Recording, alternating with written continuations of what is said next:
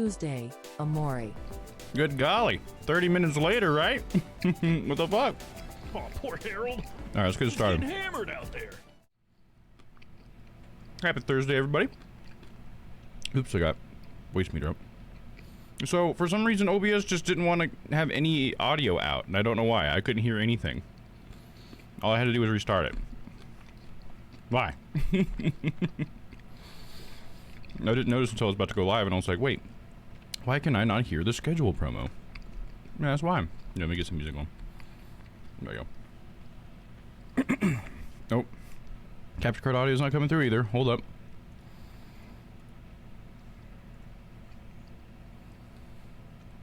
It's still not coming through? God damn, dude. I got a window. There was a Windows update that came through and wiped out a lot of my settings again. So there's probably gonna be a lot of things. Yep, everything got sent to the fucking default, dude. Windows. It doesn't do it every time, but every once in a while, it's just like, oh yeah, all those audio settings. That was cute. It deletes everything. All right, give me just a second. I gotta get all this stuff back in order. Gotta get you guys that game audio. Is that it? It doesn't look like it. I thought that was the right. Okay, never mind. That's not the right device. Which one is it then? This one. Oh, yeah, it should be that guy. There we go.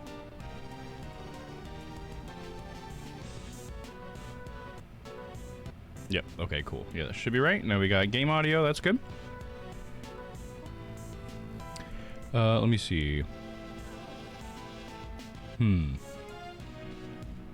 Next, I'm gonna have to try, let's try some of the items. Let's see if we can hear Badandi. Oh, Mr. Large. Okay, that sounds good.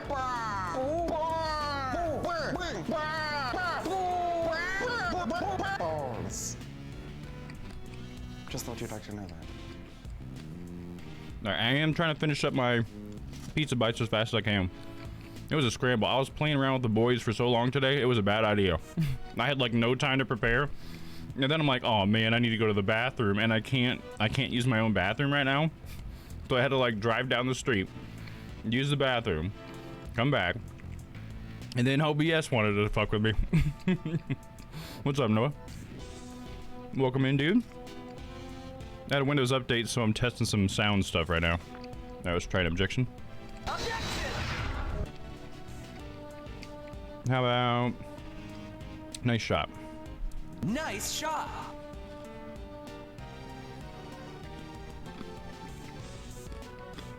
How about phrasing? Nope. Yep, that one's broken.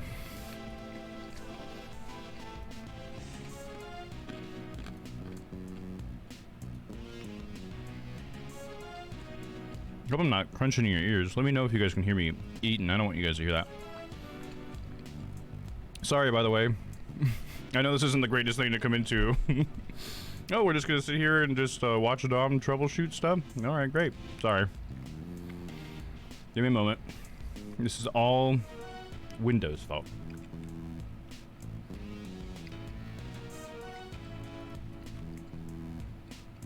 That one's still set, right? Okay, it wasn't that Mix It Up was changed, it's that everything was changed in OBS. All of OBS's settings got set to default.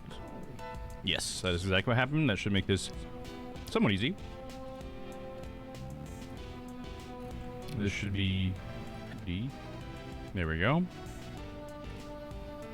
This should be B.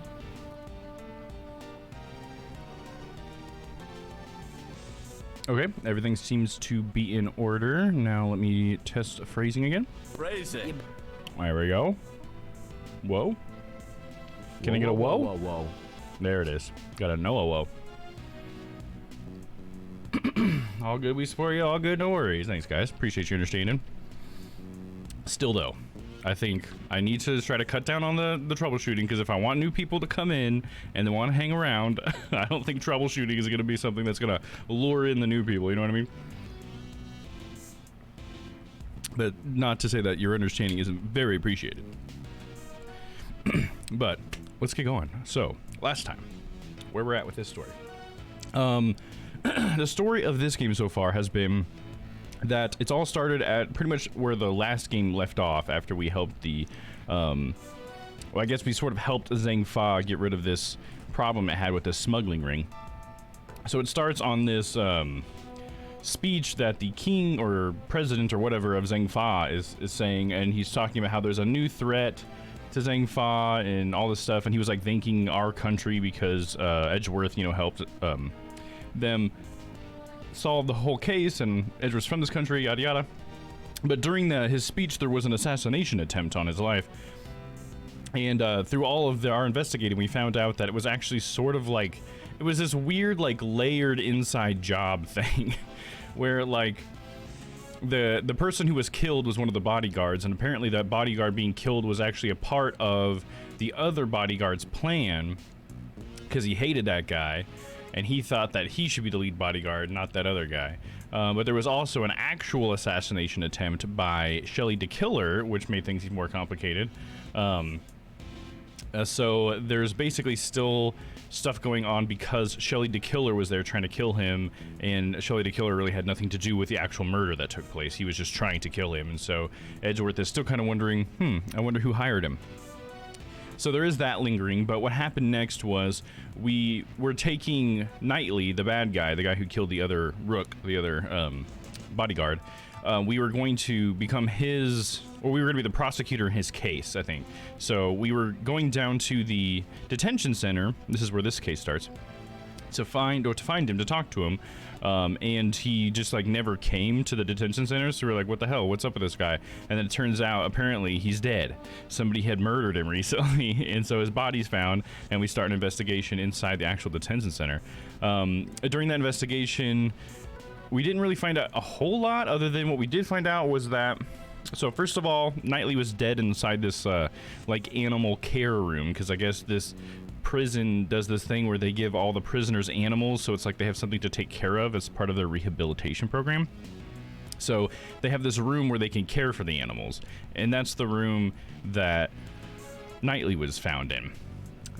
So we ended up talking to a couple of the inmates that were in some of the nearby cells, and they talked about how they heard somebody scream, and it ended up turning out that the person they heard screaming was the person who found the body.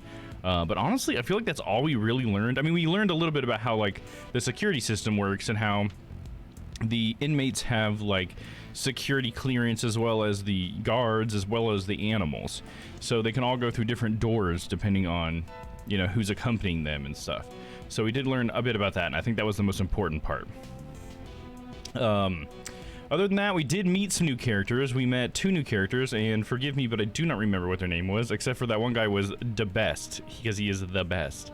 So we met this judge lady, and I guess she's sort of like the arbiter of all the law people, you know, prosecutors or defense attorneys or something. She always talks about the goddess of law or something like that, or goddess of justice. I can't remember exactly what it is, but anyway, so she's pretty interesting. She's like almost like a religious version of a law enthusiast. And then we have this young up-and-coming rookie prosecutor who is the best. And so I guess what was happening there was she was coming in because she was replacing Edgeworth with the best, because Edgeworth had done some no-nos with the whole investigation that the game started with. So the fact that we got onto the plane and like I don't know, insisted that we be a part of the investigation and stuff was all very risky for our like countries or whatever. So she's taking Edgeworth off the case, and she might even take away his badge depending on if like how he responds to it, I guess, or something like that. There was basically just like there was a vague threat that he could lose his prosecutor's badge if he's not careful. So he's, you know, he's under some pressure here. So that's pretty much where we last left off. We had to like hand it over to the best, and now we're back in Edgeworth's office with Kay, and obviously Kay is not very excited about what had happened. So this is where we begin our journey tonight. After I finish my pizza rolls, we're almost done. Let's just get it out of the way. I got 6 more. Probably put too many on, to be honest. I was in a rush and I just slapped them in there. But how are you guys today? What you guys been up to today? It's almost the weekend. Can you believe that? It's always crazy when I realize that. Oh, when it's Thursday night, that means like it's basically the weekend, dude. Like it's so close.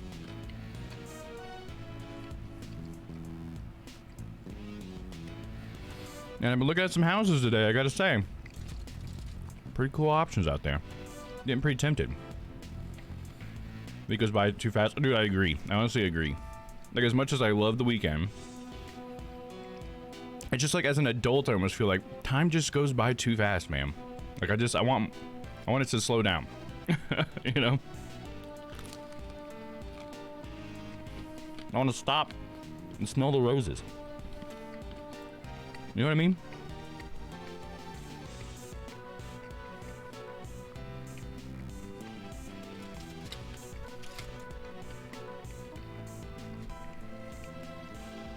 Well, I'm trying to chomp through them, guys. Sorry. You guys have any cool prompts we can do while we wait? While I wait for me to eat?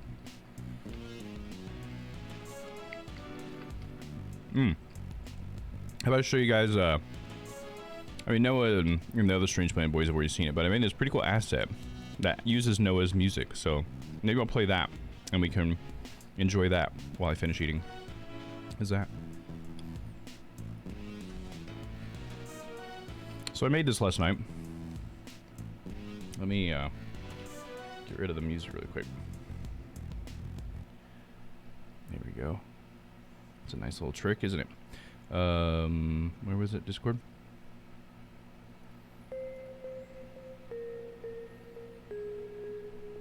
You guys should be able to hear it.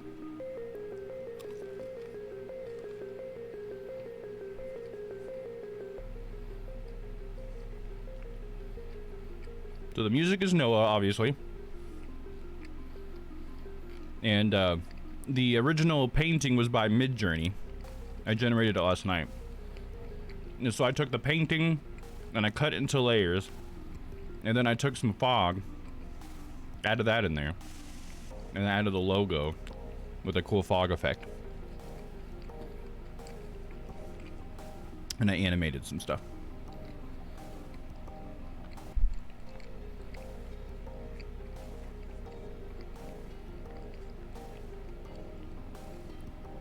It's good stuff, man. This is a good, really good track, man.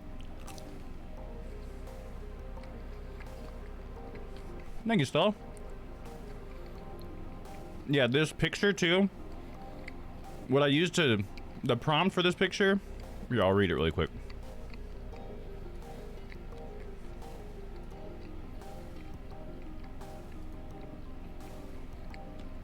Let me see here.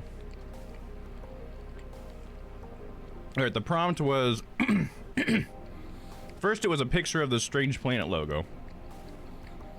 Then the prompt was Strange Planet, teeth, red corona, infographic, chart, text, book, page, diagram, smile. And that's it. And this is I mean, I went through a few iterations to get this, but this is one of the ones I like the most. Because it looks like it has like a big jaw, like a big teeth. And that dome on top.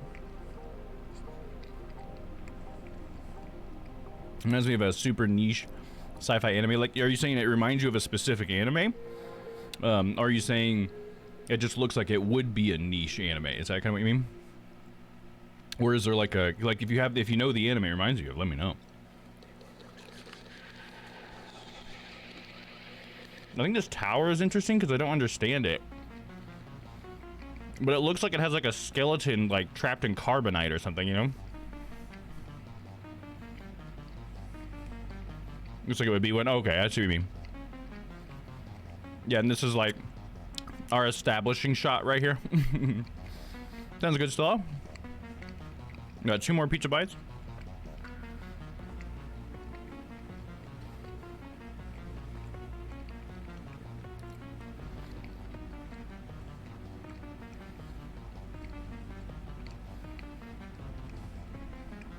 Oh, okay, so there was kind of one that reminds you of a little bit.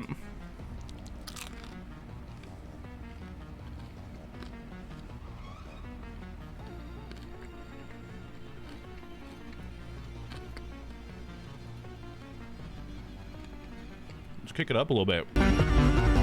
Oh, hell yeah, that's super loud. Sorry, that's way too loud.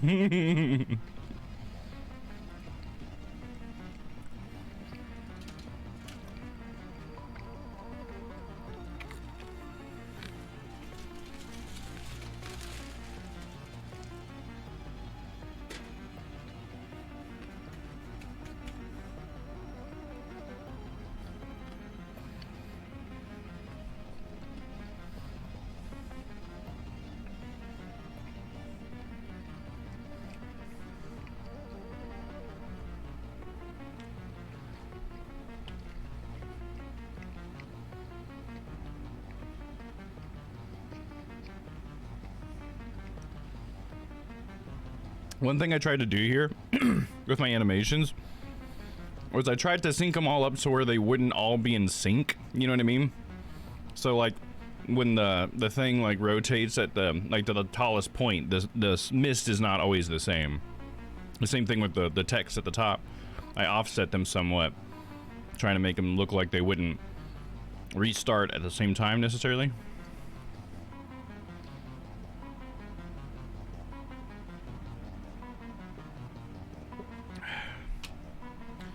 Whew, all right. Perfect timing. Software great effect. Thanks, man. Yeah, it's my first try at something like that. I've always seen things like that around on the internet, and I always thought they were really cool. So, yeah, when I saw that and I thought about it last night, I was like, yeah, dude, let's try it. Let's try it with this one. So, there was some other ones I was trying to look at to see if I couldn't try those as well. Here, I'll pop those up real quick. I was doing some of these today. You might appreciate these, Noah. So this was like a person fishing off of a floating island. Or I think I said hovering. But I also fed it this picture I made last night of this island. I was like, take this picture of this floating island, a skyland, if you will. And then put a young person fishing off the side of a hovering island. Fishing rod, person sitting, holding fishing rod. This is what it gave me, which are pretty good. They're all like so compositionally like beautiful. I love it. So then I went with some variations of that one. Yeah, and then ended up with this render of it. Looks like he's got a little friend here. That's for notifying me, Twitch. Slap in the face with the fish. Is that what that was? Oh yeah. It's alright, you haven't missed anything, Crispy. I got started late and yeah. Had some troubleshooting issues, but we're okay. We're good now. And we're ready to get started, so all you've missed was the recap. Love it, hell yeah. I figured you might. Let me get my pedals in here real quick. There we go. Everything is where it needs to be to begin. Are you guys ready? Hey Simon, what's up? It's Ace Prosecutor. Fuck yeah, dude. Welcome to my Ace Attorney streams, dude. Been doing them for about a year now, probably. I don't know, estimating. Mr. Edgeworth, just what happened yesterday? Those two people, their attitude was just unforgivable. Nope, this is in the past.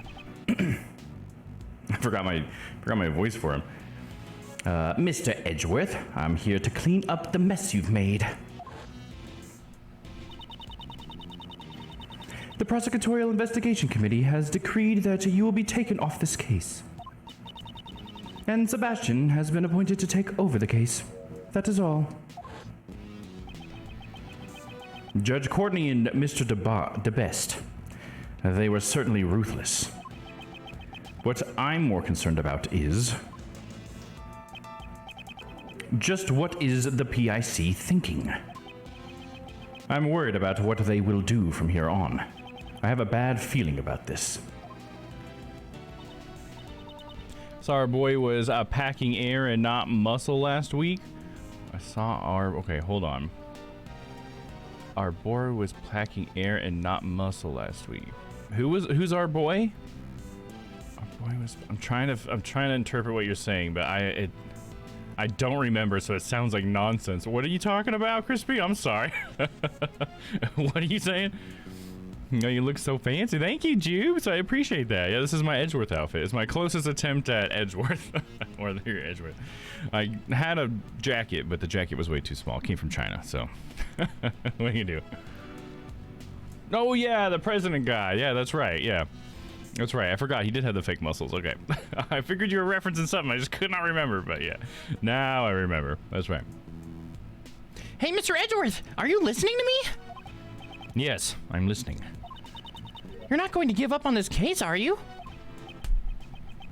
Got that and that. Fuck yeah. No, I don't plan on backing down. Not with the current situation as it is.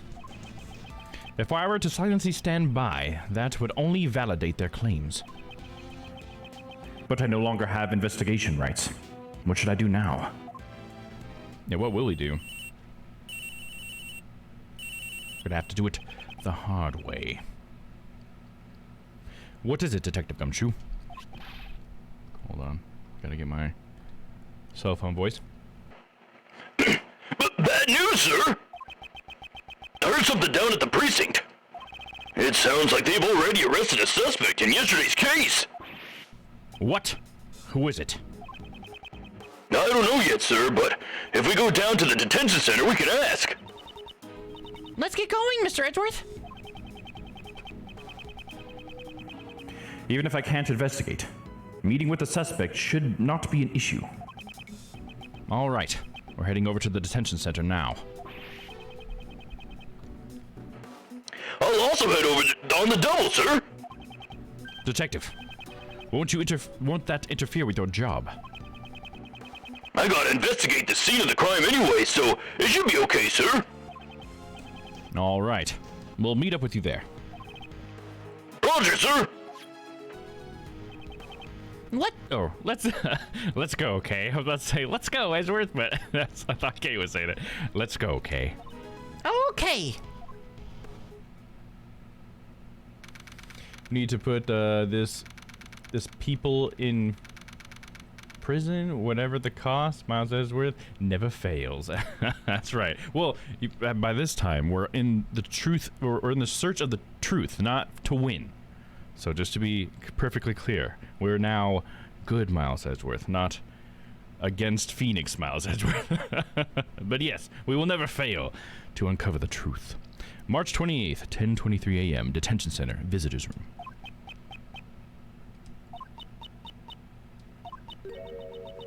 He's not coming, is he? He's not. It's happening all over again. Don't joke about that. No way, I mean it. It's not happening. Yes, it's happening all right. There's just someone here to talk to you. Yeah, who is the question marks? Except for the times Phoenix Wright defended the accused, right? Yeah, he lost all those times. But that's how he learned that the truth was what was important. It wasn't winning. He doesn't need all that freaking Von Karma bullshit anymore, weighing him down. He's grown past that now. Oh, gotta go back to my inner voice here. That sounds like a pretty screechy voice, huh? No way, no way, no way! Don't be so stubborn. But aren't prosecutors, like, scary? Crazy or something? Always given a death glare? Pardon me, but would you happen to be the suspect? Ah! I knew it! I can't tell if it's a male or a female. I'm gonna have to adjust their voice here. The Edgeworth finger waggle is iconic. Oh, hell yeah. And also the forehead tap. He's got the tap, the old arm tap. Hell yeah. And Phoenix learned for Miles to fabricate evidence, and his license was revoked. Well, you might be saying spoilers, Simon, because we're going in chronological order. So if you know everything about the Ace Attorney series, please no spoilers. So We haven't gotten to that part if that happens, so you may have just spoiled something. So, yeah, shut the fuck up. That's what I gotta say. Okay, why does this man seem so distraught? Well, because you're, you. That doesn't help me at all. I'm trying my hardest. Trying your hardest? What do you mean trying your hardest? Trying your hardest to ruin the game for me? Don't do that. To spoil everything? Fuck that. Let's just talk about the game we're playing right now. Let's just not talk about any other time, and then you can be all good. Just talk about the beginning of this game or the last one. Oh, just shut the fuck up. Oh, gotcha. I get how this game can get you excited because it gets me excited. So I understand, but I just want to let you know, no spoilers. All right. Hello, Mr. Suspect. Would you mind talking to us for a little bit? Who are you? I'm Mr. Edward's assistant, Kay Faraday. Well, it's just a part-time job. I'm just taking a vacation from my real job.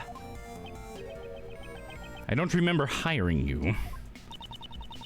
This is Mr. Edgeworth. He's a prosecutor, but he's not as scary as he looks, so it's okay. How rude. I am as scary as I look. Really? Really? Really? No! Nah. Anyway, can you tell us your name, Mr. Suspect? I feel like I should cover my mouth. Yeah? I'm Simon. Simon Keys. Nice to meet you, Simon. Hey, look, there's another Simon. You came in just in time, Simon, for a Simon to show up in the game. How funny is that? What a perfect sync up, dude. You can just call me Kay. Kay? I am Miles Edgeworth, a prosecutor. I would appreciate a word with you.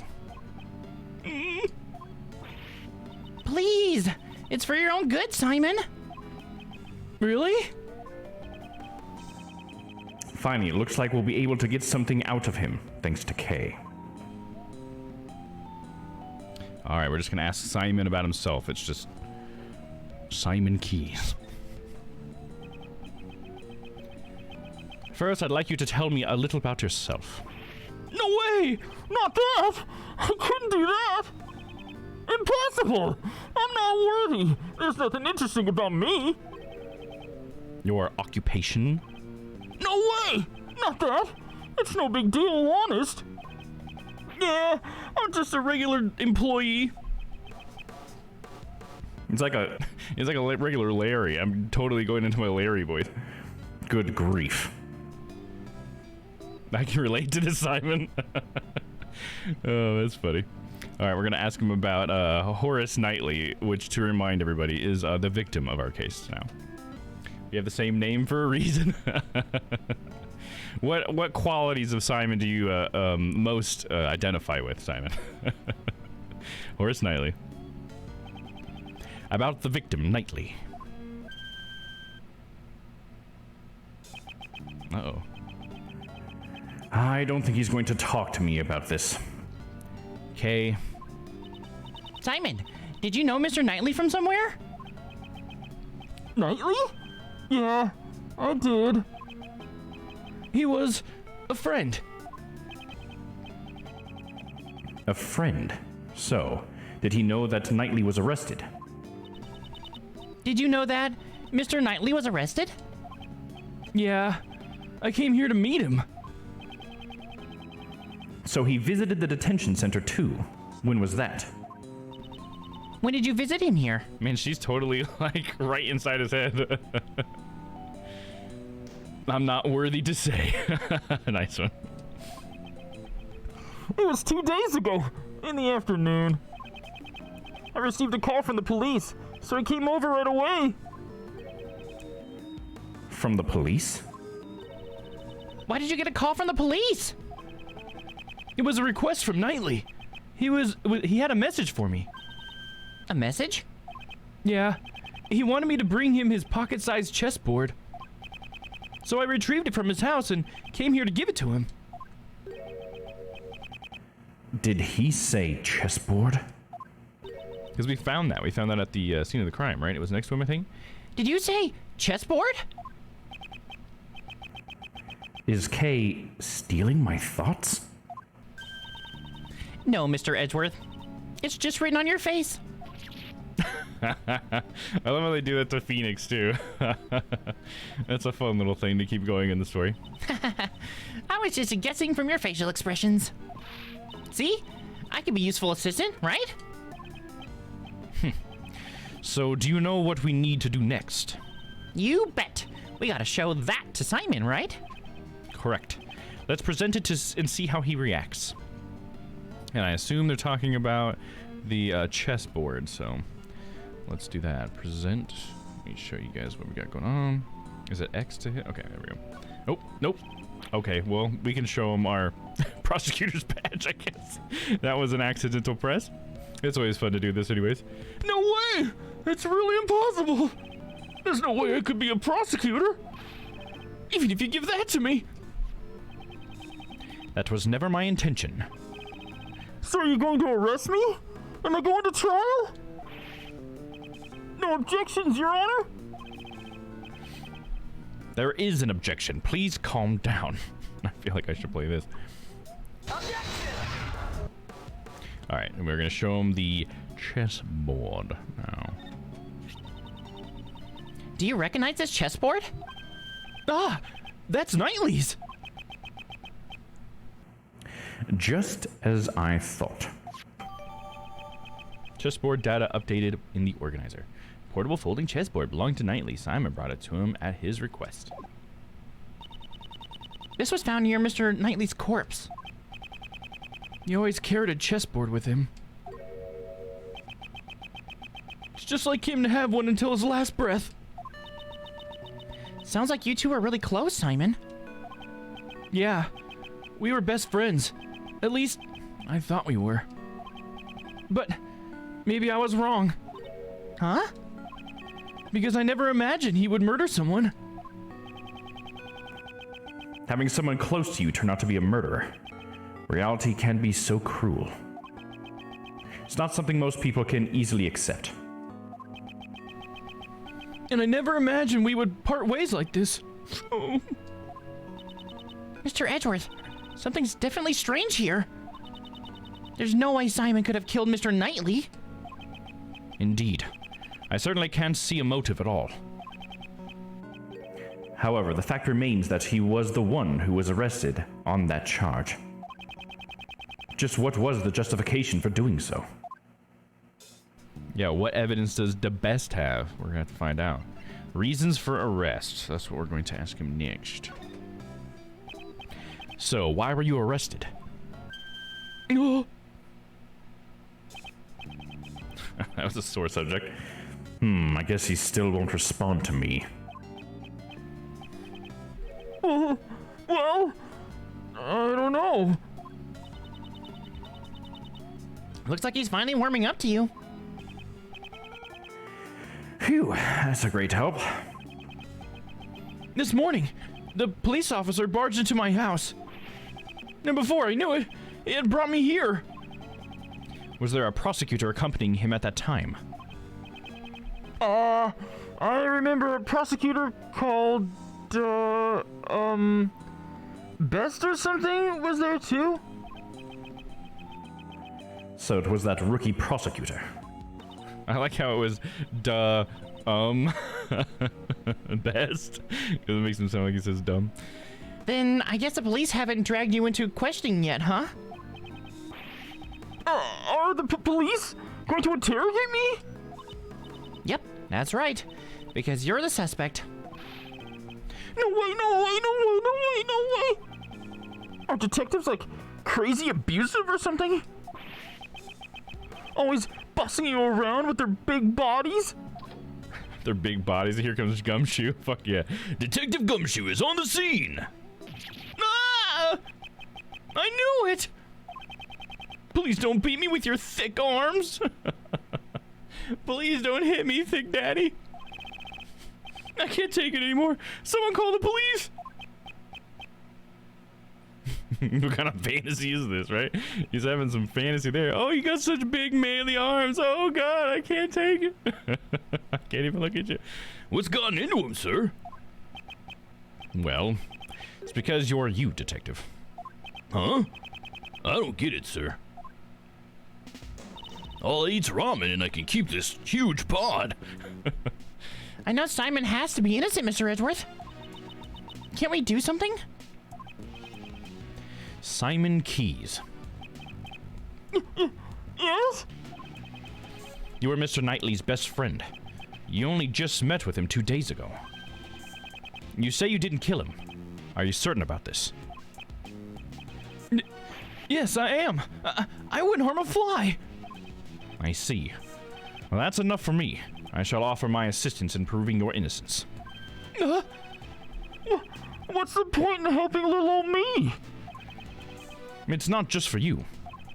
This case, I have a personal stake in it as well. That's right. We gotta get back at those two from yesterday. Yeah! I'm fired up, sir. But I don't have any investigation rights at the moment. Since I won't be able to obtain information myself, your role is most vital.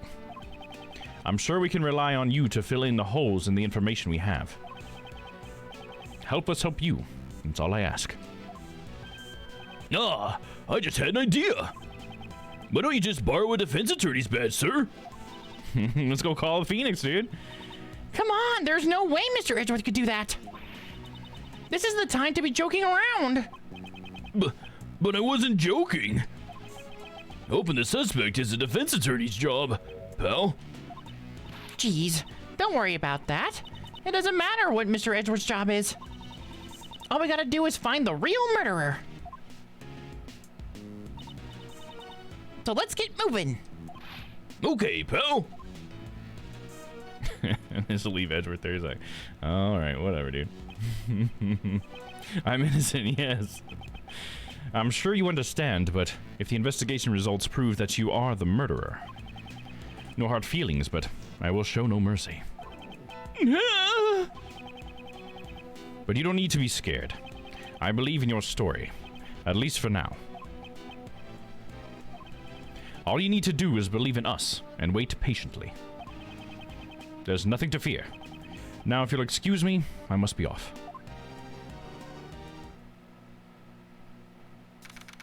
March 28th, 11:22 a.m. Detention Center. Hallway. It says eat free, live free in prison? What? Eat free, live free in prison? I guess you are eating free and living free in prison? Because you're not paying for it, I guess. I guess just being there is supposed to be paying for it. What a weird sign to have in there. Okay. Is that a political commentary?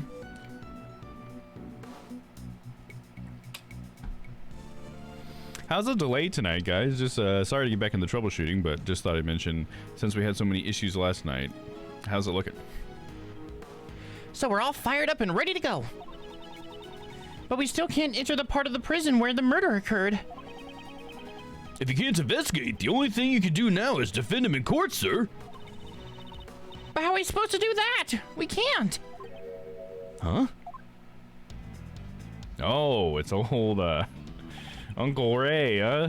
Why don't you give me some hugs around here, kids, huh? If it isn't Prosecutor Edgeworth and his merry gang, what are you guys doing here? Did you come here to harass Mr. Edgeworth again, pal? And try to give us all hugs? It's really creepy. What are you talking about, big guy? Uncle Ray's just here to doing his job. Your job? Oh yeah, you're a defense attorney, right? Okay, you're as a cutie fool as ever. I don't think there's a real delay. It's all fake. It's all just imaginary. It's all party. It's all in your head. That's awesome to hear, Crispy. Thank you. I appreciate that. Cutiful? Really? I might not look like it, but your Uncle Ray's a hotshot defense attorney. Now I'm here to meet with a new client today. What was his name again? Shy Monkeys or something? What? You mean Simon Keyes?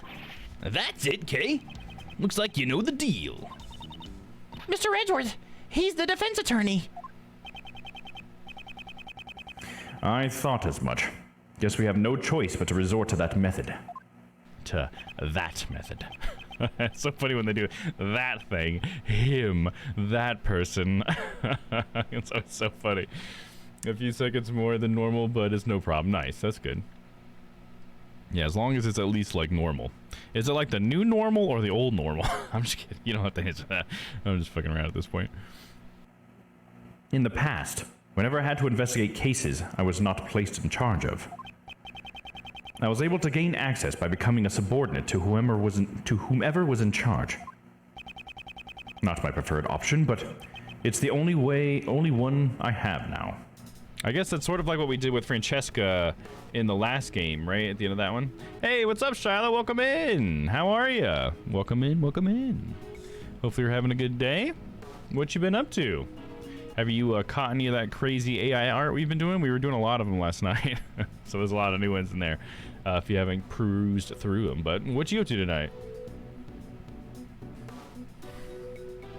Mr. Shields, if I may ask. By the way, I don't take on sidekicks. I refuse to take on male assistants who lack charm. Especially someone who was like a son to Von Karma. Mr. Shields, as I thought, he won't forgive me so easily. Mr. Shields, I understand that you cannot forgive me for what I've done. I am also fully aware of your hatred towards those involved with Von Karma. I don't know if you'll believe me, but I am no longer the same as I was back then. Back when I idolized Von Karma. Yeah, pal. Mr. Edgeworth is a changed man. Yeah, for one, he figured out Von Karma killed his fucking dad. I mean, isn't that enough? Just tell Ray that. Wouldn't Ray be like, oh, well, okay. You know what I mean? Like, it was proved in court that he killed fucking Edward's father. And then he adopted him out of what, guilt or something? I guess the anime made it seem that way. You look at some creepy art AI. Yeah, absolutely. Check it out. I posted all of the best ones to Twitter. I think I'm gonna try to do that when we do them on stream. I'm gonna try to, at the end of the stream, post all of the upscales that we do to a Twitter thread. So if you guys are on Twitter, you know, give me a little follow. You can check those out. If you missed the stream, you can see if you know, we did any AI stuff during the stream. Just saying. Sure, he may have been a cruel, inhumane prosecutor in the past, but now he's completely different, pal. When you put it that bluntly, it kind of hurts. That's right. Mr. Edgeworth's not a bad guy anymore. That was the first 3 games. This is the 5th one. I wouldn't even call him a prosecutor. He's more like, a hero. Yeah. He even helped me out in that big case last month. A hero? That's some pretty talk there, Missy. He's a magnificent hero, although he'd be no match for a great thief like me. Let me smell my finger. Smells like butthole. Mr. Shields, don't the actions of the PIC appear strange to you? I believe there may be something hidden behind this case. I can't afford to quit at this juncture. Please let me help you with the investigation. I am begging you. Yeah. He's gonna agree just because Kay's around. He's like, As long as I get to hug Kay. I never expected you to grovel like this. It sure looks like you've changed, all right. And I'm kind of interested in the cause of all this. You're interested in what changed me? If I had to say, it would probably be the courtroom itself. I'm not going to give Phoenix any of the credit. All the experiences I've had and all the people I've met inside the courtroom. And perhaps reuniting with my old friends. I never expected you, of all people, to change. Who would have thought that you'd lay open your heart like that? Give me a hug. I'm sure that man would be surprised as well Guess I can't turn you away. That man. That's always that man. I assume we're talking about Phoenix Wright. Oh gosh, that's so funny. I'm using my iPad to do some drawing. Sweet, hell yeah, I got that pen and everything, right? Got that new equipment.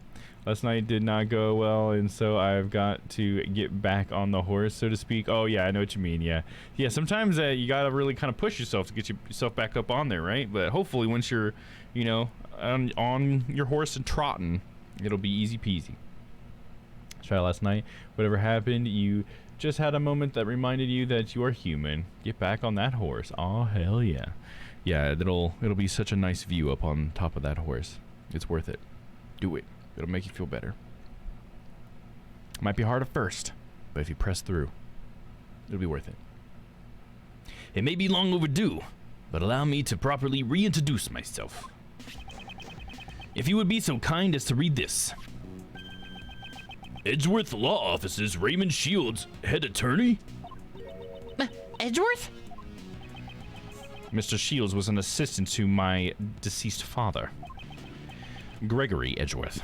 Oh, okay. So he had a business card that already had Edgeworth's name on it because Edgeworth's dad. That's interesting. I guess that's why he's Uncle Ray, right? Because he used to work with his dad. That makes sense.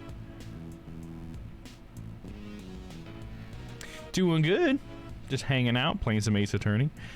Just, you know, trying to make it through without having access to a bathroom in my apartment. That's been pretty awesome. Other than that, though, I think it's been pretty great lately. Really? Your father was a defense attorney? So that means that man Mr. Shields talked about is... Correct, my cute little K. Prosecutor Edgeworth's old man. Okay, so it wasn't that man, wasn't Phoenix. It was, okay, his dad this time. Okay. I feel like every time I do it, I just assume it's Phoenix.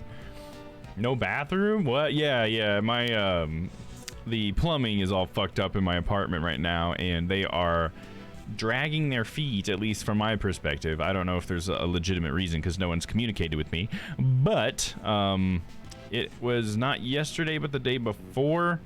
The plumber, they had a second opinion of another plumber come out, and they said, yes, you're gonna have to dig into the foundation in order to fix this pipe so that it won't back up again. And yeah, that was 2 days ago, and I've heard nothing. So I don't know when my bathroom is going to be expected to be in complete working order. It's not like I couldn't casually use it like a little bit. Like if I need to use a little bit of water in there, it's not a big deal.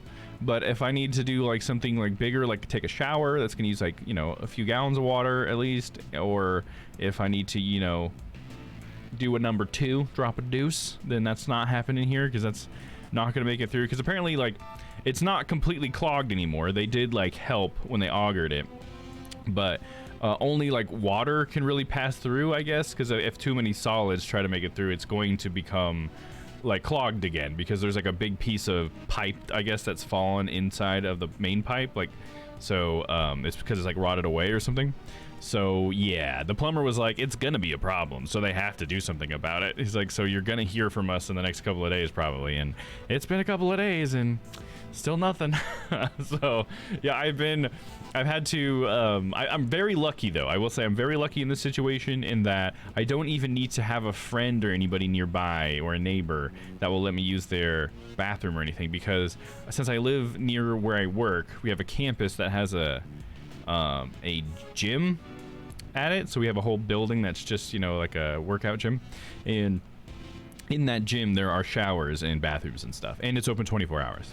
So I luckily just have to jump on my scooter, go like a couple blocks down to the gym, and then I can use their shower and stuff. So I'm a clean boy, no worry about that. Still taking my morning showers. It's just a little bit of a scooter ride to get over there.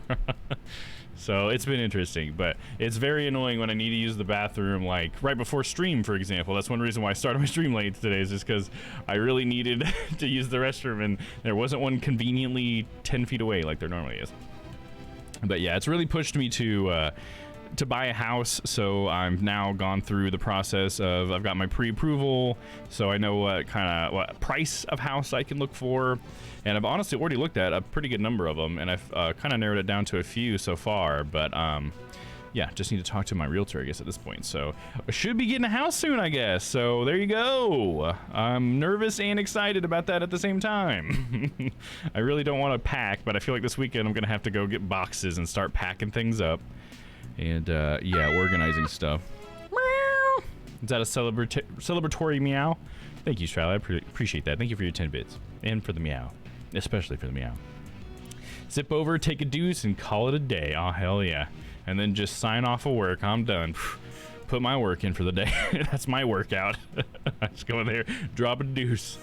Sponge bath in the sink. Oh, see, that's what I was worried, Crispy. I was going to have to do something like that, but it was my boss. She reminded me of it because I was telling her about my situation. She's like, well, good thing you got the showers over at the gym over there. I was like, oh yeah, I totally forgot because I hadn't taken a shower yet that day. I was like, thank you for saying that. Oh my gosh, I'm going to go take a shower right now.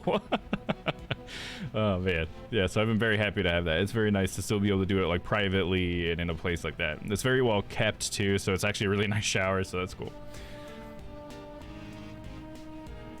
That was dope in cat language. Hell yeah. Yeah, it should be dope. I'm pretty excited. There's been like, so for with my credit that I have and the amount that I've saved over the last like couple of years trying to, you know, save for a house, I think it looks like it's really going to help me out. So I'm really glad that I saved. But I will say that my mortgage consultant was like, where were you last year? And I just, that was like the worst thing to hear, because she was saying that the interest rates have like nearly doubled since January of this year, and they're just going to keep going up. So apparently the time to buy a house was last year, while everybody was telling me, oh, the housing market's horrible, you don't want to buy a house. Actually, apparently, according to this lady, a mortgage consultant, she said it was actually the best time to buy a house because the rates were so low.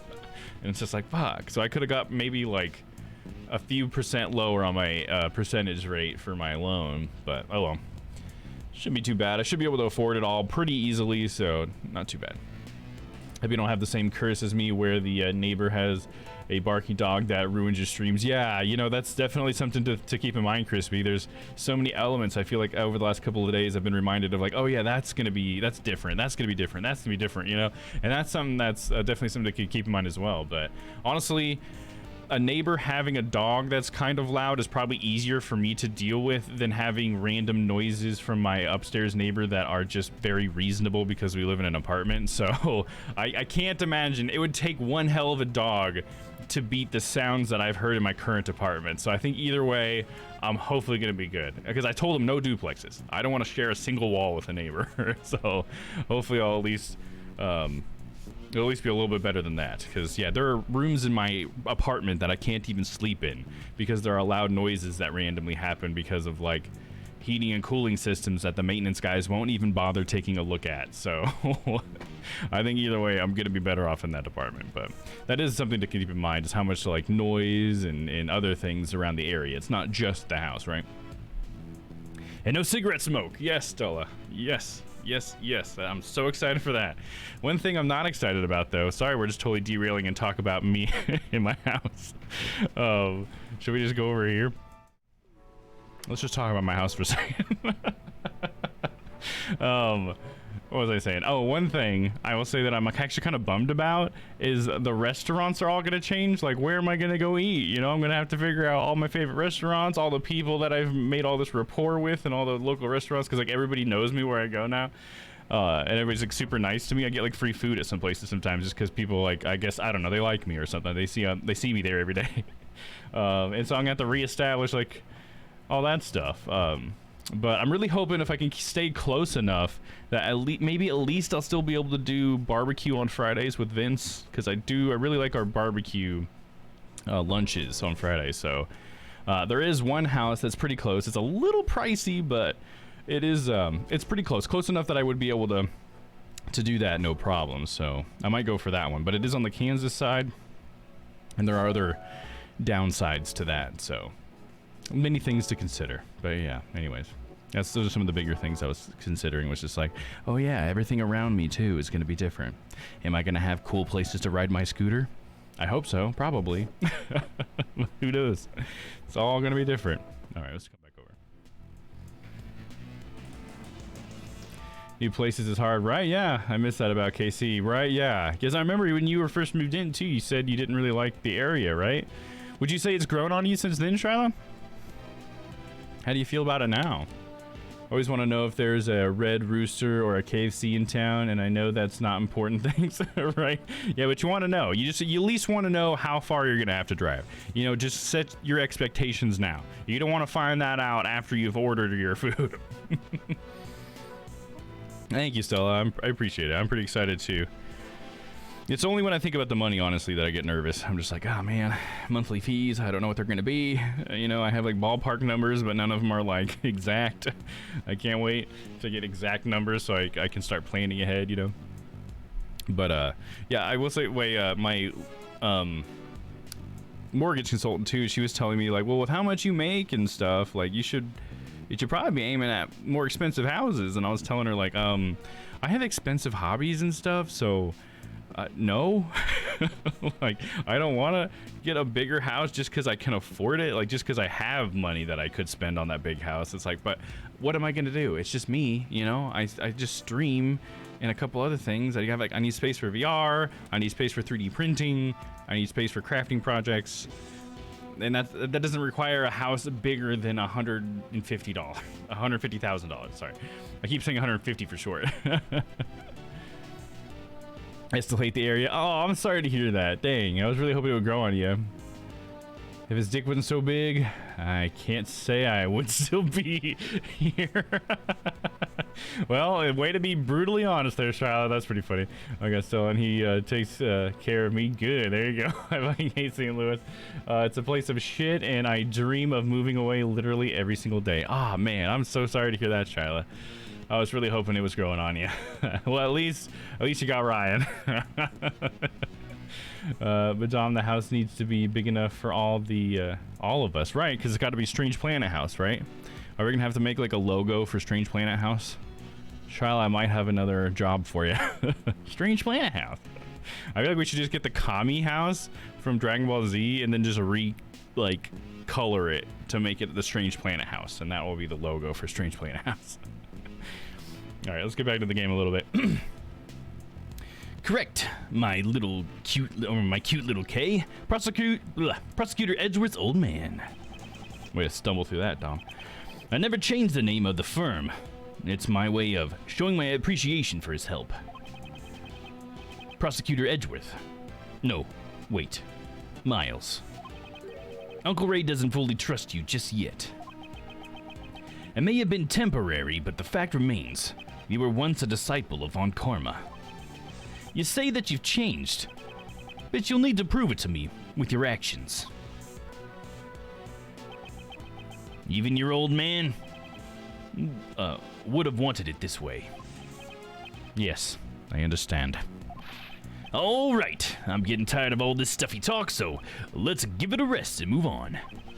For now, I'll make you my temporary assistant. How does that sound? I'm sorry to trouble you. But this outcome is kinda moving, yeah? The prodigal son returning to work in his late father's law firm.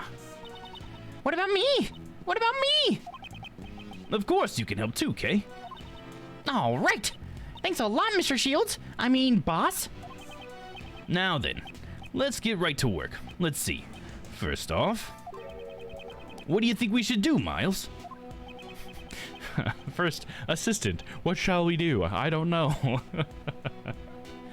I'm so excited when we are in the first stream in your new house. That's going to be the day. I know, it'll be so crazy, won't it? One thing that I'm grateful for, too, is the internet that I have. Since it's Verizon internet and it's a hotspot, I'll be able to have internet day one. There won't be any period where I have to wait for the internet guys to come out or whatever, because I'll just be able to just set my hotbox in the window and then, boom, internet. So, yeah, it'll be pretty cool. I might end up... Who knows? I don't know if I'll end up putting the green screen up or not. We'll have to see. I think I'll have to, at least, because of my setup. I have this little notch here, so I'll have to accommodate it somehow, right? I don't know. We'll figure it out.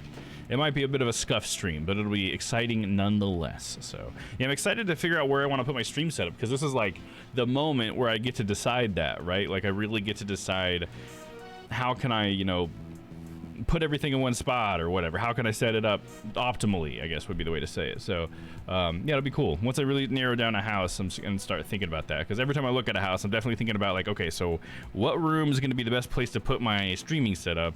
You know, which one's going to give me the most room for VR? And all that, you know, and not going to be in the way in case, like, someone ever moves in with me. I don't necessarily want it to be in the way, too. So I'm trying to kind of consider these things. You know, they all have got weights, but I'm thinking about them all. Putting you on the spot, Dom, but would you do a tour of the house in Discord for us? Yeah, I could do that. Sure, why not? Yep. Yeah, I really thought about the consideration, or the idea Crispy had of doing a house hunting stream, but I just feel like it would be way too hard not to just dox myself on accident in a way, you know, because there's so many addresses and stuff, you know, and then it'll be like, I don't know, I wouldn't save that stream obviously, but it would just be on the internet, you know, and I don't know if that's a great idea. So I think it's better to do that. I'll do a house stream or a house tour in Discord for you guys. I think that would be better. Hell, I could even do it on stream probably too. That's not really that big of a deal. It's gonna be like empty anyways. You know, what I'll have to do is maybe do like a house tour video and then like unpack everything and then show you what I've done. Wouldn't that be kind of cool? So maybe I'll do that. But yeah, we can do something like that for sure. I think it'll be fun. It's cool that you guys are getting excited with me, to be honest. I really enjoy that. It really helps me get excited too. So thank you. That's right. I had some unfinished business yesterday.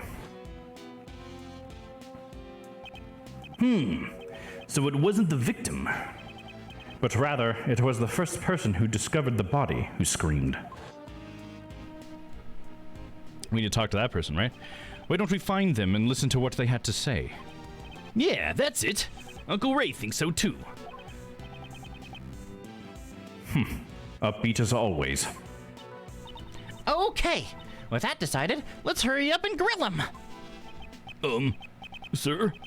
What am I supposed to do? Detectives can't help defense attorneys. I can't just leave him be. Poor guy. Detective, I will give you a special assignment. I want you to assist Mr. DeBest in the investigation and follow his orders. And then, if you discover anything useful, I want you to share it with us. Detective, this is a job that only you can do. Can we count on you? Yes, sir. Leave it to me. I'm really good at leaking investigation reports to defense attorneys. Yeah, we know that. We know that for the first 3 games. Normally, that would be a problem for me, but it may come in handy this time. It has come in handy to find the truth, for sure, right? All right, let's get moving, shall we? Time to go to jail.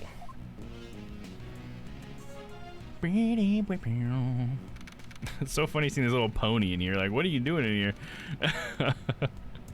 March 28th, 11:50 a.m. Prison hallway. Now then, where's the person who first discovered the body? For now, all we can do is ask around. Hold it right there! Oh, it's a lady. What is with a huge puffy jacket? Oh, she's got a fox skin around her neck. Oh, geez. It's very, how many foxes do you think that took? Is that each row is a fox? Oh, I don't even want to think about it. Who is this woman? Excuse me, but... Oh, you are simply irresistible. Huh? Do you mean me? Very nice. Very nice indeed. What an elegant mustache. It's a pleasure to meet you, mademoiselle. Defense Attorney Ray Shields at your service. Wearing like 10 foxes in a police hat, right? Yeah. The police hat looks like really out of place with all that fox fur, dude. It's just one fox, and it's beautiful. How about we exchange greetings with a hug? Of course he wants to. Oh, but of course. Even did you see the fox was even like happy? Even the fox was like, nah. It was all happy about the hug too. That's hilarious. Murderer, fox killer. Hey, there you go. We already got one murderer.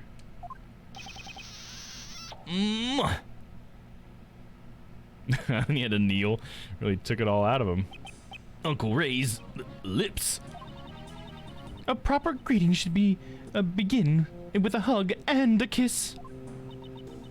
It's almost like it was stolen from him. Yes, a remarkable feat of quickness that would put a great thief to shame. Yeah, see the little fox? It's also like got its arms out. It's like, yeah, hug the little fox too. Maybe that's her like animal in the prison, was the fox. But that'd be kind of fucked up if she had a pet fox and she also had a whole jacket made out of fox. I feel that close contact is very important. This goes for my family here in my home as well. Quite a splendid way of thinking there. I'm the warden, Patricia Rowland. But please, just call me Patty. The warden. So she's in charge of the prison and detention center. Nice to meet you. I am Miles Edgeworth. I'm Mr. Shields' assistant. Pardon me for asking, but were you here in the prison yesterday? But of course. Yesterday was a day that I wouldn't have missed for the world. Wouldn't have missed it for the world. Do you have some kind of important meeting? Oh, heavens, no. I despise meetings. It was the animal show, of course. A wonderful spectacle featuring animals dancing and flying through the air. I always see it along with everyone else in our home. We're one big, happy family. We built a special stage in the courtyard just for the performance. Hey Dom, don't judge her, I feel attacked. What? Are you just trying to make a joke or whatever? Like, I'll judge whoever the fuck I want. Don't feel attacked. A performance for the prisoner's enjoyment. Yesterday, Elbert mentioned some kind of recreation. I suppose the animal show was what he was referring to. So does the animal show consist of the animals that the prisoners, like, take care of? Yeah, fuck meetings. I hate that shit. Yeah, me too. I said one time I killed foxes. I liked foxes dead or alive. Well, that's fine. Okay, so you're misinterpreting what I said. Because what I said is it's weird to have a pet fox and then have a bunch of skinned foxes you're wearing. I'm trying to point out the fact that you have a pet fox that's alive and loves you, but you have a bunch of dead fox skin. It's like if you were friends with someone who skinned people and wore their skin, and then you also had friends that knew that and were cool with that and hung out with you while you wore other people's skin. Like, that's what I'm trying to say. I'm not trying to say that people who like foxes are weird. Like, you know what I mean? Like, you're really twisting my words to mean something that I'm not trying to say. You know what I mean? So, sorry. Anyway. When did the show take place? It started at 8 a.m. and ended around 10 a.m. That's exactly when the body was discovered. So whoever saw the show would probably have an alibi. Now, if you'll excuse me, I must be going. I have business to attend to. Please take your time and have a look around our home. So she says our home, but she's a police officer. What a weird, like, attitude for a police officer to have. I know what you're saying. I was just joking about feeling attacked. Oh, okay. I just didn't understand why you'd feel attacked, so I'm sorry. I guess I just didn't get the joke, so that's my bad. You know me. I'm a pretty thick guy sometimes. So, where should we start, Mr. Edgeworth? There was a prisoner who heard the scream from the person who first discovered the body. Let's start by talking to him. But we know he didn't see her, though, right? Because he just heard the scream, or her. I don't know if it's a her or him, but... like, how are we going to learn anything from him? I really want to talk to this person because I think this is the bird from Phoenix Wright. That's what I want to talk to. I don't want to accuse her of anything just yet. Oh, okay, I see. You want to reserve judgment. Fair enough. Fair enough. So it looks like, taking a look at these doors, it looks like they have like little doggy doors, or should I just say animal doors? Because you can see here that they have like the latch for the big door, and then they have this little one right here. It's kind of fun. Man, I mean, if I was gonna go to prison, it'd be cool if I had an animal. I'm not gonna lie, dude. All right, let's talk to this guy. He wasn't the one that first heard it. Well, I know he was the one, right? Because the first guy we talked to had just learned about the scream from this guy, right? I forgot about that. Where is the person who first discovered the body right now? Around this time, I think he should be in the workroom in the back. The workroom. I should go take a look. Is that stuffed or alive? It's not moving. Pony stuff. Oh, is the pony stuff? Oh, the pony back here? Yeah, it's not moving, is it? Let's just try to talk. Oh, we can talk to it. Let's talk to it. Oh, I think it's alive. It made a sound. We're good. A lucky 2's 22 months. Hell yeah, dude. Thank you. Man, 22 months is a long time, dude. I guess that means that it's almost 2 years then, right? Damn, dude. That is so crazy.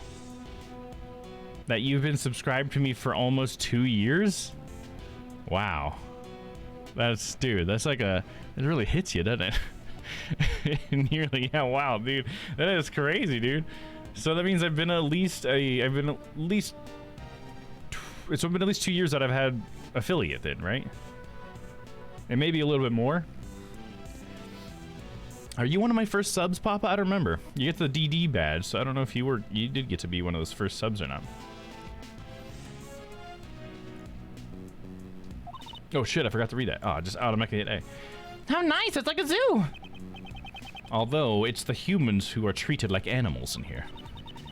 Do you think they'd find out if I took one home with me? I think that if you did that, you'd be the one behind bars. And then you would just get animal of your own though, right? But the horse did make a sound, so I think it's alive. We're gonna call it alive.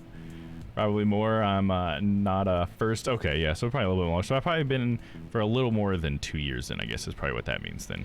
Because I think it took me the longest to get, out of all the Strange Planet Boys, I think it took me the longest. I guess I don't know how long it took Noah. I don't know if I've ever asked him that. But I think at least out of me, you, and Aaron, I think I took the longest. I think it took me probably like 6 months or more to get to affiliate.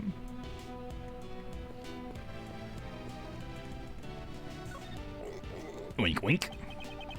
It's a pot-bellied pig. And let's hope it doesn't become dinner. How nice, it's like a zoo. Okay, she's saying the same thing. And there's a monkey.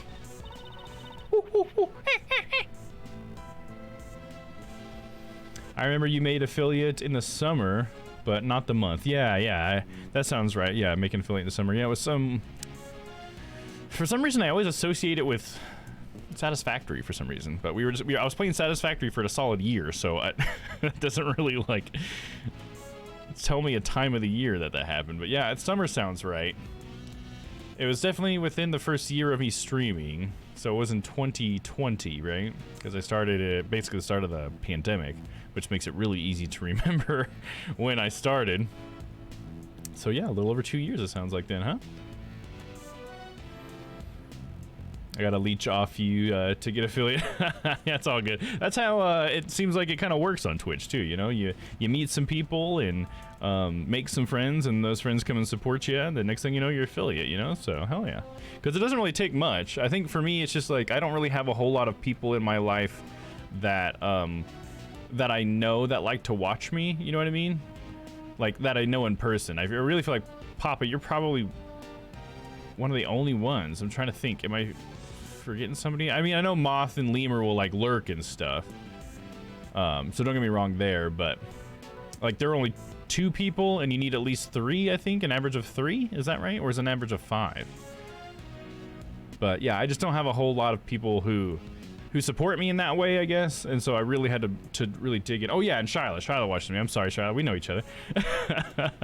I was trying to think. I know there's probably somebody. I don't want to be an asshole, but yeah, Shyla's she supports me. Thank you, Shyla, for supporting me, by the way.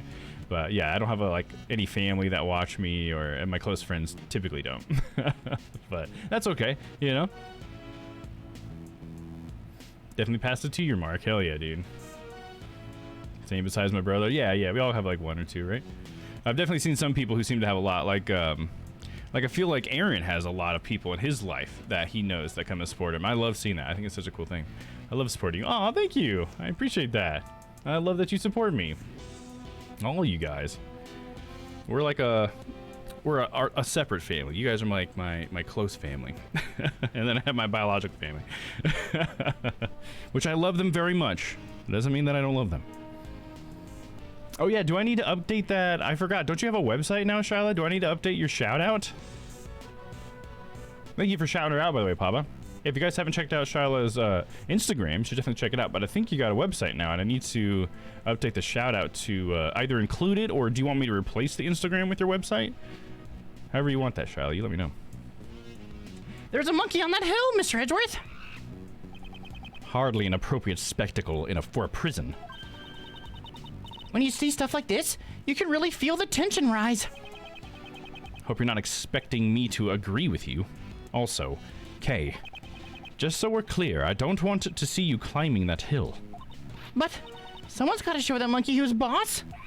What, are you gonna go fight that monkey, Kay? Don't provoke the monkey. That's funny. Someone's got to show it who's boss. Are you gonna go fucking punch that monkey, dude? Oh, I guess my Insta's better. Well, I can do both if you want. So like if you want that on there or not, you just let me know. But there's no like limit to how many I can put on there, just so you know. But if you want me to add anything to your shout out, just let me know. I'd be happy to. Fucking love you. Why? Also, I was so lonely and really didn't have a lot of friends, like ones I talk to daily. Being here and having fellowship means so much. Oh, I know what you mean still. I totally agree. Like, from just because I'm the one on the screen does not mean that I don't get the same thing from you guys. So I absolutely agree with you 100%. Having you guys and Strange Planet has been such a wonderful thing. It's like better than what I could have hoped for, to be honest. Like, going into this, I was just like, this just seems like a way to meet new people, and I want to make new friends, so let's give it a shot. And yeah, it's been a huge success in that regard, for sure. The guard in the background is a mood. Hell yeah, dude. That guard in the background is me. That's like me and the neighbor cat. I've gotten to the point with a neighbor cat that I can just look, like when I come inside every single time now and I walk inside the building, I always look down the hallway on the second floor just to see if he's laying there at the end of the hall, and then I'll just be like, Garfield, and he'll just come bounding towards me. It's so adorable. He's usually just laying there waiting in front of his door for his owners to open up, because he's like an inside cat. But it's so much fun, dude. I love playing around with Garfield. I don't even know what his real name is. He's just an orange cat, so I call him Garfield. And he responds to it. He recognizes me now. He loves cuddle it up. Y'all have definitely made my time on Twitch amazing as both a viewer and a streamer. Hell yeah, man.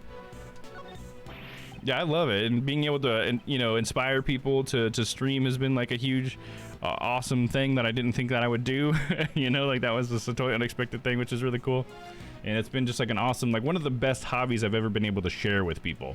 You know, because I can share it with people on multiple levels. I can share it in the fact that like I can inspire people to join me in this hobby, and I can inspire people just to show up and participate, and it's really cool. It's pretty fucking amazing. Can't get enough meow. It's like I'm Christopher Walken in It's Cowbell. We need more meow. I'm glad it's only 10 bits.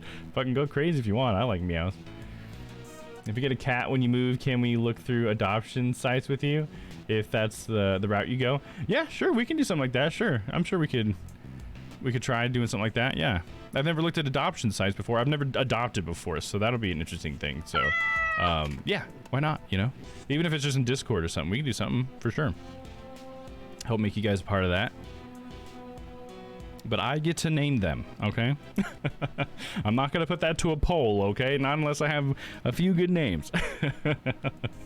Not that anybody asked. What's a rabbit doing here? I almost stepped on it. How nice! It's like a zoo. Oh, she's going to say the same thing. Hey, you there. I'd like to ask you some questions. Meow. There was a meow in the game. So cute. Meow. It really is. Meow. I love how we all meow at cats. It's so funny. Dom-chan, name him Dom-chan. Meowy McMeowy face. See, that's the kind of shit you would get from the internet. That poll was proof that you don't ask the internet to name something. There was like they were trying to name a planet too, right? And then everybody, like, one of the highest votes was to name it Namek, I think, from Dragon Ball Z. So it's like, just don't ask everybody, dude. Like, you're just it's not gonna work out. Bodie McBoatface, yeah, exactly. He's a wonderful boat. Don't you talk shit on Bodie. Hey, you! Meow! He finally noticed me. By the way, What's this cat's name? Meow. his name is Nermal. Meow. Oh, Nermal, like from Garfield, right? Am I wrong that Nermal is the small cat from the gray cat from Garfield, right? Nermal? Fuck it, I'm gonna look it up. It's funny because I was just talking about my neighbor cat that I call Garfield. Yep, Nermal from Garfield. Oh, she's the female cat. I thought she was just a small gray cat. Well, she is smaller, but she's a female cat. I didn't realize Nermal was a female. There's a cute gray tabby. Oh, it might not even be female. It doesn't even say. Okay, my bad. I was assuming because of the eyelashes. It's just a cute gray tabby cat from Garfield. It's Nermal. So that's probably a reference to that. Cat name equal Puss Puss. Puss Puss is what I would name a cat. I would totally name a cat Puss Puss. It's just like whatever I end up calling the cat is kind of how that's how Kiddo got his name. I still like Kiddo Jr. Yeah, I could do something like that. I feel weird because it would almost feel like I'm replacing Kiddo. You know what I mean? Because I would probably not call him Kiddo Jr. I'd probably call him Kiddo. But then that would end up feeling like I'm just replacing the memory of Kikido with the new Kikido or whatever. So I don't know. But I could definitely see me ended up calling them Kiddo again because that's just it was a natural thing because the cat's name was originally supposed to be Fletch, but I ended up calling him Kiddo because he's my little kitty. The name Bodie McBoatface was originally proposed in a March 2016 Name Our Ship online poll to name the 200 million pound Porter scientific research ship being constructed in the Camille Layard shipyard in Birkenhead for the United Kingdom's Natural Environment Research Council, NERC. Context for those who don't know. Yeah. Thanks, Papa. Yeah, for anybody who didn't know, that's what we're talking about, Bodie McBoatface. I did a portrait that was like a Chihuahua mix that passed away, and the lady that commissions me told me Ipo's owner might get a new Ipo. Oh, what? Really? So they're straight up replacing their animal with another one? That's weird. I don't know how you would do that. Like, as a person who can straight up replace an animal with another animal and just call them the same thing, could they do that to a human too? You know what I mean? Do they look at like all life like that, or is it just like the animal's an object and you're just replacing that object? Because that's what that almost seems like to me. But I don't know. Like, I don't know why someone would do that. but okay, to each their own, I guess. Question mark. Straight up replacing. I don't think I could get another Berman cat. It's just not Pearl. Oh, is that did you have a cat named Pearl? Is that what you're saying, Crispy? And you couldn't get another one like it? Yeah, I think it would be hard for me to get another one that looked exactly like Kikido. That would probably be pretty hard because I would always think about him. But man, was he such a beautiful cat. God, he was so pretty. I always called him my little pretty prince, and then he'd close his eyes and look at me. I'm like, there you go. He knows it. He knows how pretty he is. Santa's Little Helper 6. Yeah, right? That's funny. I forgot about that. Didn't they always name their new dog Santa's Little Helper? I forgot about that. And that's enough. Carry on with your duties. What we have here is a failure to communicate. What we have here is a failure to communicate. Hello? Is this occupied? Okay, that's not a restroom. Hey, guard, do you have a minute? Sir, what is it? Is anyone using that workroom right now? Presently, there is one prisoner working inside. I'm positive he's been in there since the noon roll call. We would like to ask the prisoner a few questions, if that is acceptable. Yes, sir. I will bring him out, so please wait a moment. Yeah, she was a Burman, one of those super sweet breeds. Happy tears. Aw. Good memories, huh? R.I.P. Pearl. Is that like Pearly? Was she as adorable as Pearly? Switching to Cedar mode. One sec, guys.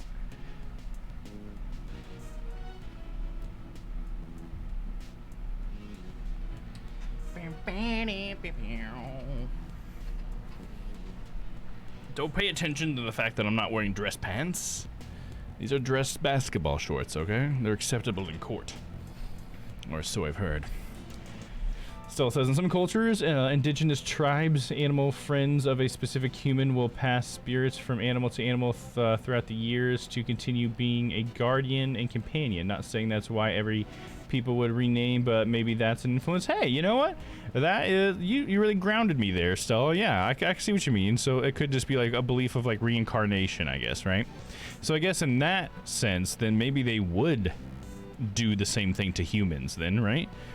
Because I can imagine that wouldn't just extend to animals, possibly. I mean, I don't know. It depends on, you know, the specific group of people, right, and their cultural beliefs.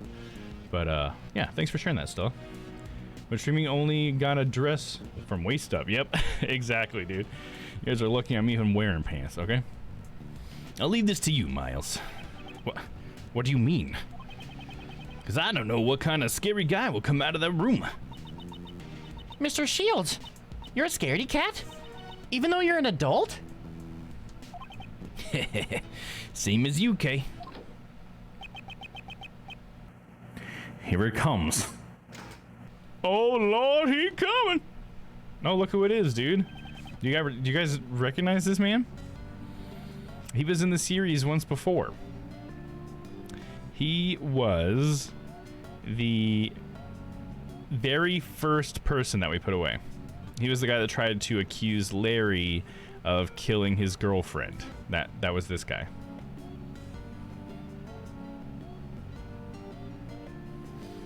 Sawwit? Yeah, exactly. His name was Sawwit. Yeah, exactly. You remember his name and everything. I didn't remember that, but yeah, that is true. Now that you say that, I think my most recent experience was watching the anime version of that case.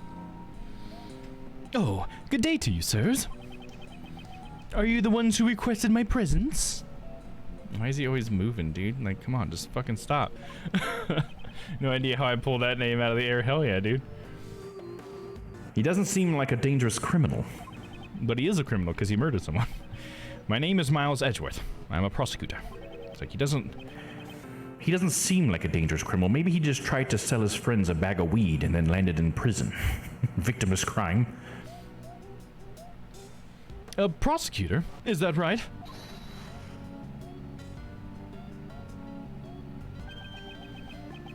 I'm Ray Shields, a defense attorney.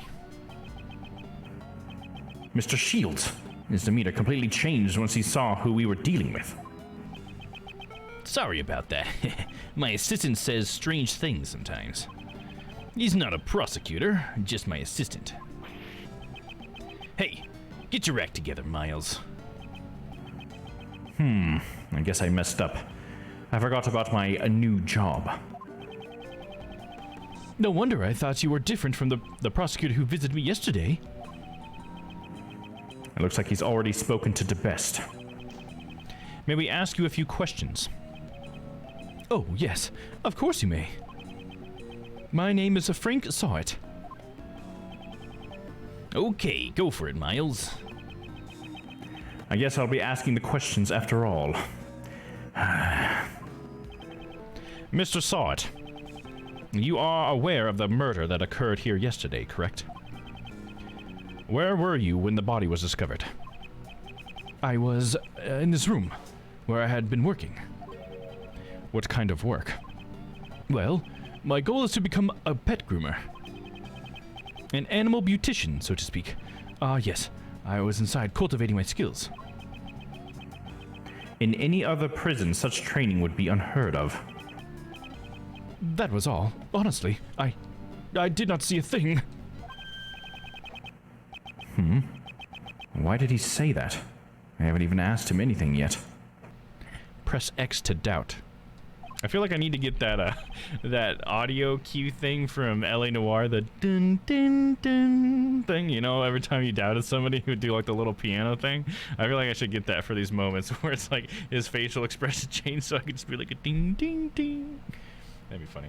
All right, 1 sec.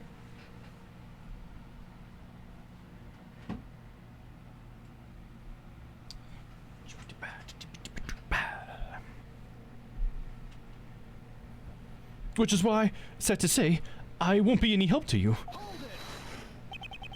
Mr. Saw It. I haven't asked you anything yet. The juxtaposition of LA Noire. Hell yeah, dude. I love LA Noire, honestly. It was a really good game. I feel like I want to revisit it sometime. I think it'd be a fun one to stream. Maybe do it in VR or whatever that new content they came out with recently was. That'd be cool. I mean, recently is relative, isn't it? You diddle little boys, don't you? I'm sorry, must have made a mistake. And it's like, oh wow, I'm sorry. That game was hard sometimes too, because their facial expressions sometimes like were so subtle or very misleading that I couldn't tell.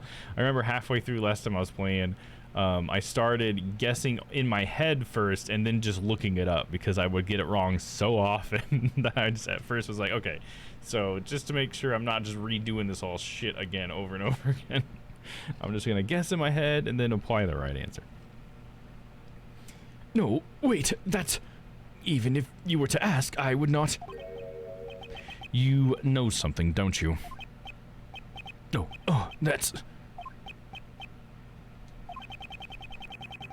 It seems he is indeed hiding something.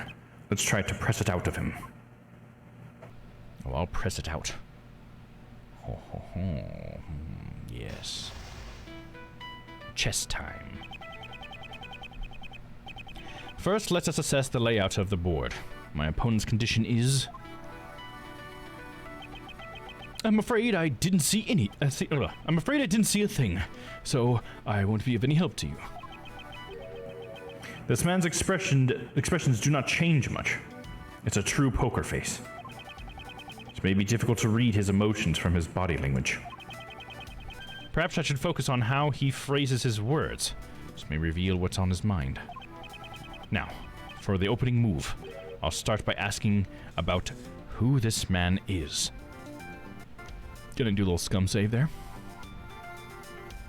Yeah, at certain points I would just say screw it and pull up the guide. Yeah, exactly, dude.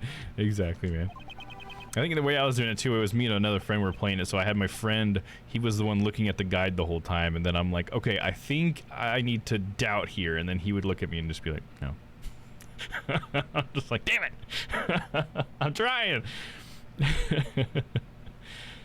Even if he hides his emotions, if I push the right buttons, I'm sure I'll cause a change.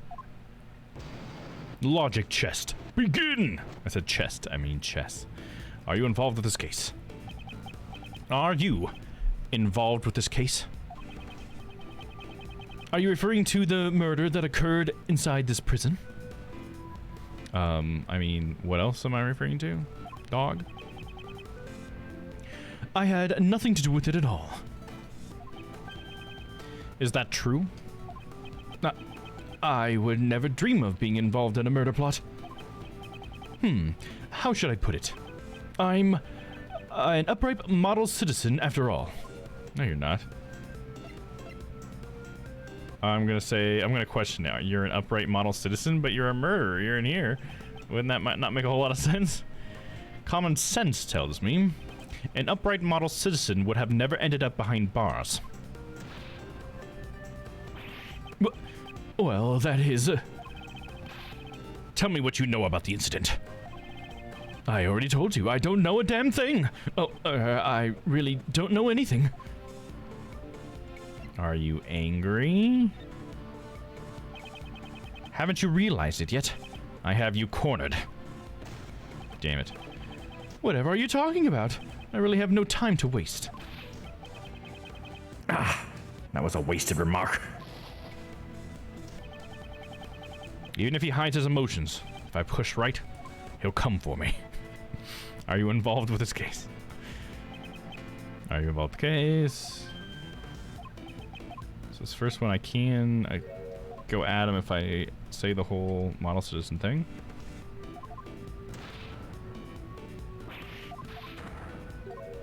So I'll just wait and see. I guess, yeah, I should have thought about that, because it's when they're angry I need to wait, and when they're calm I press. Isn't that kind of how it goes? Or if they're nervous I press? I apologize from the bottom of my heart for that outburst, but I will be of no assistance. Pardon my rudeness. It's just that the murder occurred in this rather confined prison. It seems unnatural that you do not know anything about it. Oh? Natural? Is that so? If you're looking for the person who discovered the body, you should try someone else. See, he was nervous there, so did I say who we were looking for? Just don't press when you're constipated. Yeah, you don't want to be pushing out the pink sock, you know what I'm saying? Don't want that. How did you know we were looking for the person who discovered the body? I don't recall saying a word about that. Are you sure you don't know anything?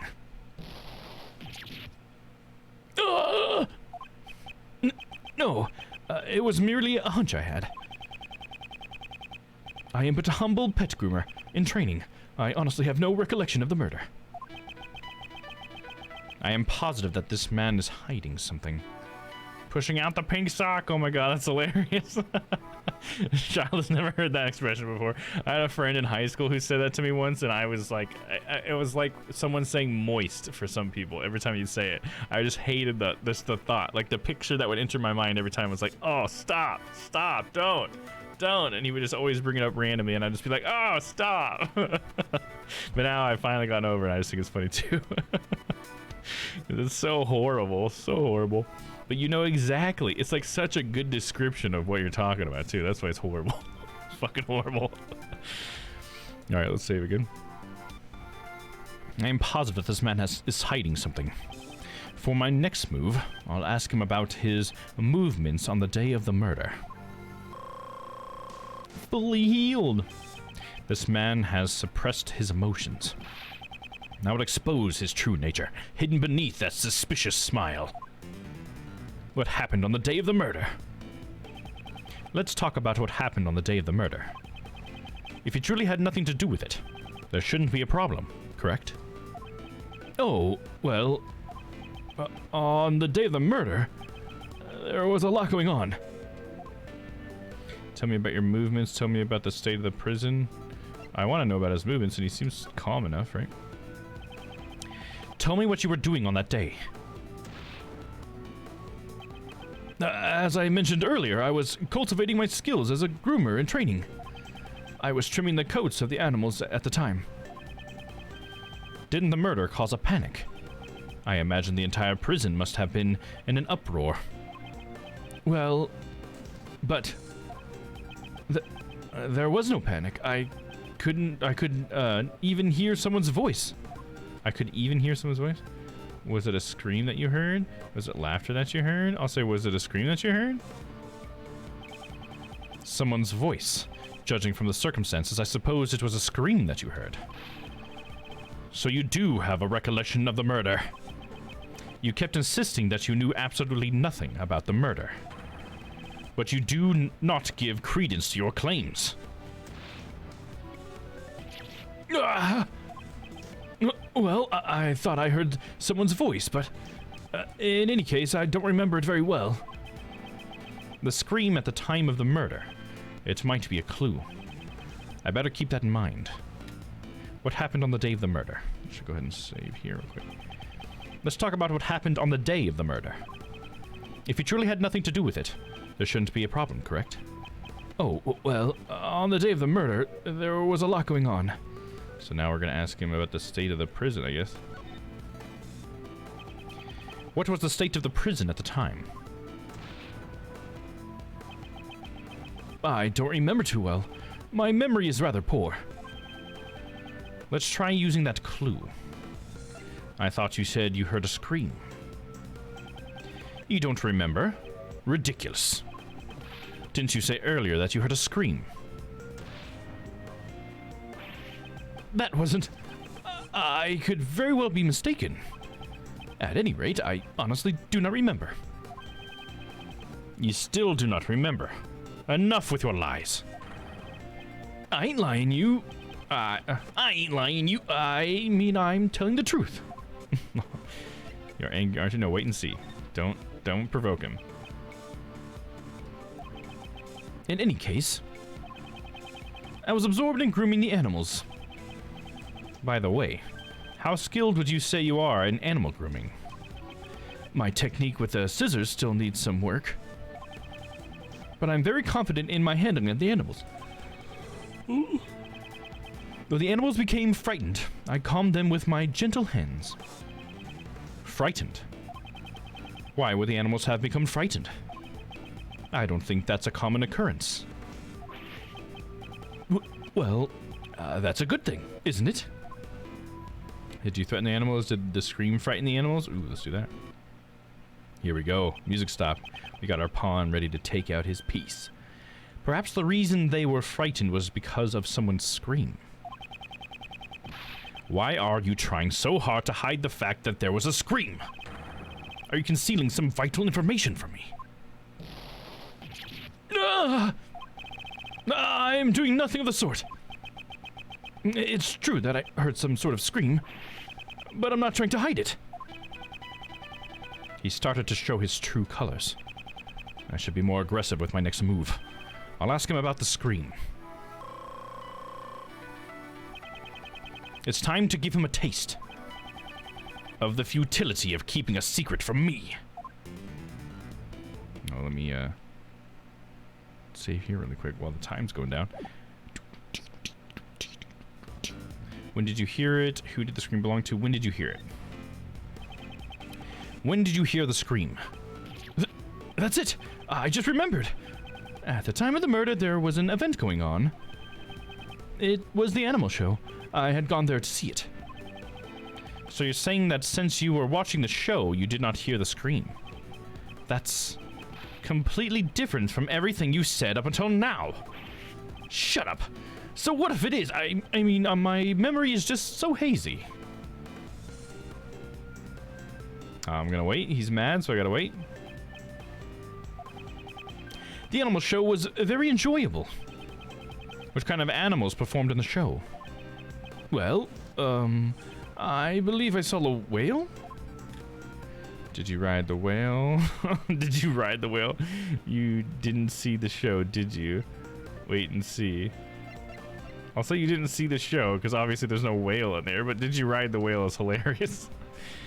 Did you ride the whale? You liar! You didn't see the animal show at all.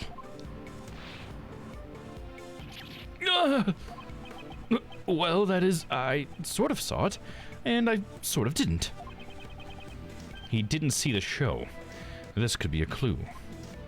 When did you hear it? Who did the scream belong to? Do you know who the scream belonged to? Well, I was mistaken. When the incident occurred, I just happened to be in the courtyard. That's why I did not hear the scream. Let's try using that clue. You didn't see the animal show. Just how deep are you going to dig your pit of lies? It's obvious that you did not see the animal show. Ugh! There's no way out of this. Tell me what really happened. Confess everything you know about the scream. I cannot answer what I cannot answer. I didn't hear the scream from the person who discovered the body. I'll make you hear a scream. Don't you mean the victim's scream? Yeah, I'll say that part, because we weren't talking about the person who... We didn't mention that yet, I think, the person who discovered the body. That's strange. Normally, if you hear a scream during a murder, it's usually from the victim. Why would you think the scream was from the person who discovered the body?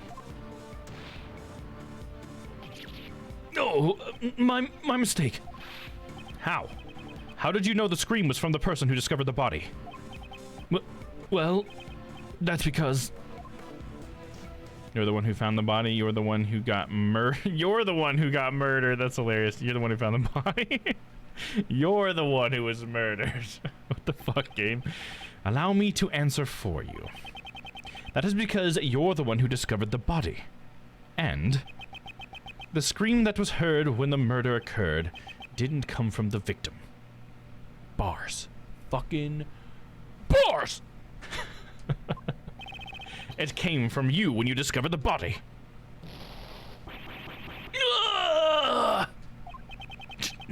just who do you think you are? Just as you say, but what gives you the right to do this? Checkmate. The rules of chess. That's what lets me do this. It's now clear who discovered the body. You have no more reason to withhold your testimony, correct? Very well, I'll tell you. But I doubt my testimony is worth hearing. Whether or not it is worth hearing is for me to decide. I will expose the truth with my own hands. That is my sole duty. I think you're a little off there, Mr. Edgeworth. What do you mean? We're not trying to expose the truth. We're trying to save Simon. Isn't our goal to help out our clients? I mean, you're not a prosecutor right now. You're a defense attorney's assistant. Well said there, Kay. She's right on the money, Miles. The official task of the Edgeworth Law Offices is to defend our clients. Your old man who founded the firm truly valued the bonds he had with his clients. So if you're not willing to do the same, maybe you weren't cut out for this job. I don't want to fire you on the spot either, so have a heart, okay?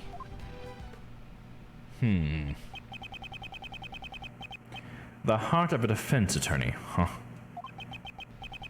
In any case, it's important that we hear the testimony of the person who discovered the body. Start talking, Mr. Sott. Tell me what happened when you found the body. When I found the body. Alright, get into this testimony. I am going to go grab a drink really quick, and then we will get into this testimony. So it should only take a moment or two, but could be a good time for you guys to stand up and stretch, you know, get yourself something to drink, give us a little snack, you know. And we will be back to continue the game in just a moment. Monday, Don't go away.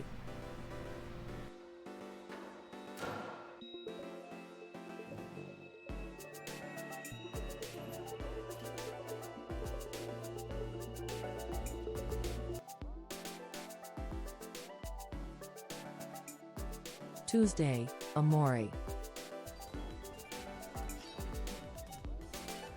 Oh, poor Harold. He's getting hammered out there. By a bunch of little kids. What the fuck, man? Wednesday, Shipbreaker. Easy now. Easy now. I need complete silence. Damn it, Diddle Dandon!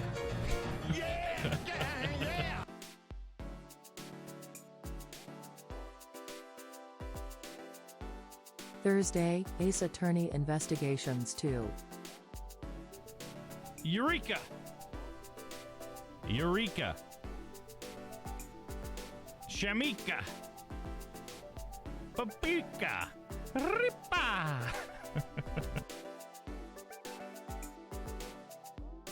Friday, Yakuza Kiwami 2. Look at them all down there, dude. Come on, boys. Come on. Oh, shit.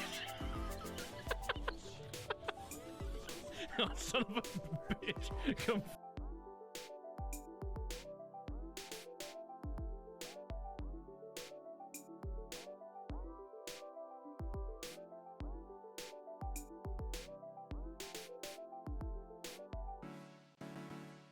Monday, Stray.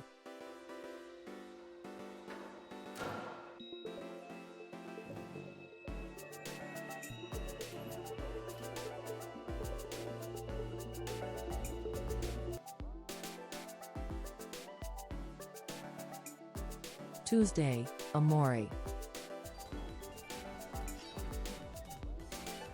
Oh, poor Harold. He's getting hammered out there. By a bunch of little kids. What the fuck, man?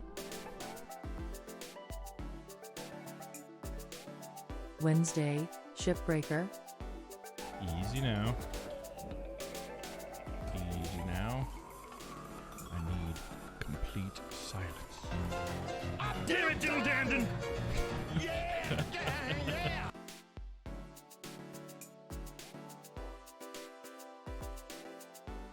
Thursday, Ace Attorney Investigations 2.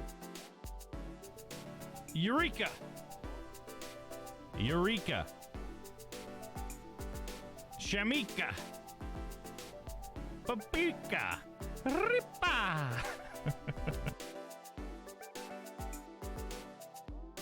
Friday, Yakuza Kiwami 2. Look at them all down there, dude. Come on, boys. Come, oh, shit. Oh, son of a bitch! Come.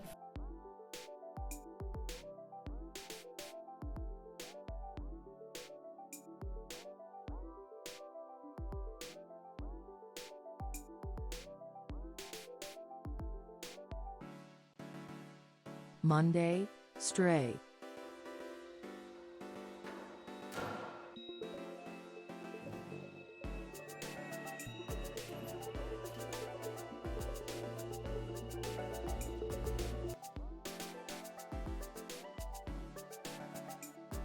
Tuesday, Amori. Oh, poor Harold. He's getting hammered out there. By a bunch of little kids. What the fuck, man? Wednesday, Shipbreaker. Easy now. Easy now. I need complete silence. Damn it, Dylan Dandon!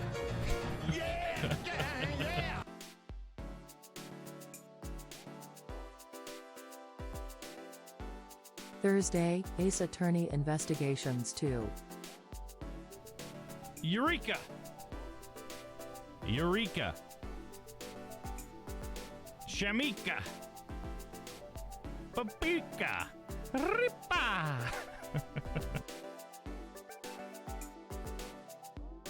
Friday, Yakuza Kiwami 2. Look at them all down there, dude. Come on, boys. Come, oh, shit. Oh, son of a bitch! Come.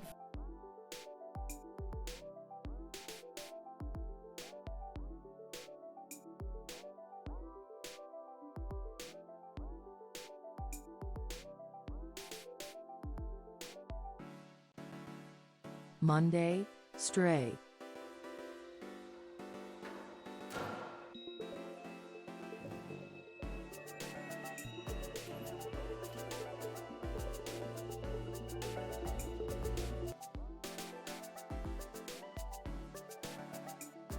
Tuesday, Amori.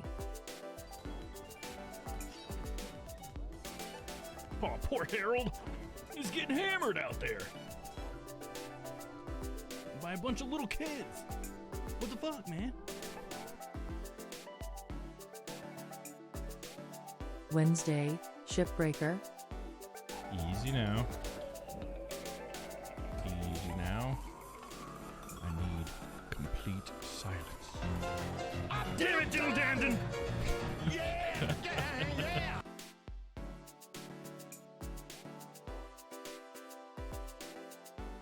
Thursday, Ace Attorney Investigations 2. Eureka! Eureka! Shamika! Papika! Ripa! Thank you for the hype, Crispy. Friday, Yakuza Appreciate you. Kiwami 2. I love this clip. Down there, dude. Come on, boys. Come, oh, shit. Oh, son of a bitch! Come. You can tell that one really got me. All right, here we go. And we're back. Thanks for sticking around, everybody. Appreciate you guys. Let's jump back into some Ace Attorney. Sorry, I had to mix up some fresh juice. It was out. I think the little bit of sugar in here should top off my calories for the day, and hopefully it'll give me a little pep up. No yawning. I try not to. Welcome back. Thank you, Papa. Appreciate you, my dude. Yeah, and since we came back from the schedule promo, have any of you guys got to see that stray Photoshop? It's in the Photoshops section of Discord, if anybody would like to check it out. I thought it turned out kind of funny. But yeah, you guys let me know. Here we go. When I found the body. I was in the workroom over there practicing my skills. By some chance, I got curious about the adjacent workroom and went up to the door. I peeked in through the small window on the door, and then I saw him lying there. A man, not moving, dead. I quailed in fright and found myself letting out a scream. It's funny that he's like the witness twice. Well, I mean, the first time he wasn't really the witness, he was the murderer, but like he was trying to act like the witness, and now he like literally is the witness. I don't know. Does it count as a witness if you just find the body? Are you called the witness, or is there another word for that? If I may confirm one thing. You were in the room, right next to the one where the body was found. Within the prison, we call it Workroom B. And you were in there the whole time on the day of the murder. Yes. After the 7 a.m. roll call, I remained inside the whole time.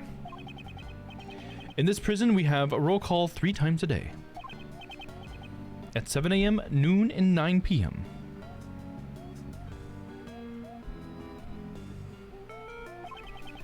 And they check the workrooms during those times, too? Exactly. I see. So during the 7 a.m. roll call, there was nothing amiss. And Knightley's body was not in the workroom yet. Okay, so we're narrowing down the time of death.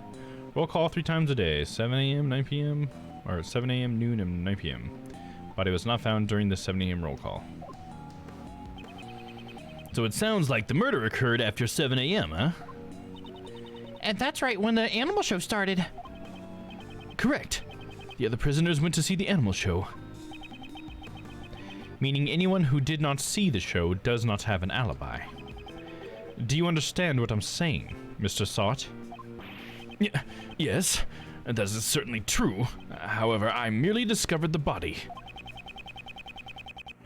His testimony has a clear contradiction.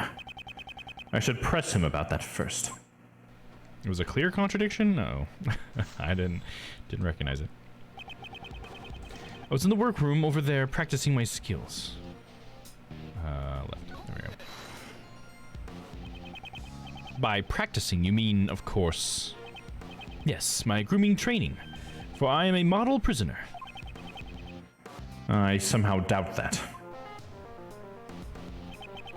By some chance, I got curious about the adjacent workroom, so I went up to the door.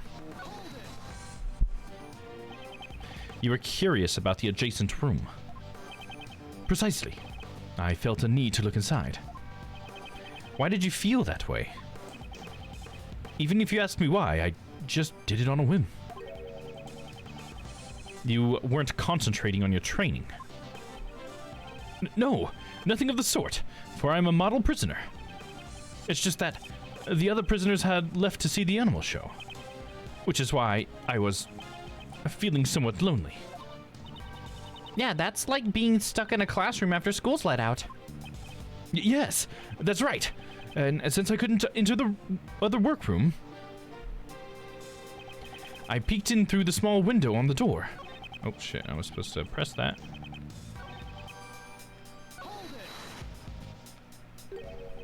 The small window, so you couldn't get a clear look. Indeed. As you can see, there is a grill covering the window. It does not offer a wide view at all. Normally the guards use it to check inside the rooms, right? Precisely. You seem to be well versed on this matter. Well, I happen to know a thing or two about prisons, you know? What does she mean by that? I'll have to find out about the details later. In any case, I peeked into the room from the window. Then I saw him lying there. A man, not moving, dead.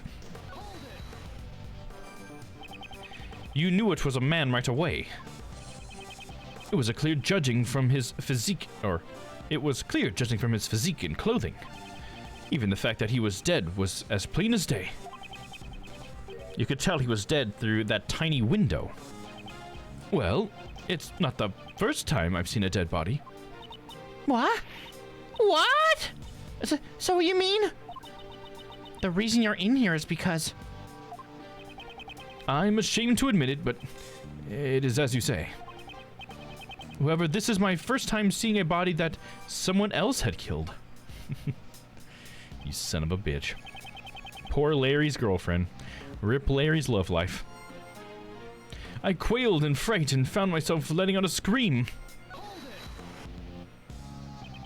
Do you remember what the scream sounded like? Well, all I can say is that I shrieked at the top of my lungs. Well, I guess that's what happens when you get scared. Yes, it is just as you say. In any case, I let out a scream. He is pretending to be an innocent bystander, but parts of his testimony are odd. Considering his situation and the place he's in, the contradiction should be quite obvious. I'll show him the evidence that proves it. Okay, but it's not that obvious to me, Edgeworth. Am I stupid or what? All right, let's check out the evidence we have here. Da-da boop, da-da boop. A joop da-da boop, da-da boop. Floor plans, prosecutor's badge, door sensor, rubber glove.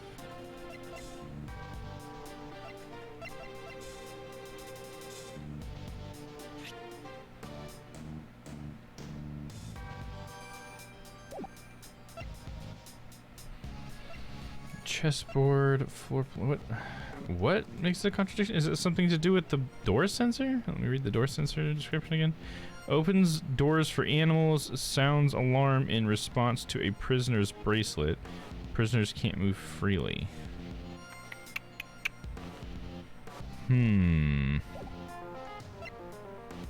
Bloodstained sheet found near the body. There's a stack of them inside the workroom.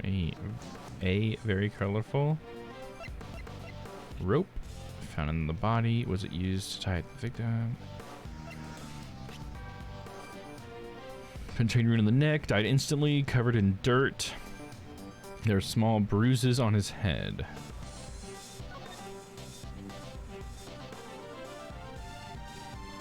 So is it because the tarp was on him? He shouldn't have been so easy to tell that it was a man or something? Because he was kind of covered up? Because maybe he was totally covered up. And then we uncovered him? Is that how that happened? Maybe that's part of what this is?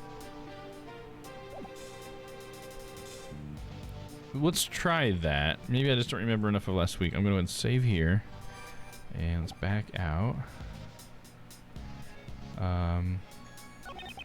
Chance of God. Went to the door. Peeked in through the small window. I saw him lying there, man, not moving, dead. So I think this would be the one. We're going to present the actual crime scene notes to him and see if that works. Uh-oh, the music's still playing. Mr. Sott, your testimony contradicts this piece of evidence. A contradiction, you say? I'm not sure I understand what you mean. Are you not merely making a blind guess? Oh, I'm definitely merely making a blind guess. You were very correct. Okay. So maybe the bloodstained sheet. We'll try presenting that with the same idea.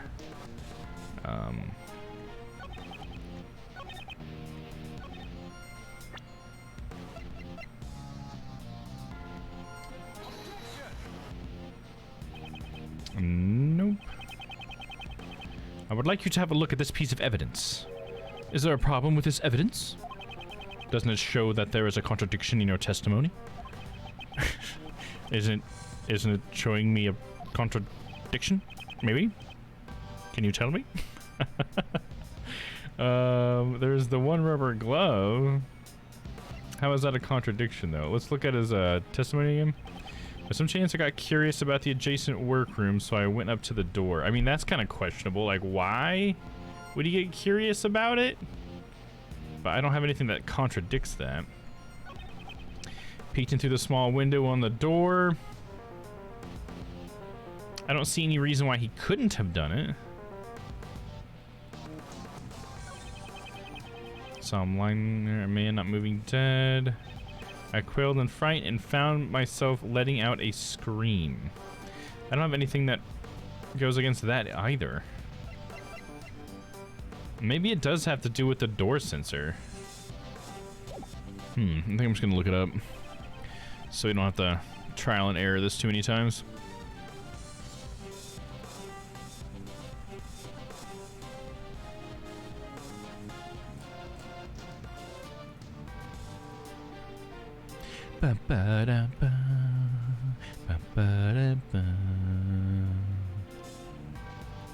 What are we in the middle, probably? Yeah, here we are. That was our chess game with him, and here's our first testimony.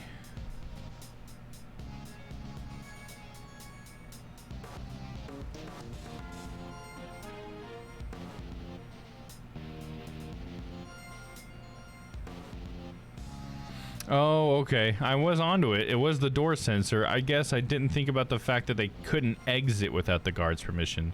I was so stuck on the idea that they couldn't enter the room. It's because he exits the first room without a guard. That's the problem. Okay. See, it was definitely one of those smaller details from last week that got me there. Okay. And it should have been this one, I assume. I didn't read which one I was supposed to press it against, but I'm going to assume it's this one. And we're going to go with the door sensor. Oh. There it is. Music's gone. Mr. Sawt, please stop telling such feeble lies. You don't seem to understand your position. My position? I used to be a newspaper salesman, but then I took up the pet groomer training. What about the bracelet on your wrist? It proves that you are unmistakably a prisoner. And as long as you wear that bracelet, you should not be able to move around as you please. As soon as you went through the door, the sensor would have sounded the alarm. Oh, that is... Peeking into the adjacent room is impossible, when you couldn't even leave the one you were in. Ah! Ooh-wee, a nice one, Miles. That was a real humdinger. But does that mean Mr. Sawt didn't see the body? I'm not sure. Perhaps. We should let the man explain himself We should let the man himself explain it to us. Huh? You see, that is, well... Forgive me, it appears my previous explanation was lacking. I shall clearly explain how I was able to see the body. Very well. Let us hear your revised testimony. Let us hear it. When I found the body... when I found it, part 2. There was a rather well-known technique among the prisoners here. If the hand with the bracelet stays in the room, you can step out without sounding the alarm. That's how I was able to peek into the adjacent room. The moment I realized that the man inside was dead, I let out a scream. Can he reach that far, though? So that means... Oh, the doors are right next to each other. He kept his arm inside room B while he peeked into the adjacent room. I'd appreciate it if you didn't mention this to anyone, especially the guards, okay? Was that what he was trying to hide earlier? I should try asking him for more details about a few other things as well. Rebuttal. There is a rather well-known technique among the prisoners here. Tell me more about this technique. Certainly. Here's how it works. If the hand with the bracelet stays in the room, you can step out without sounding the alarm. That was like the shortest press I think I've ever done. He's like, hey, say your next statement. And he's like, okay, I will. And then he just goes to the next one. The hand with the bracelet stays in the room. You can step out without sounding the alarm.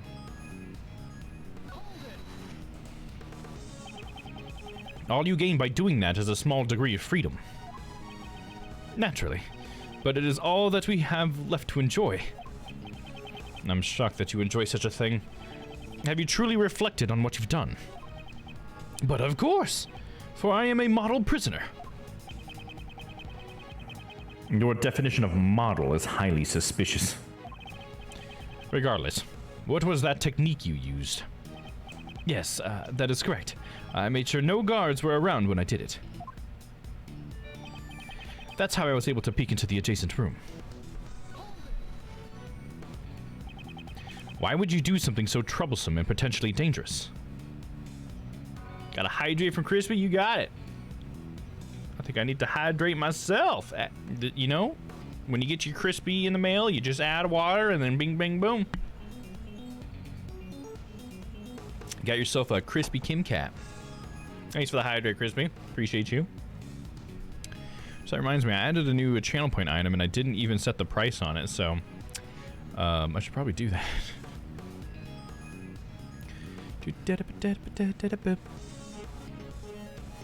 Hope you guys had fun yesterday with the AI stuff. I had a lot of fun with it. There it is. Let me jack up the price on that a little bit.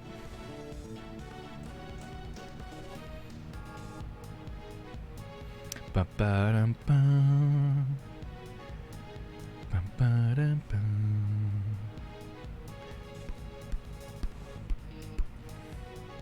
Just add water and I grow. I remember as a kid we used to get those little dinosaur ones that they were like little pills or whatever. It was basically just like a little dinosaur shaped sponge inside a tiny capsule, I guess, and the capsule just dissolved and the sponge would just bloop and it'd be a little dinosaur. I remember we used to like those for some, I don't know, for some reason. It was just such a simple thing, but for some reason it was just fun to watch the whole process happen. I guess. It reminds me of that. Why would you do something so troublesome and potentially dangerous? I heard a noise coming from the adjacent room. It seemed odd to me, as there should not have been anyone inside. So you peeked into the adjacent workroom as soon as you heard the noise? Yes, of course. I peeked in as soon as I could. I see. Is there a problem with that statement? Possibly. I love them too. Nice. I'm glad to know that you played with those as well. There is a problem. There is no problem. There's a problem. Sorry, what the fuck did he just say? He said that there was a sound in the next room, and so he tried to look right away, right? That's what he said? I don't know if there's a problem with it, but we're going to save, and we're going to try saying that there is a problem. We'll just go with that first. So you looked into the adjacent room immediately after you heard the noise. If that were true, then you should have seen more than just a dead body. Oh, right, he should have seen the murder as well. Right, that makes sense. I wasn't thinking clearly. I had a shark skeleton in case that you'd fill with some kind of gray liquid that would set into a jelly-like substance. Then you'd cut it up. Whoa, what? Hold on, you had a shark skeleton in case that would fill with some... Okay, so is it like you would put the skeleton inside the case and then it would... You're saying that the gray liquid would solidify inside like the mold, I guess is what you're saying? When you say case, you mean like a mold? And then when it was done, you could like dissect it and then get the bones back out? Is that what you're saying? It was like a shark model? That sounds pretty cool. If that is what it is, it kind of reminds me a little bit of those like, what do they call them? What is that called? Those like paleontologist things where it's like it's like a toy where it's just like a big thing of dirt basically, and you're supposed to like chisel away at it and use your little brush and then, you know, get the dinosaur bones out of the dirt. It kind of reminds me of that a little bit. Yeah, that's it. Okay, cool. It would solidify into a shark shape. That's pretty cool. That is pretty interesting. I've never seen anything like that, but that sounds interesting. Could you like reuse it, or was it you have to buy like new gray liquid stuff every time. Is that how that would work? That sounds pretty cool, though. I like that. Seems like they would be using, like, I don't know, I could see you using, like, ballistics gel for that. I'm sure that would be way too expensive, and it was probably way cheaper than that, but I could see it being something like that. That's kind of how they use ballistics gel sometimes, right? They put bones inside of it, and then they shoot stuff at it. If that was true, then you should have seen more than just a dead body. You should have seen the person who had made the noise. Well... He looks really shaken. Mr. Sart, answer me. What did you really see? Did you really saw it, Mr. Sart? If you intend to remain silent, I'm going to have to beat it out of you. I will have no choice but to assume that you are complicit to the murder. Oh, please forgive me. It's just that I couldn't even believe what I saw myself. It may have been just a dream. I hesitate to even recall it. Tell me what happened. Very well. I'll be frank with you. I saw a dog. It was a nightmare scene. The dog had been eating him or whatever. That was that thing that we started with. A large black dog was biting into the neck of the victim. What did you say? It was a truly hellish scene. That dog killed him. Oh, I think I'm going to be sick. That's some grade A trauma right there. I was chilled to my very core and let out a shriek. A man-eating dog inside the zoo of a prison. You know, we saw that dog yesterday. According to Assad's testimony, the dog was biting the victim's body. Barks at me a lot. Wait, when has he barked at us yet? What, is that like a detail that was added too early? Barks at me a lot?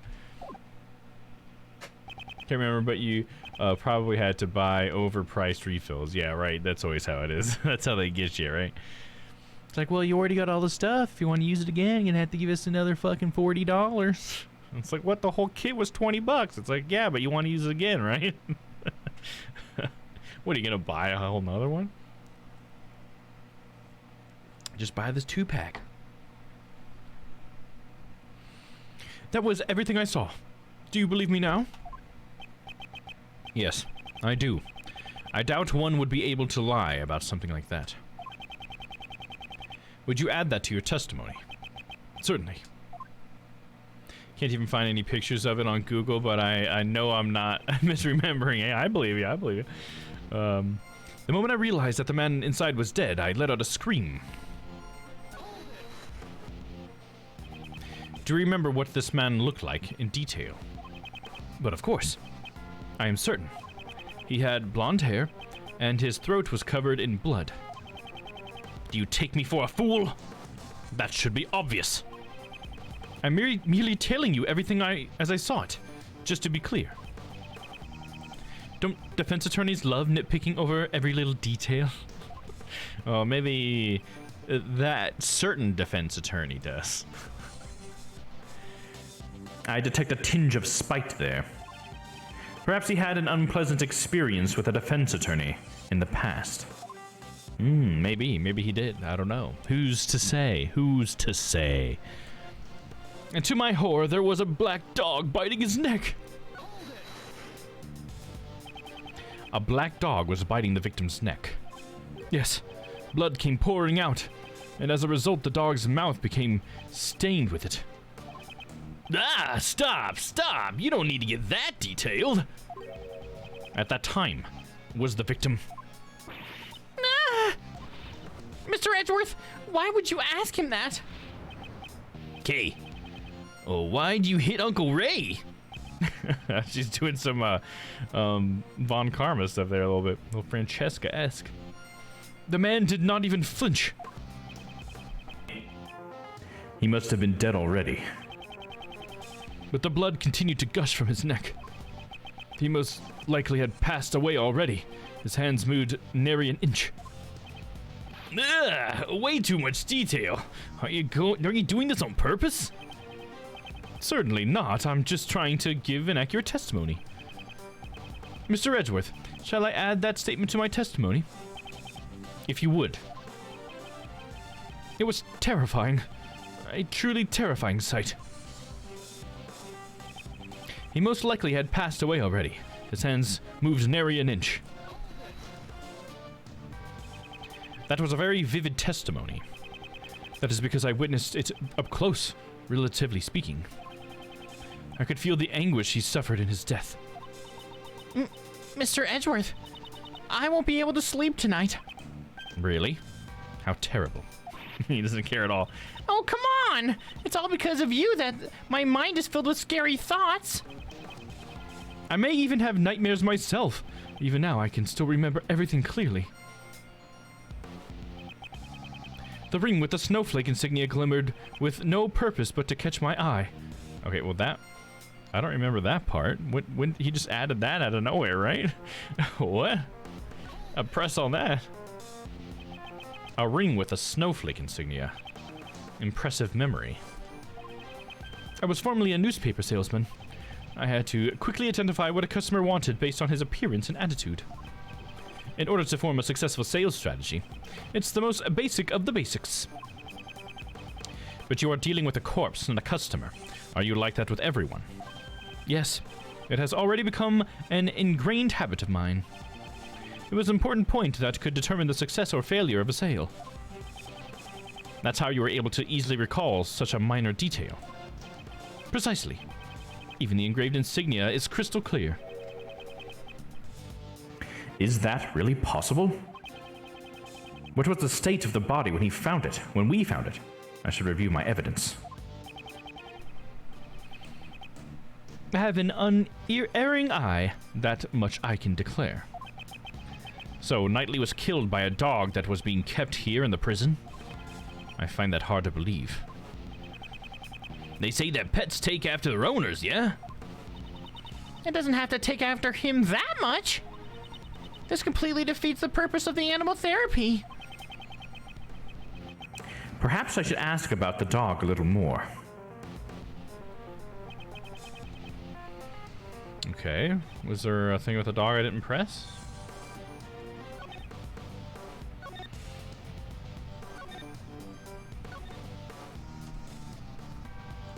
What?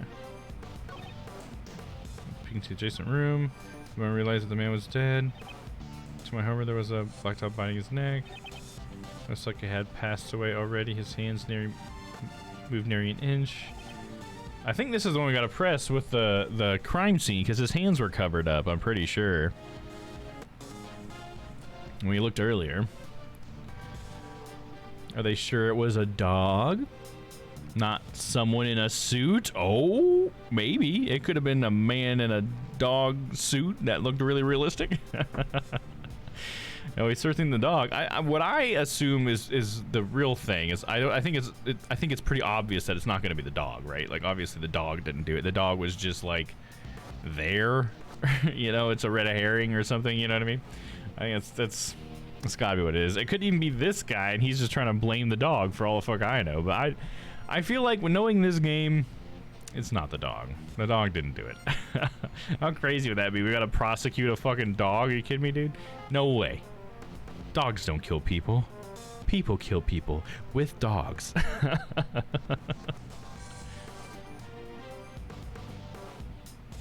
Maybe it was Wilfred, huh?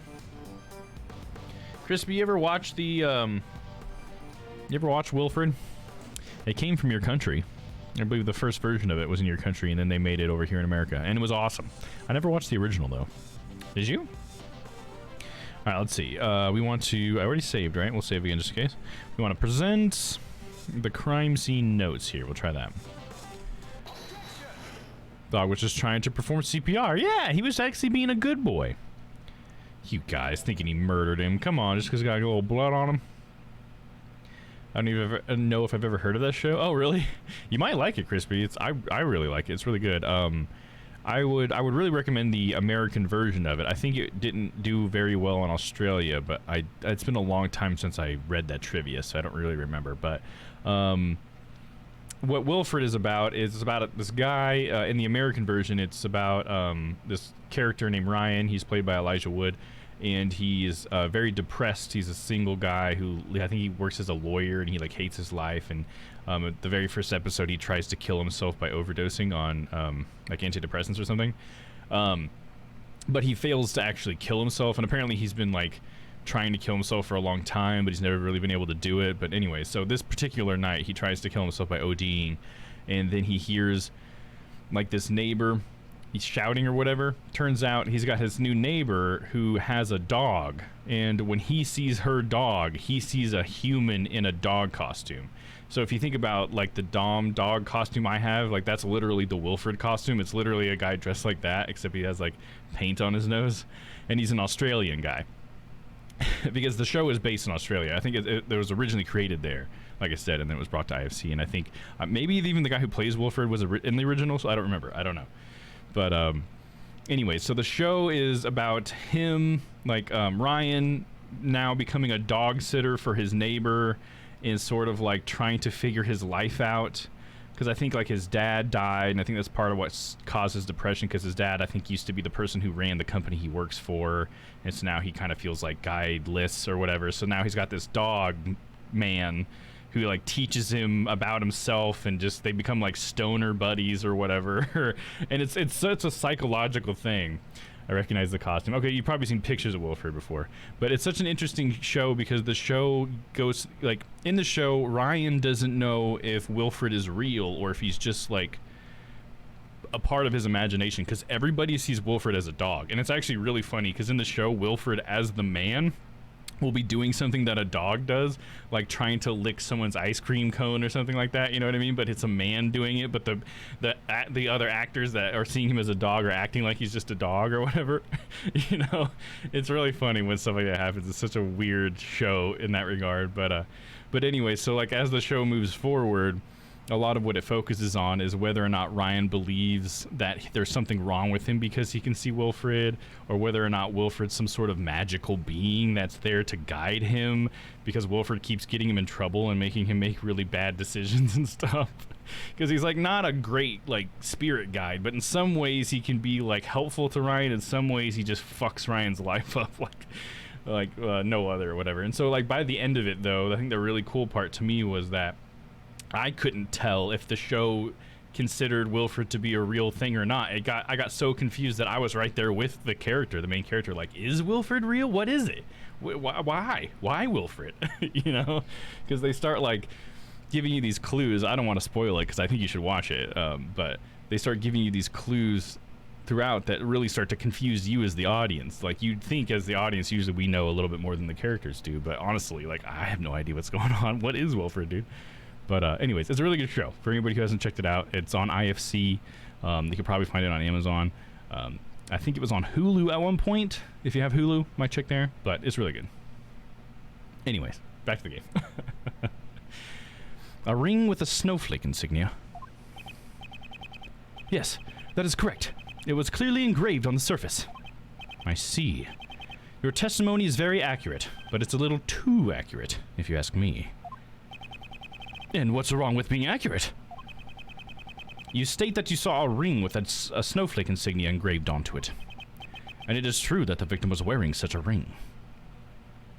Maybe he is whatever you want him to be. Sure, yeah. But the show that I'm sorry, you're just trying to make. I'm not going to over-explain. You're just making a joke. Dom, shut up. You're right. And if it is true that the victim was wearing such a ring, see. Was I not correct? That is not the issue I have with your testimony. Take a look at this picture. As you can see, the right hand is covered by the sheet. It should not have been possible for you to see the engraving on the ring, unless you had approached the body and lifted up the sheet by yourself. You said you only looked into the workroom through the door, and yet you gave such a detailed account of what you saw. Who do you think you are, acting all high and mighty? I'm telling you, I saw what I saw. Oh, and the victim must have moved his arm after I saw it. How would he have moved his arm? He's dead, dude. Dude's fucking dead. I like shows like that where you have to think about it. Yeah, it really makes you think, and I think that's is really cool. But I think you're right that in the end, it kind of does leave it open to where it's whatever you want. But I think, yeah, the main point is to make you question. Like, because it doesn't get to be what you want it to be until the very end where well, I'm not going to tell you whether or not it leaves you with something definitive or not, but I think in the end you can kind of interpret a lot of what happens in the show in your own way. But there is this really interesting moment where it will show you sometimes throughout the show, and it's very rare, but every once in a while it will show you what Ryan looks like doing whatever he's doing with an actual dog, which is pretty funny because like him and Wilford will just like smoke pot all the time, and then like it'll cut, like when it shows those moments, it cuts to like Elijah Wood or whatever just sitting there with like his little Gatorade bong just laughing and smoking pot, and there's just a dog next to him and he's just like talking to the dog or whatever. And it's kind of funny. Just to imagine that he sees a person in that dog, it's just so weird. It's a good show. Definitely worth looking up a couple clips at least. I don't think so. You said as much earlier. The man did not even flinch. He must have been already dead. The victim was already dead. How would he have been able to move his arm? This guy is looking pretty suspicious now, yeah? Frank saw it. What are you hiding, you scoundrel? Oh, no, I'm not. That's it, that is, you're wrong. I know what I saw.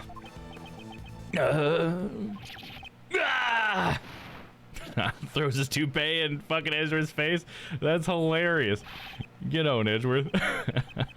Shut up already. Stop making a fuss about every little thing I say. You're just a defense attorney's assistant. He has finally shown his true self. Whoa, I guess the cat's out of the bag. A black, hairy one at that. Just went flying.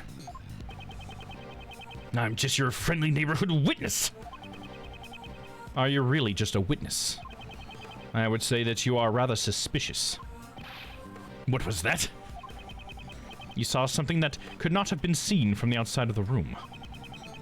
How is that possible? The logic behind it is simple. But pot is illegal in Australia. How did they get that? Well, it's not based in Australia. I don't know if the original version of the show had the pot smoking. Like I said, I've never seen it. And the American version of the show is based in America. The dog is the only one who's Australian, which is also just adds to the weirdness of it. Because it's like, first of all, he sees this dog as a human, but also it has an Australian accent. Which is pretty funny, but yeah, it's based in America, so they probably bought it off of some drug dealer, I'm pretty sure, because I think in the show it's also illegal. So I mean, just because it's illegal doesn't mean people can't figure out where to get it. But I can't remember if they explain where he gets it or not. I think he just has some, because he must have a connection or something, because I think, yeah, he already had the pot, and then Wilfred starts smoking it, I think. I don't know. It's been a while since I've watched this. I don't remember that small detail, but anyways. How is that possible? The logic behind it is simple. Mr. Sott, this is where you saw the body from. You saw the body from inside the workroom, right? Isn't that like what we're getting at right now? Well, just not right. Let me save. Sometimes they really fuck with me here. This is where you saw the body from. He was able to see the body from a place like that? I get it. So you're saying Mr. Sod is psychic, right? Okay, so he... Then where did he see the body from? How... What?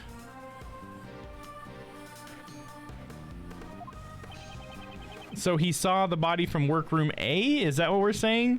And then he drugged the body into workroom B? Is that what we're now going to claim? Because I don't see how that was like an obvious thing. If that's true. Either way, let's try it. Dude, I like to get fucky with these things. When you discovered the body, you went inside the room where it laid. Since you saw the engraving on the ring, that is the only possibility. Wait, was he saying he was in B and he looked in A and I just got him flipped around? Is that... Maybe that's what happened just then. Maybe that's what. I forgot who was in which room. Even if you say that, you ain't got no evidence, do you? Where's the evidence that shows that I was in that room? I was grooming pets at that time. In the room adjacent to where the body was found.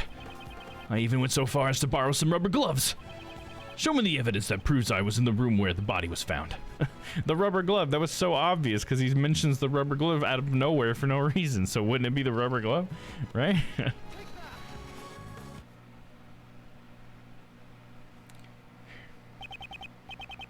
Mr. Sot, what were you doing when the body was discovered? Didn't I tell you already? I was practicing being a pet groomer. I see. In that case, do you happen to recognize this glove? No, that's... This was found near the body. It is believed to have been dropped by the culprit. By the way, I noticed that you also have a rubber glove hanging out of your apron pocket. No, this is something else. It looks like you're missing one of your gloves. You can't find gloves like these anywhere in the prison. Your evidence proves nothing.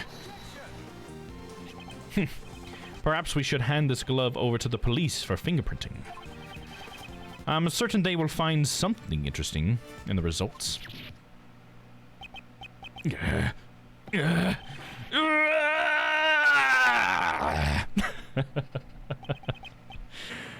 It's over. Objection. Who is that? What the? Oh, that was Ray? Oh, damn, Ray's got a deep, sultry voice.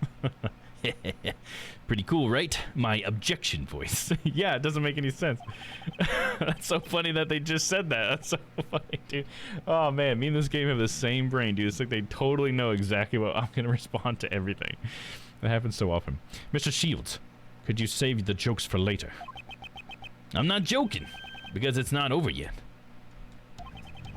There's still something else. Something that's clearly odd. That guy's a prisoner, you know? He's got the bracelet and all.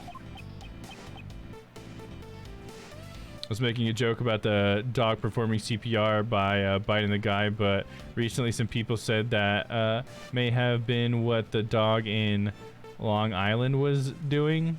So it had killed a woman, and commenters said maybe it was trying to help this woman after a medical episode.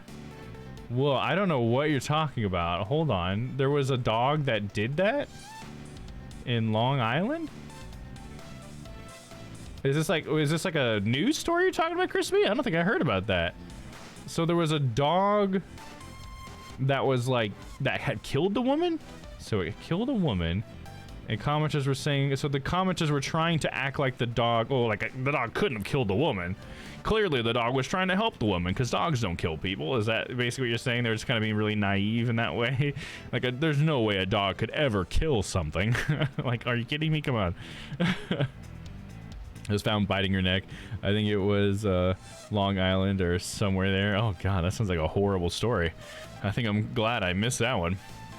People saying the dog was trying to help her by biting her neck. How? How, dude? By biting the soft, fleshy part that they know, that they always go for. Like, you always hear that a dog goes for the neck, right? Because it knows that that's a vulnerable point. You know what I mean? I mean, plus it makes sense for dogs fighting dogs to go for the neck, right? Because then you have control over their face, which is like their primary weapon or whatever. So it's kind of like a disarming tactic, I suppose. But I think it's just to get the kill as fast as possible. So it just seems like that's probably more of the instinct that's kicking in rather than a CPR instinct. You know what I mean? What a weird thing, man. That's right. How did he get into the other workroom? The sensor would have set off the alarm, right? He's right. That's the only thing we don't know yet. Not so fast, Mr. Prisoner. Could you fill us in? So did we basically find that he's the murderer? It's gonna be in some weird way that he's not the murderer, right? He's gonna be like, no, I actually just found the body and I put it in another workroom for some reason, and it's really unbelievable, but that's what happened. Because Ace Attorney. This is a bizarre thing to say. Yeah, I agree for sure. That's pretty weird. The bracelet should have been his last line of defense. Defense? That's right, Kay. It was useful evidence for Mr. Prisoner here. He could have claimed that due to the bracelet, he wasn't able to enter the room. But he didn't say a word about it. Is there any reason why you didn't? The silent treatment, eh? Well, the judge yesterday did say that silence is golden. Wow, you really are a hotshot defense attorney, Mr. Shields? Defense attorneys always remain calm in a pinch and smile in the face of danger. That's what your old man taught me. The defense attorney's creed, yeah? So, what's the deal? Why didn't you mention anything about the bracelet? Oh man, that music was bumping, dude. I was into it. I think we need Ace Ventura on this case. Pet detective. We do. There's all the animals for sure.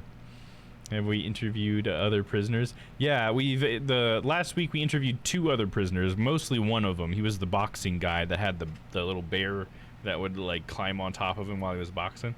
But they really didn't give us much. They basically just told us about how there was a scream and that they had heard it and that the person who screamed was the person who discovered the body.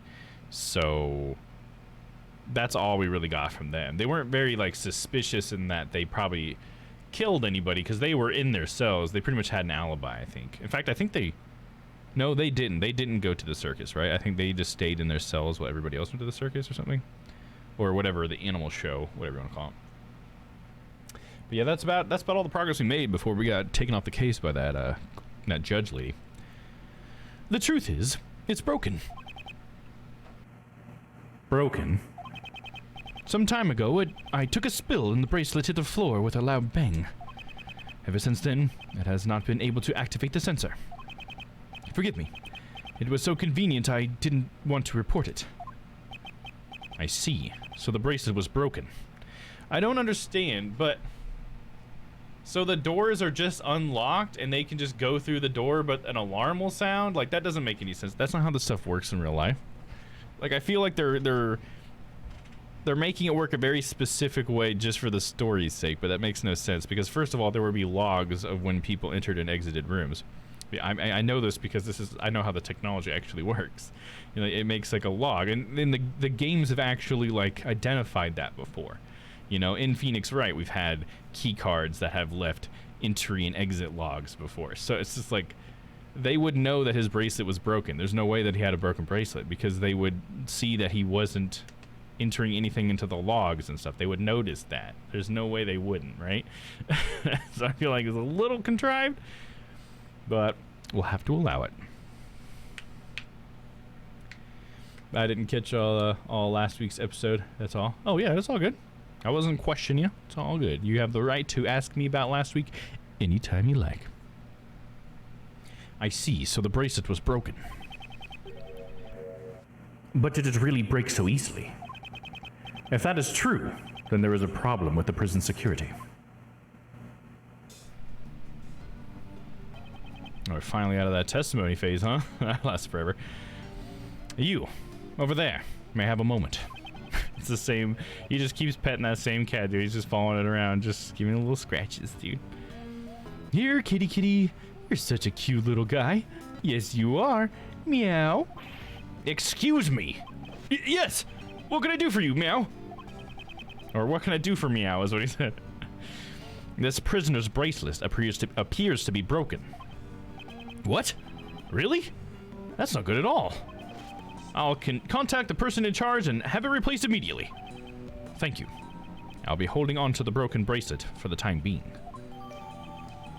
Okay, we're gonna test this. Frank saw its bracelet at the time of the incident. It was broken and did not respond to the door sensor. They look like little high-tech devices, don't they? Yes, sir. Please take care of it.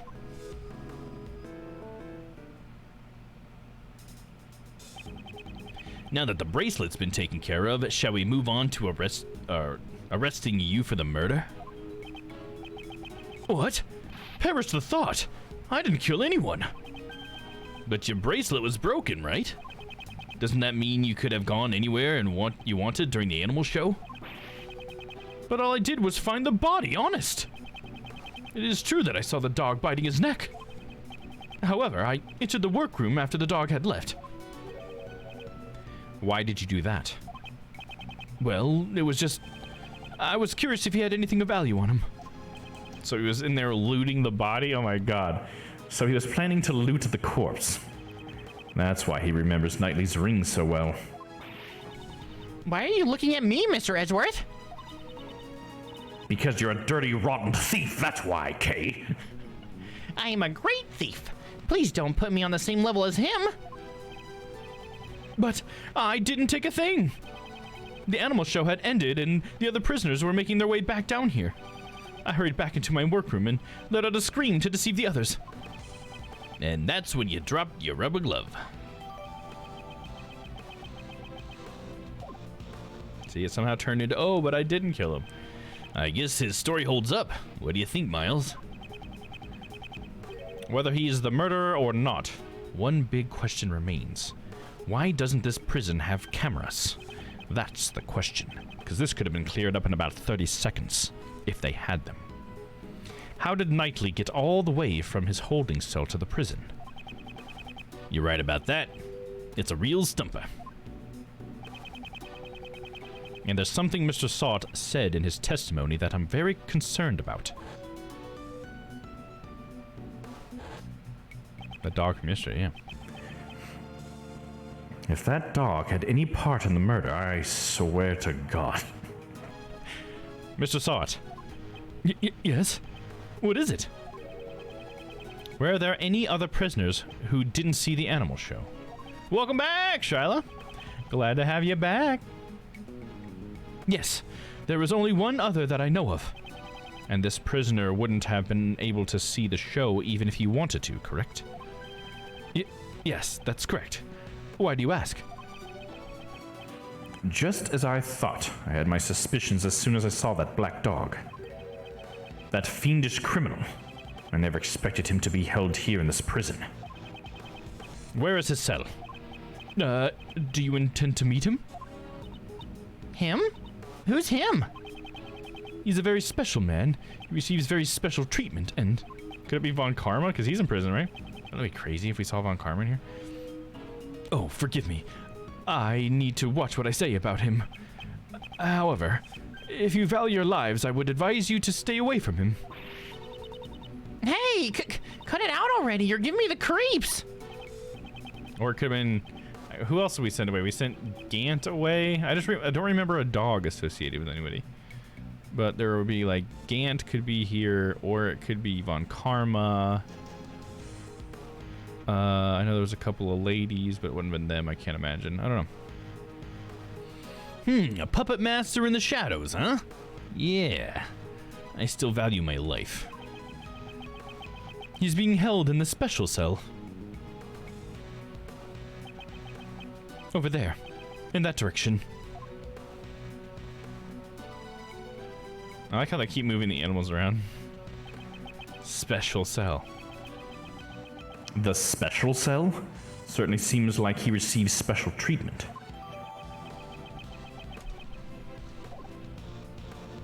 A special cell for special prisoners. Well, so just who is this him anyway? To protect my own life, all I can tell you is that he is the oldest prisoner here. My deepest apologies, but I can't say anymore. He is truly terrifying. Care to fill me in? Feels like you're leaving Uncle Ray behind here. He is someone I knew in the past. Let's head for the special cell. I believe that black dog should be there as well. I'm just trying to think, should I recognize this black dog? Someone that we knew. I don't know. March 28th, 12:41 p.m. Prison. Special cell. Hey, it's pitch black in here. I can't see a thing at all. Aren't you always talking about how the Atagarasu is able to flap even in the darkest night? Wait. is able to flap even in the darkest night. Flap? I guess it's supposed to be like a bird, right? And that's what they're saying? Would it be crazy if it was Phoenix? But it's the oldest prisoner here. That couldn't be Phoenix, right? The oldest man that we put away would have been, which I guess this could be, but I think he was in that other cell that was that I wanted to get into with the parrot, right? He would have been the old guy who thought Phoenix and Maya were his son and daughter. Remember from Edgeworth's case? He was the guy that was in the boat rental station or whatever. He's the oldest one we've put away. That doesn't mean he's the oldest one in the prison. We could be just a new character or something, right? So, I don't know. Let's find out. Even in the depths of night, when no other bird dares to take flight, one alone soars to shine the light of righteousness on the world's blight. And that one is me, for I am the great thief, Yatagarasu. Oh ho, that was pretty cool. But still, I can't see what I can't see. I'm still just a human. Ah!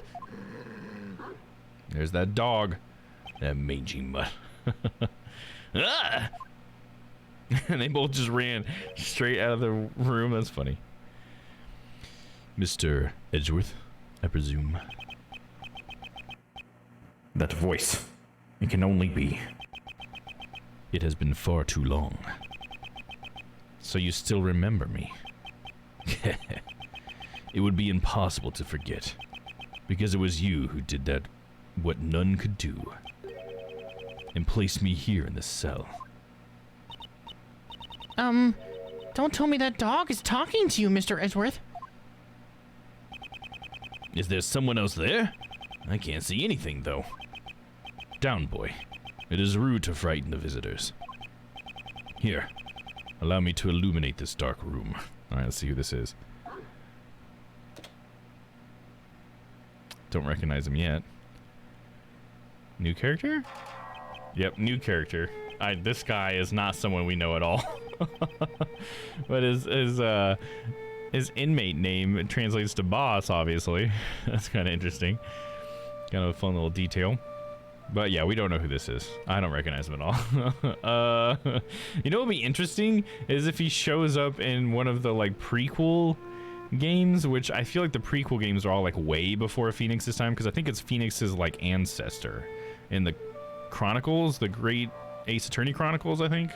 Because technically those were the beginning of the timeline. After I looked up the timeline once I started the games, I realized that I didn't start at the actual beginning. I started you know, with the first game, obviously. But yeah, so it'd be interesting if he's from like the Great Ace Attorney Chronicles. Wouldn't that be crazy? Because they would have wrote it backwards. Like, this is the first time we've ever seen this character. It's the first time they ever thought of this character. But it'd be interesting if, since he's the oldest one, if later on you finally do get to see the case or something that took him down. Very interesting. Such noisy visitors.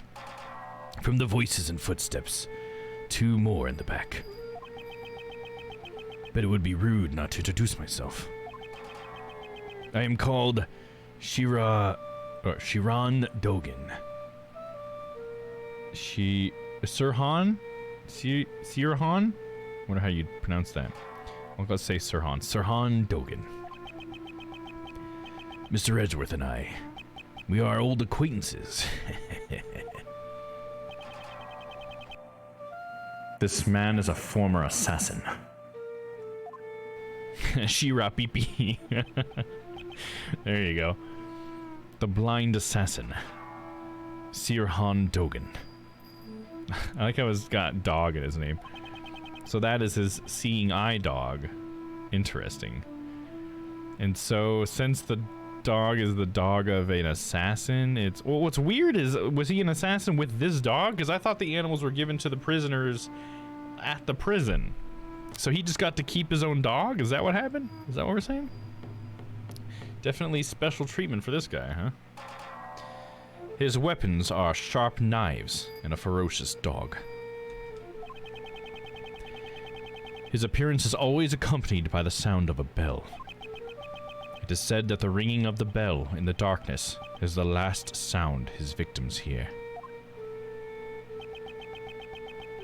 Would you be so kind as to share the reason why you have come, Mr. Edgeworth? That would not be necessary. You are already well aware of why we are here. It seems we know each other quite well. Dog jumps up on him. Alright, and we got an option here. Murder suspect. We suspect your dog of committing the murder. The witness who discovered the body saw him biting it. There must be some kind of mistake. My boy is obedient. He would never do such a thing, right, Anubis?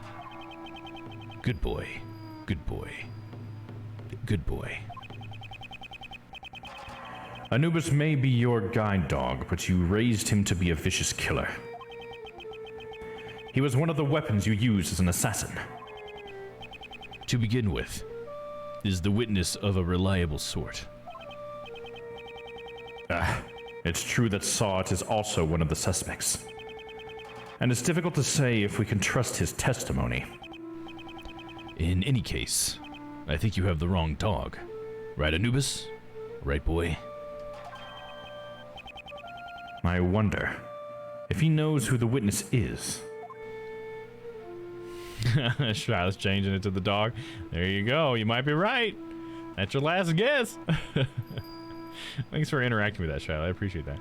The dog looks like a Neo Mastiff or something.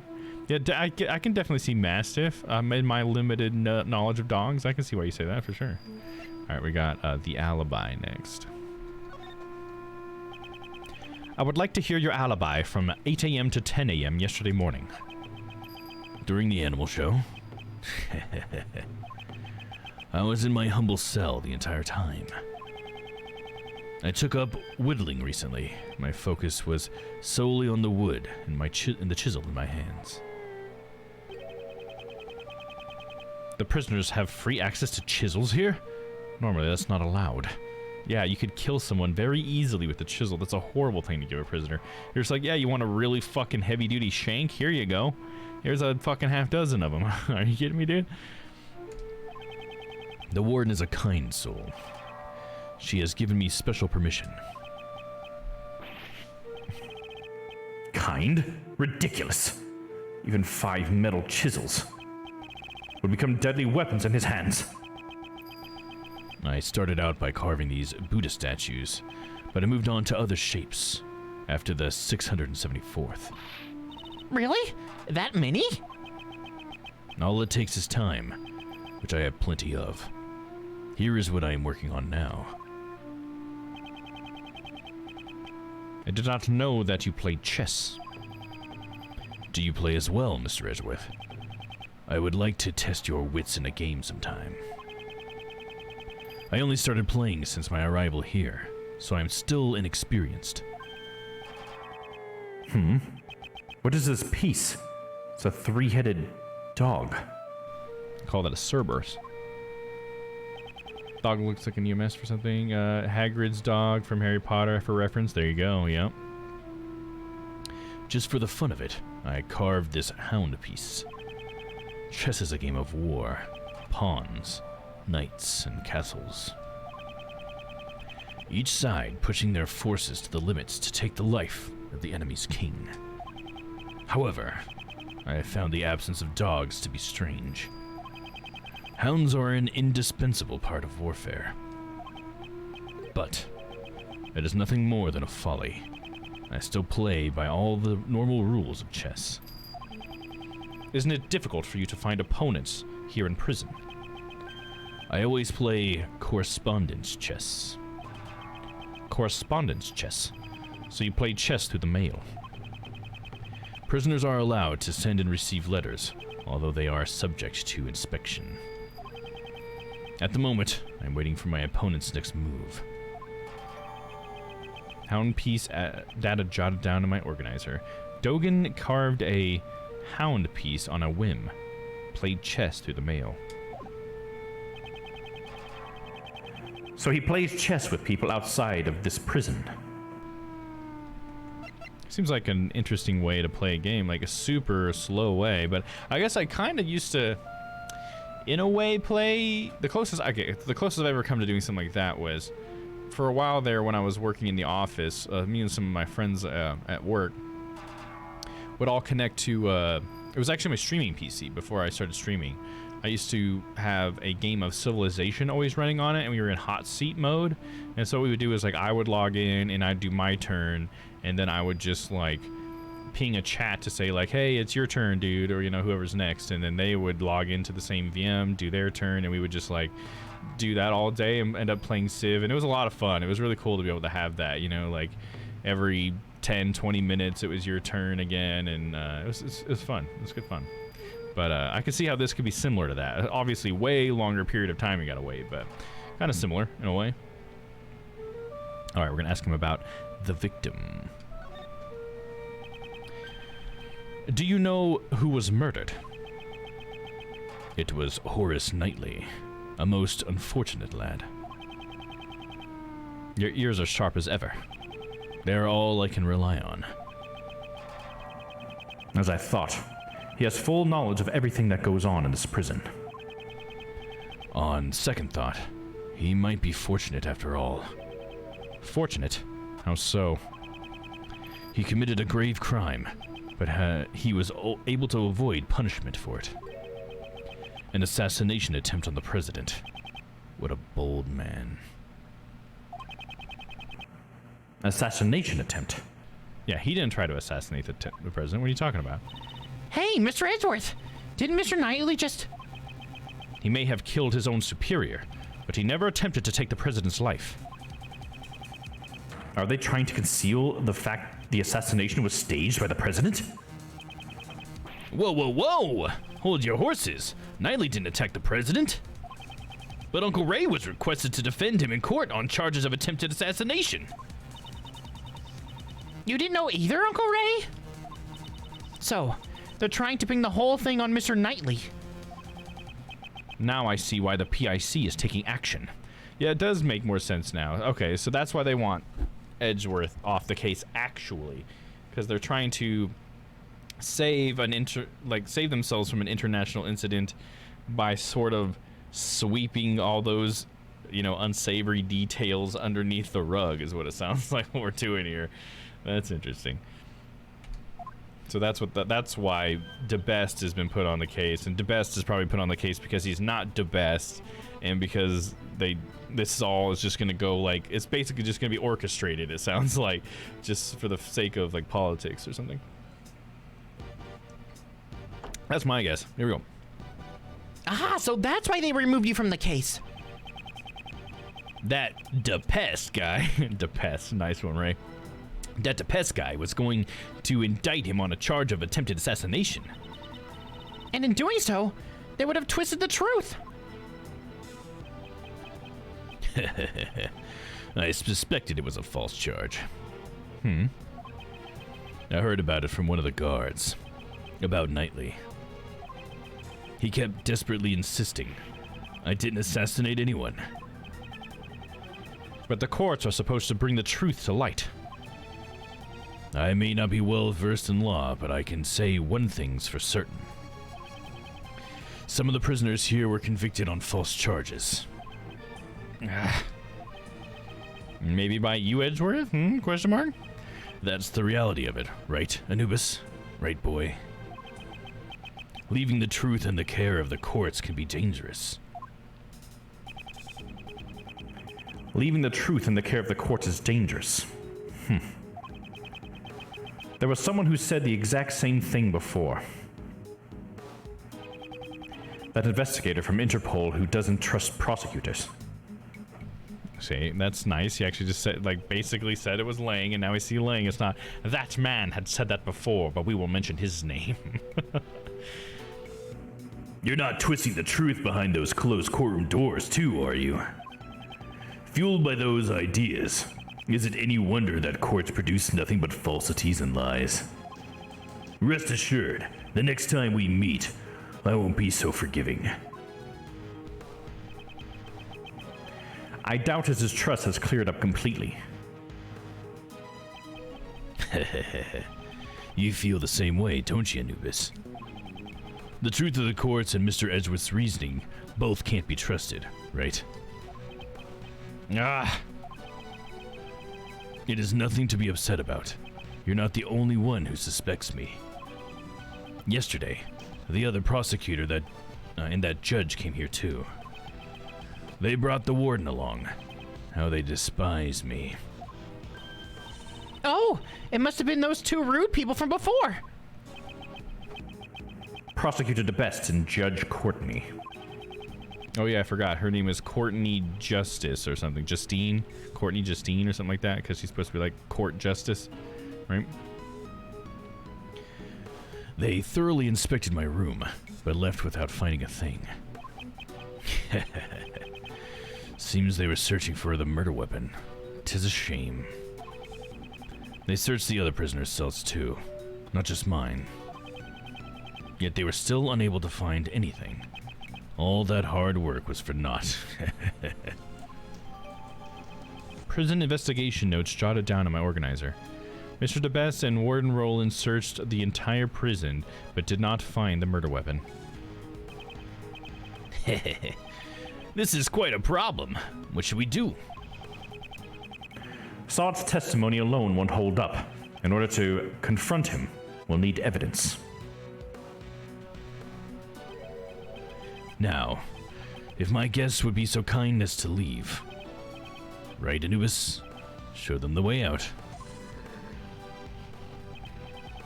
Ah, does that mean what I think it means? Let's get going, Mr. Edgeworth. Edwards doesn't give a fuck. He's like, I'll fucking take this dog on. I don't give a shit. We shall meet again, Token. It would be a shame for our long-awaited reunion to end so soon. I'll be waiting.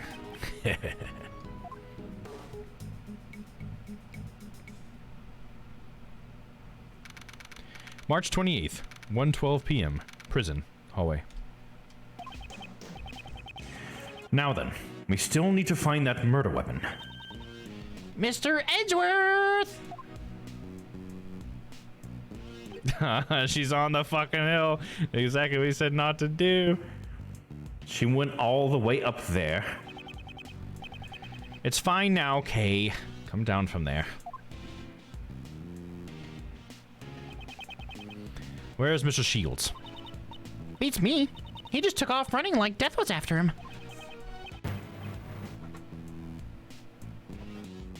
Good grief, that man. What should we do now, Mr. Edgeworth? We'll continue investigating.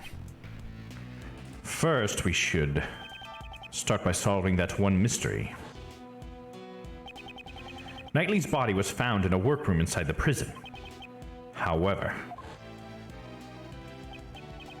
he was supposed to be in the detention center's holding cell. How did he get into the prison under such tight security? Let's go investigate the holding cell at the detention center. That's what, that was where Mr. Knightley was held, right? But what about Uncle Ray? Let's just leave him be for now.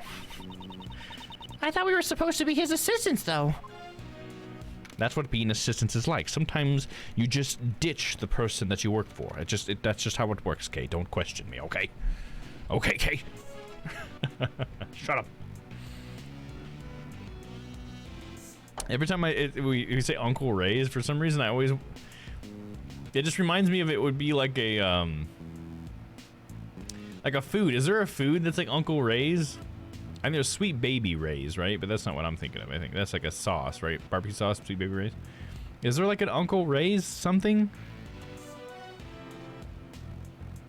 I can't think of anything, but for some reason I always just think of food. Every time I see Uncle Ray's name, I just think of food for some reason. All right, March 28th, 1:34 p.m. Detention Center, hallway. Uncle Ben's rice. Yeah, see, okay, there's an uncle. Okay, so maybe that's what I'm thinking of. Maybe that's making me think that. Is there any other uncles that I could be thinking of? It's kind of funny how they have that too, right? Because then there's Aunt Jemima, right? But she's not my aunt. And he's not my uncle, Uncle Ben. What the fuck? Just giving yourself that title, I see. Old Uncle Ray. The victim's cell is in the detention center was this way. Let's check it out, Mr. Edgeworth. Here we are, walking, and here.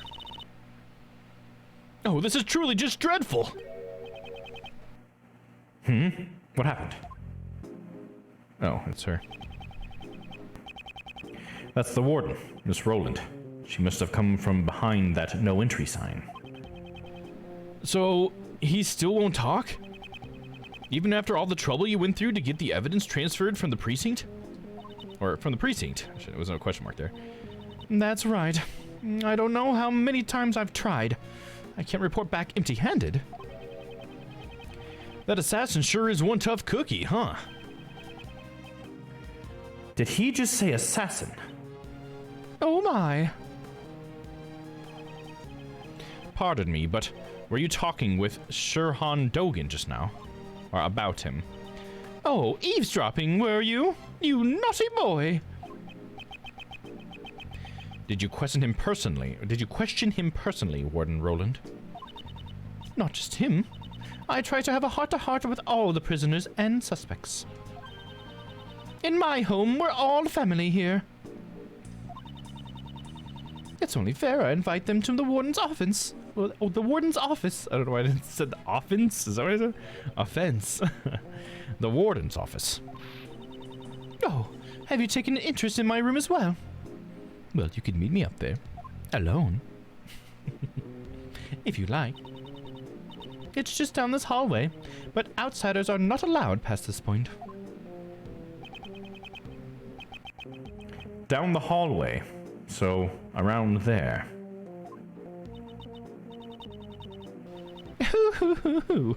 It's such a lovely room. People do so enjoy being invited back there. I always show them the splendid view of my precious courtyard. The courtyard of this animal-filled prison. I sure love to see it. Floor plans updated in my organizer. I'm delighted that you want to see it. However, I cannot invite you. What? You're not a child of our home. If you want to come to my room, you'll have to be convicted first. She only sleeps with convicts. That's a rather high hurdle to clear. Goodness me! Look at how long we've been talking. I was just about to feed Allie her lunch. Allie? She is my favorite little angel. Now, if you'll excuse me, I must be off to the courtyard. Toodaloo! What the heck? Someone from the US was just trying to call me. Oh, really? Weird. Well, it wasn't me. So don't pick up. But if it is me, always pick up. Just kidding. I never got a chance to ask her about Dogan. Well, let's head over to Knightley's cell. March 28th, 1:43 p.m. Detention center. Holding cell. Oh, here comes the yawn. Oopty. Did you leave a voice message? Hello.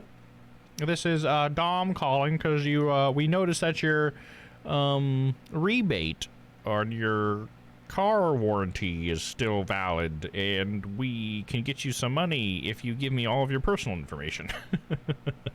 You know, they always just have some random weird thing they assume that you're gonna have. It's always like some car warranty or something, or a rebate, or I don't know, something. Always trying to trick ya. I was watching some pretty good Kit Boga videos this week. He really riles them up sometimes. It's so funny. This is the victim's cell. When did Mr. Knightley arrive here again?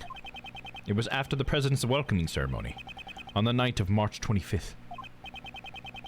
Kit Boga is good from time to time. Oh yeah, definitely, for sure. I think if I watch too much of that stuff, like Kit or whoever, you know, like Scammer Payback is another one I really like. And then the Jim Browning. He's a little bit dry, but he does some really good stuff. He's really impressive sometimes.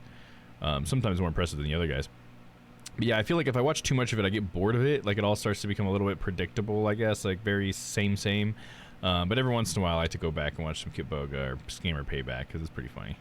Scammer Payback has been getting a lot more serious about it, too. Jim Browning, too. Yeah, he's good. He's a really good hacker. The other guys seem like they're more like, they like to, like, fuck with them and act like characters. But Jim Browning, every time I see him do it, he's always, like, just straight up interrupting them with an actual victim and stuff like that, which is like, he seems like such a hero, you know, to me in some ways, you know, because sometimes it's like this old person who's really just getting fucking scammed, and he can just like splice in there and be like, excuse me, man, but this is a scam and you need to leave. Let me handle this. It's like, fuck yeah, dude, what a fucking Superman, dude. But I love that also his videos are so boring, because he's like so much about like doing the thing that I feel like making the videos like an afterthought for him in a way, you know. So his videos aren't as polished as Kitboga's or Scammer Payback, but he's got such skills though. It's definitely worth checking it out.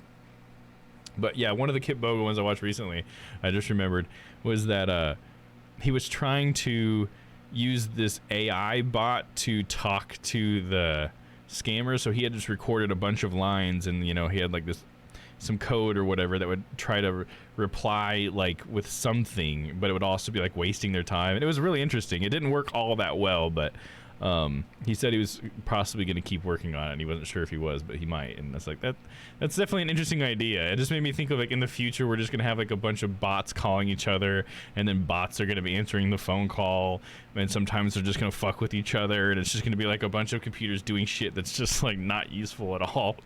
Because there's people trying to automate scamming, and then people trying to automate like the protection against scamming. It's just like, ends up just being a bunch of computers just doing nothing. I checked the message and it was PayPal. Oh, weird that they would call me about a message I sent and not respond directly to the message. Oh, okay, so you had like emailed them? Is that what you mean, like a message you sent? Also have a terrible time trying to understand the accent of the people who work at those call centers. Oh yeah, sometimes it can be really thick. It can be really hard. Yeah, I get you. So when and how did he move over to the prison? There might be some evidence left that can answer that. All right, let's get cracking, Mr. Edgeworth. Begin investigation.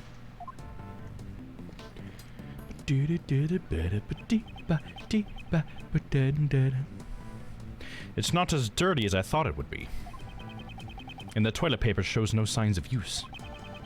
Looks like there are no problems with the toilet. Ah, there's a huge problem. What's the problem? It's totally awkward having the toilet out in the open like that. I need anything more about the end user. Oh, keep accidentally switching to Dole's voice. This facility wasn't designed with a spirit of service in mind.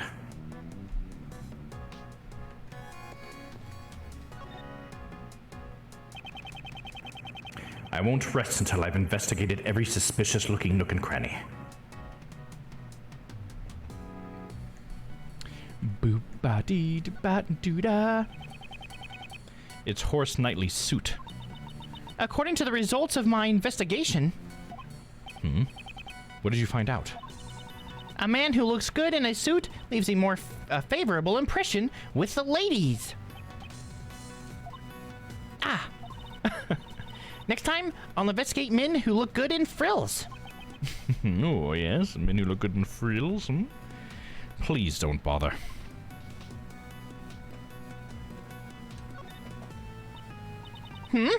This newspaper is missing a few pages. They appear to be torn out. Torn up newspaper.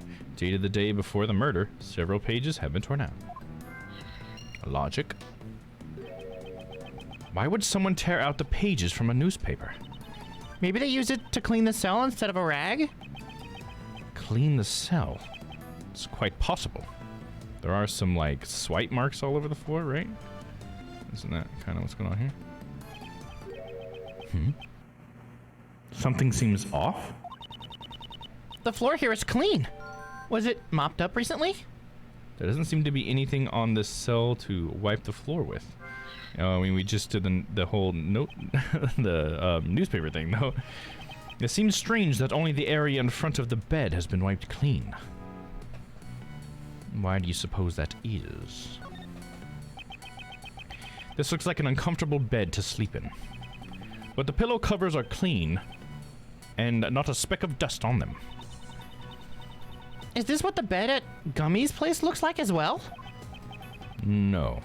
If my hunch is correct, he has an old beat-up mattress lying around in his room. That sounds like Gumshoe for sure, dude.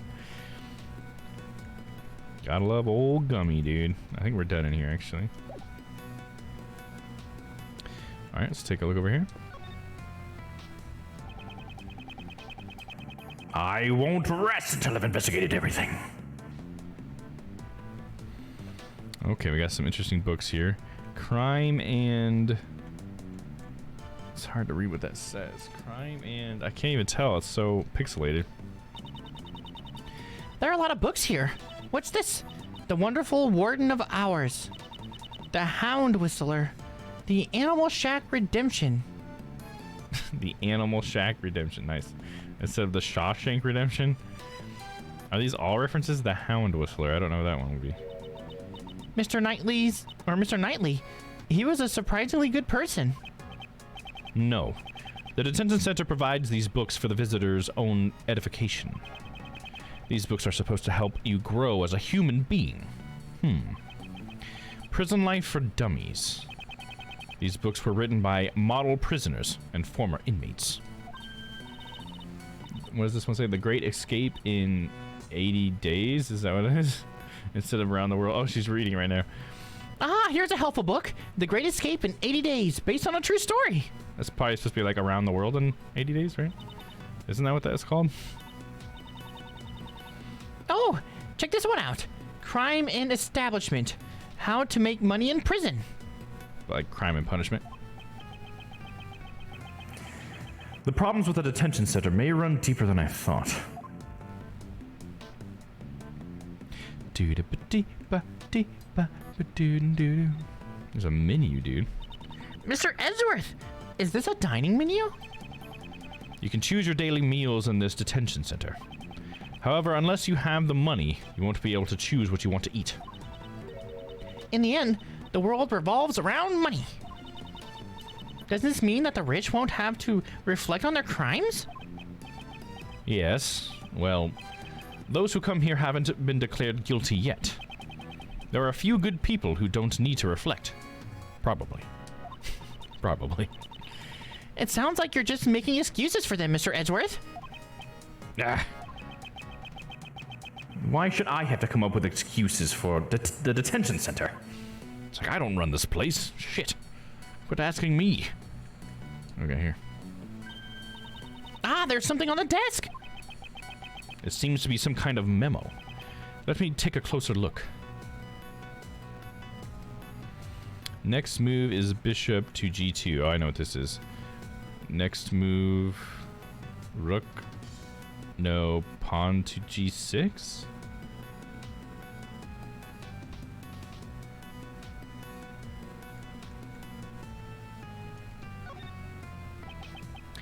This is chess notation. It was probably the victims. What's chess notation? It's a memo that records the positions of the pieces on the chessboard. This is a good match. My next move would be pawn to... no, actually before that. Mr. Edgeworth, this is no time to be playing chess. Ah, you're right. Unless... The positions of the chess pieces recorded in this memo. I feel like I've seen something similar somewhere else. I should take a closer look at the evidence I've collected. Okay, so there's... Did I get some piece of evidence from... maybe I did, from him doing the chess matches? Okay, that's not something... The only thing I can examine is the actual grid. Okay. I think we're done here, then. Oh. See if I got something I can push against this. Prison investigation... Oh, it's this. This is probably the same setup. Yeah, it looks similar. So I bet that's it. Go ahead and save real quick. And then we will deduce. Is this spot somehow related to any of the evidence I hold?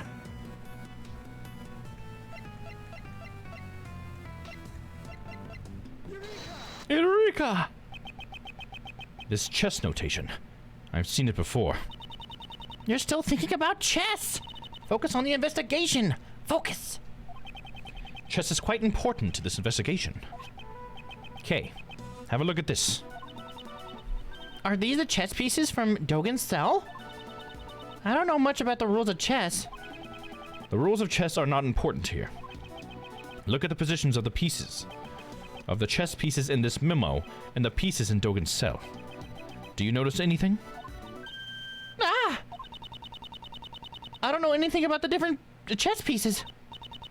But if you flip the board around, the positions of the chess pieces are completely the same. Yes. Although the memo doesn't include the Cerberus chess piece. The positions of the other chess pieces are identical. What's going on here? I always play correspondence chess. This might be hard to believe, but Dogen's chess opponent was. Ah, are you saying he was playing against Mr. Knightley? Well, here's my question.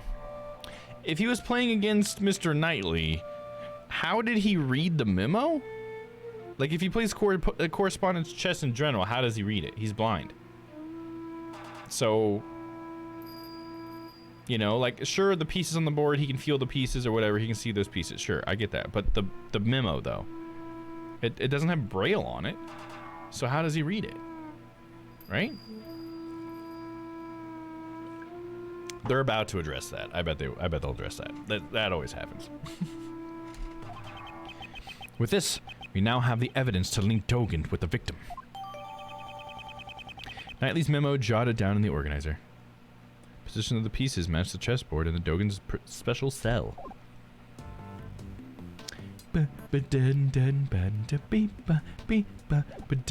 Maybe he can. Yeah, maybe that is a sign that he can. I mean, because he'd have to be able to read those memos, right? Weird. The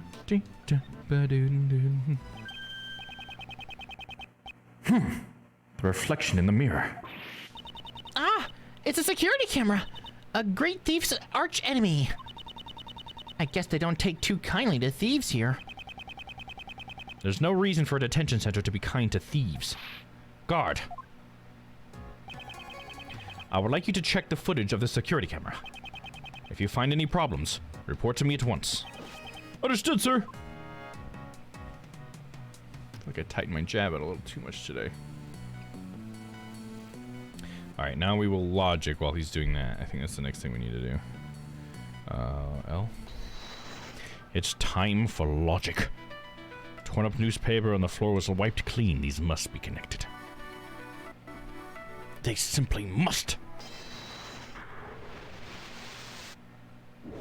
Got it.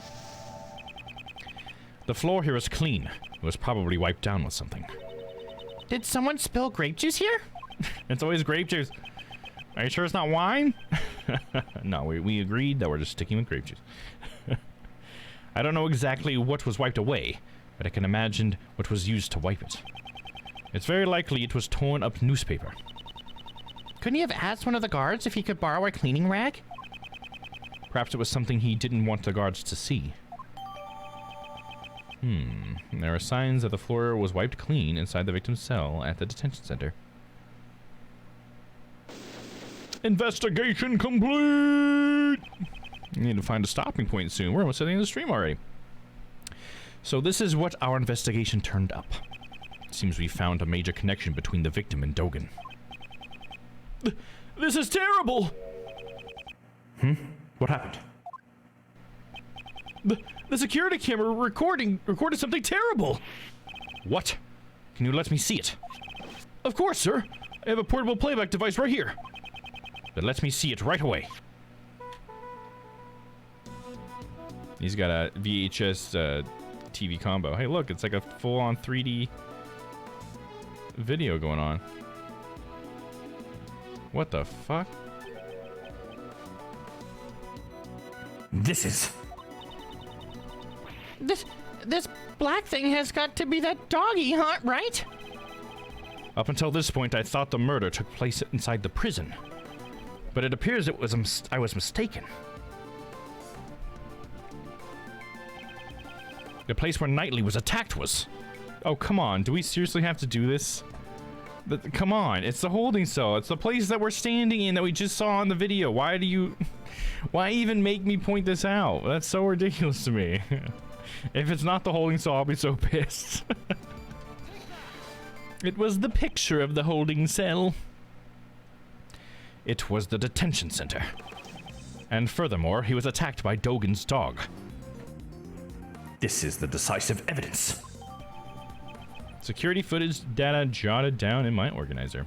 Recorded the moment the victim was attacked by a black silhouette in the detention center cell. If Knightley was killed in this room, then this piece of evidence we found in the cell takes on a new meaning. See, and that's just kind of funny because it goes to what I was saying earlier when I was ad-libbing, the fact that they should have cameras here. This should never happen because everything should have been caught on a camera. It makes no sense. And it makes no sense that that camera was only recording half of the fucking cell. Who placed that camera? They should be fired. Like, are you kidding me, dude? Well, we don't want to record him taking a shit, I guess. It's like, but he's a prisoner. It's security purposes.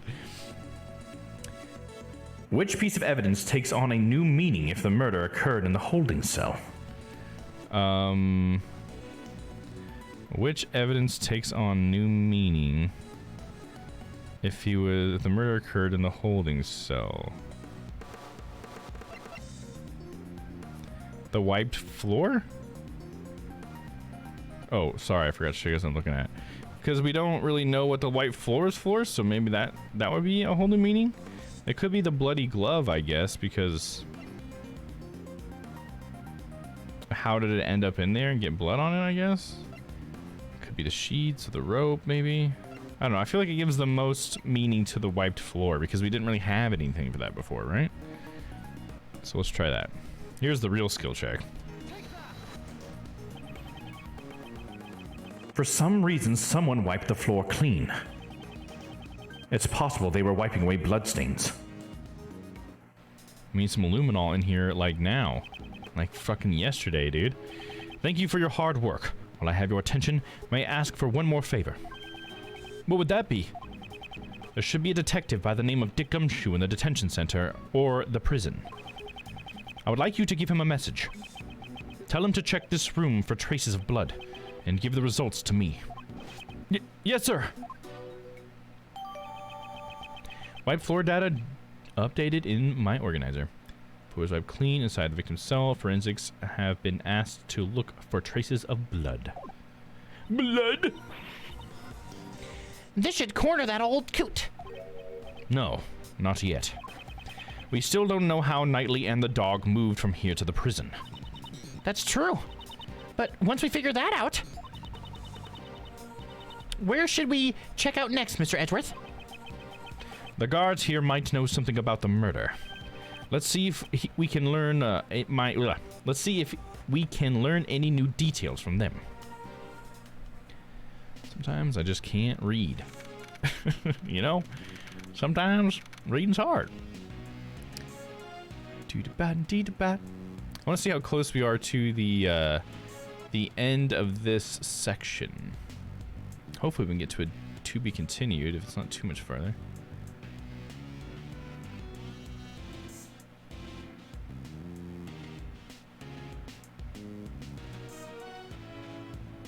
We're pretty close. It looks like we have 2 more conversations and then we'll be at the end of this part. Hopefully it won't take too much longer then. I'll go ahead and leave the guide up and we can help me get a little bit further, a little bit faster. All right. March 28th, 2:15 p.m. Detention Center hallway. All right. Let's continue our... It's Lang! Look who it is. Oh, sorry to intrude.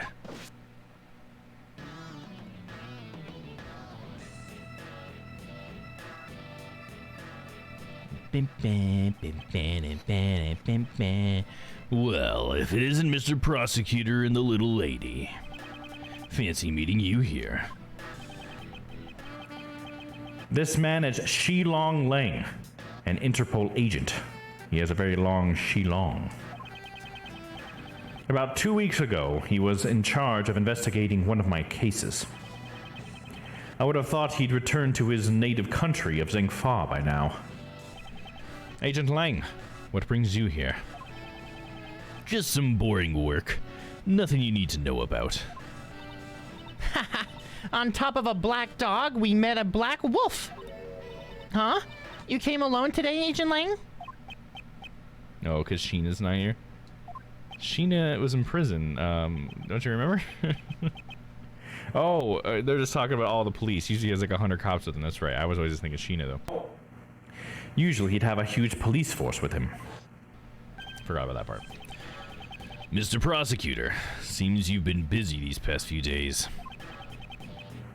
These past few days, is he referring to the incident with the Zhengfa president? I would have thought you'd be involved in this in his security too. Damn it. Ha! Our president doesn't even trust his own country's police force. Look at the results of hiring a private security company. It's laughable. Agent Lang doesn't trust prosecutors or the courts. That's why. He brings along a large force of capable policemen to thoroughly investigate the crime scene. Yes, if you and your subordinates had been there, the results might have been different. My subordinates, huh? They're no longer with me. They're not with you? Funny. Looks like I'm a real lone wolf now. Agent Lang, just what happened exactly? Didn't I tell you? It's nothing you need to know about. Well, be seeing ya, Mr. Prosecutor. I'm glad Lang is in this one. He actually really grew on me. He's a pretty cool character. He's like a good antagonist, you know what I mean?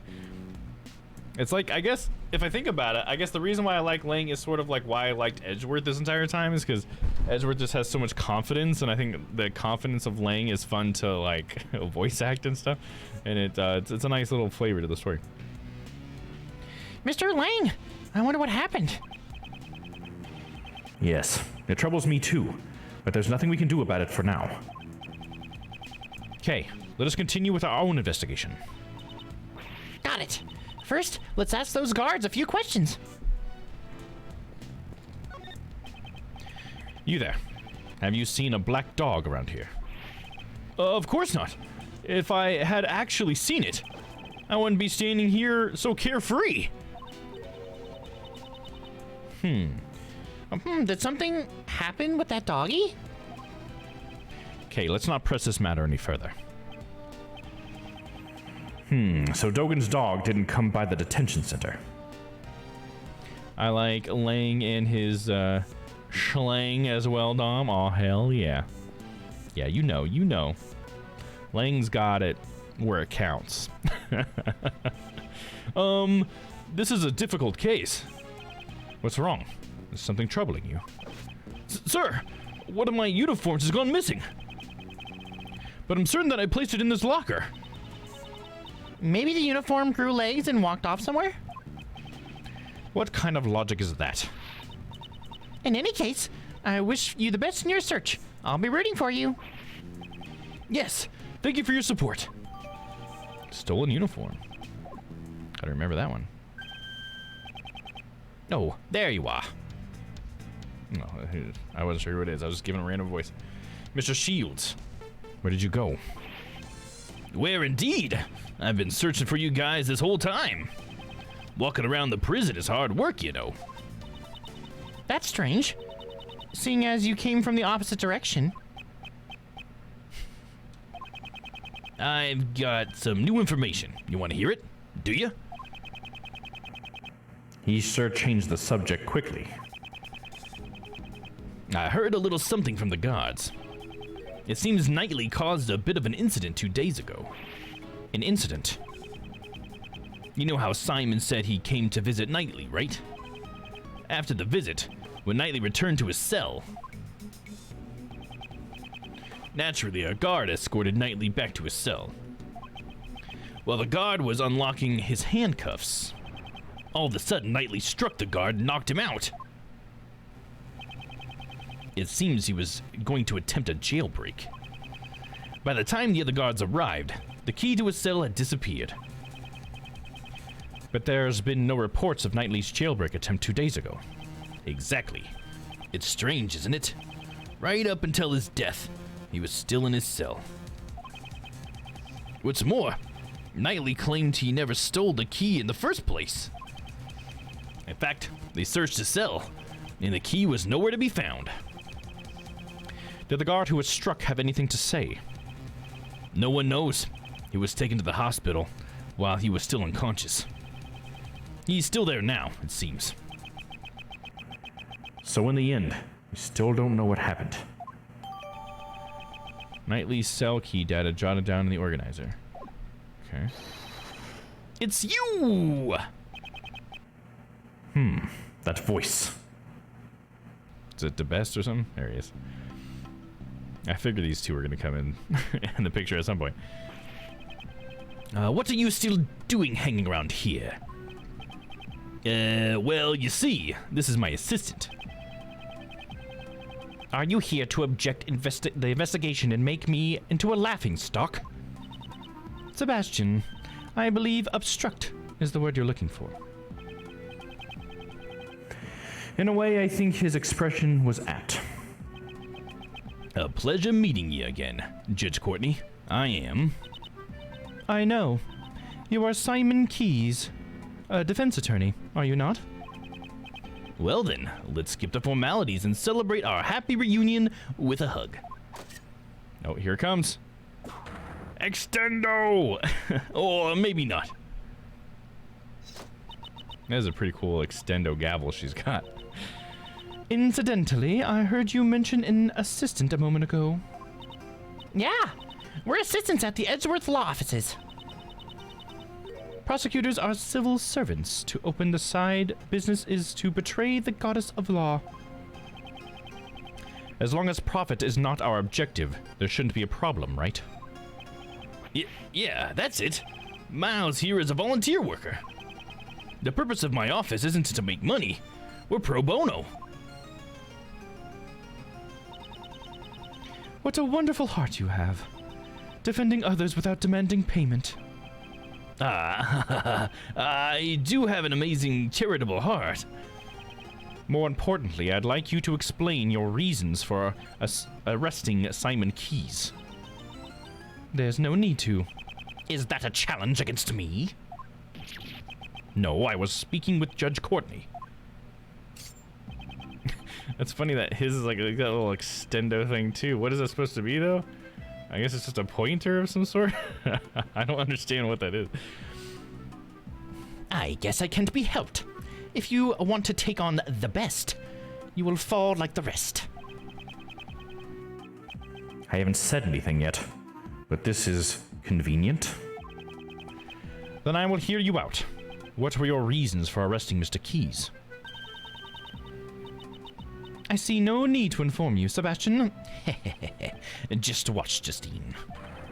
Watch as I run through and watch as I run around in circles against this useless prosecutor.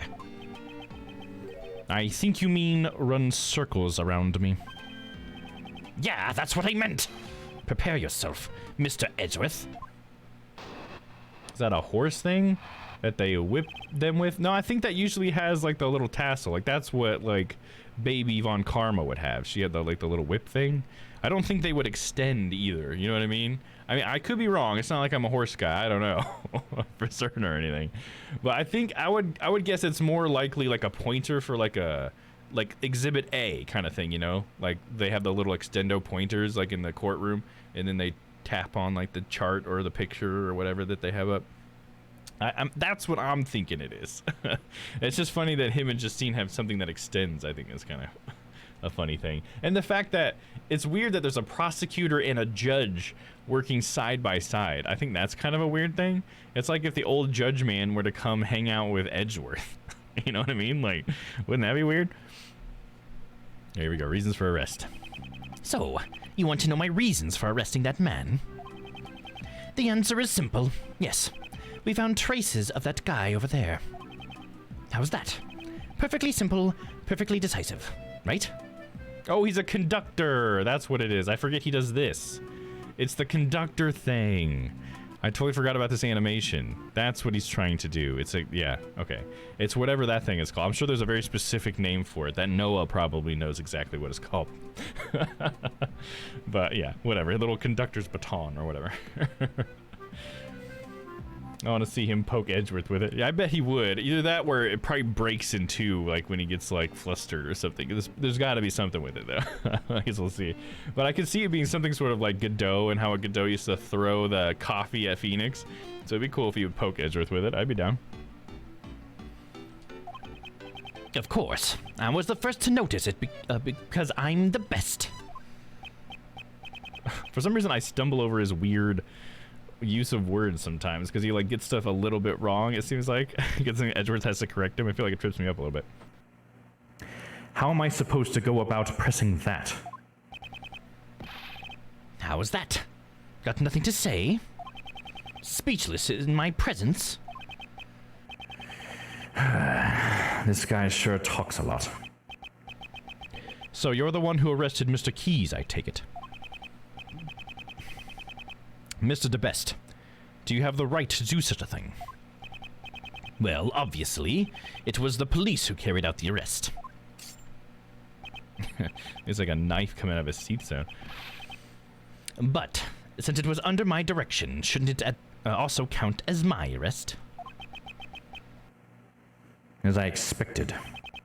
It'd be difficult to deal with both of them at the same time. However, her silence is troubling me. Just what is she thinking? Rebuttal.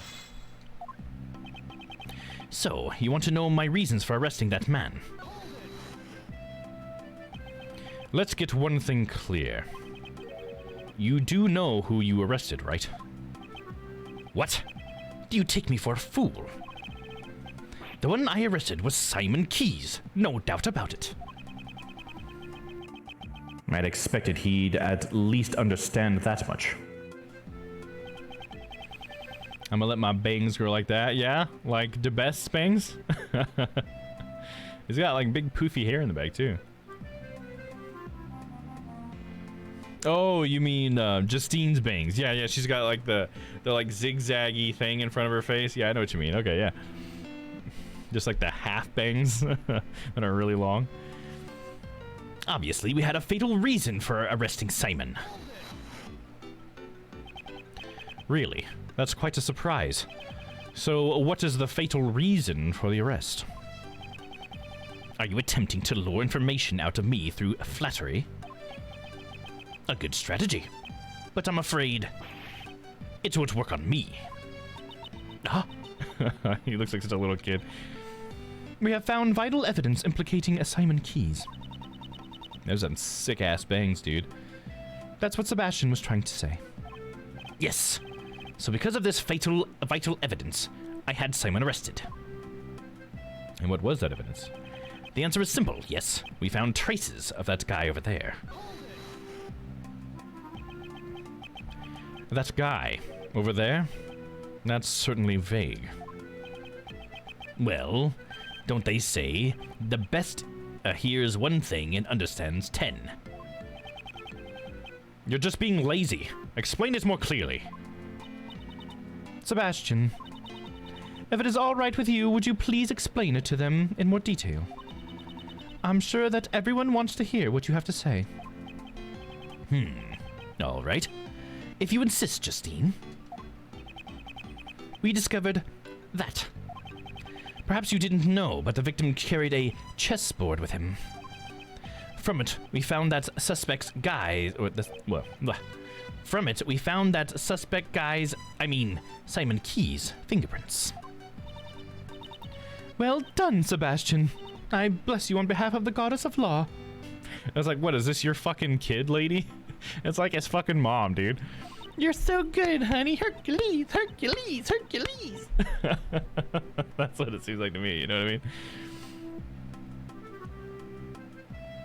I bought a headband to heal mine back when they grow out, but it doesn't fit my head. Oh no! Oh, keep. I gotcha.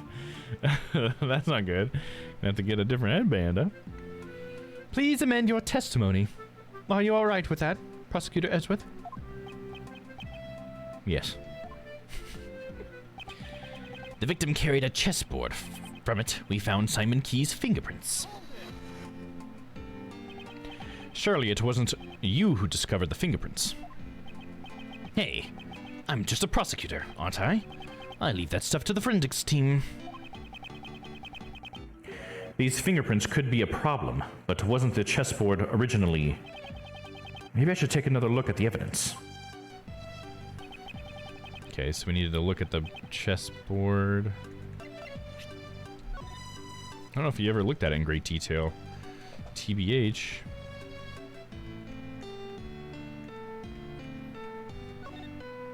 Open it up. You can open it from there. Hurry up and open it. Why are you getting so excited? What are you saying? Doesn't everyone get excited when they open a box? I think that probably applies to you only.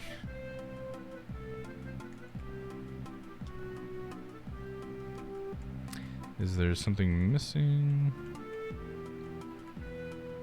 Everything seems to be in place.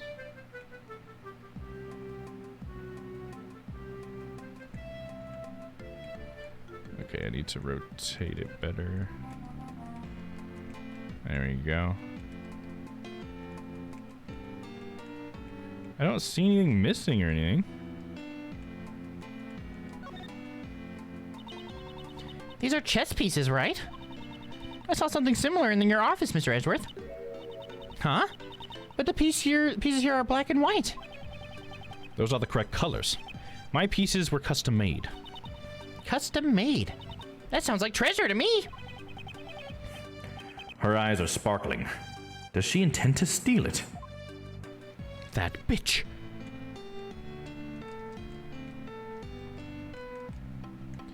I don't really see much more with this, dude.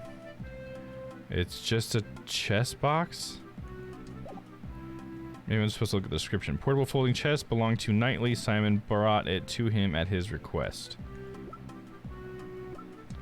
Okay. He was acting like that was a weird thing that he was using that as a piece of evidence with his fingerprints. And I agree that I guess it is, but it doesn't mean that he's a killer, but I just...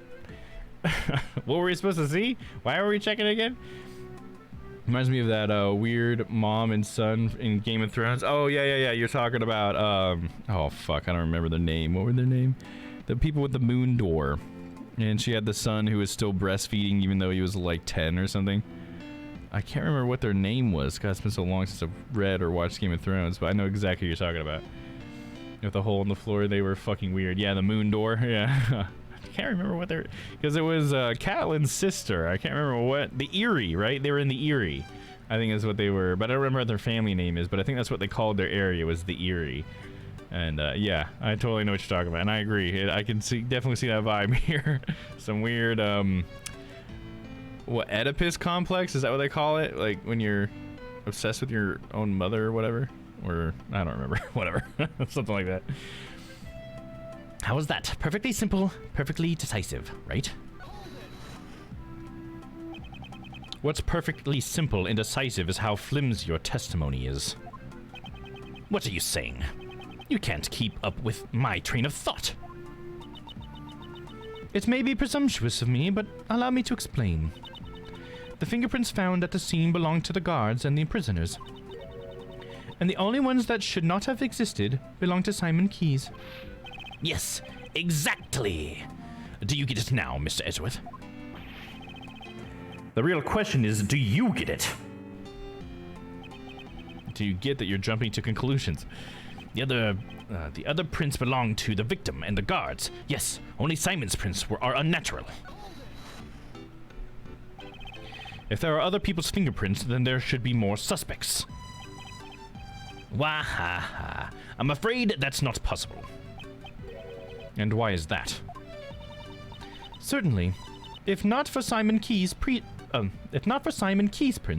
there would have been more suspects. However, his fingerprints should not have existed. That's right. After all, Simon is neither a prisoner nor a guard, so naturally he wouldn't have been allowed into the prison. And yet, he left his fingerprints. I think that's enough reason for an arrest, wouldn't you say? Yes. Well done, Justine. You're welcome.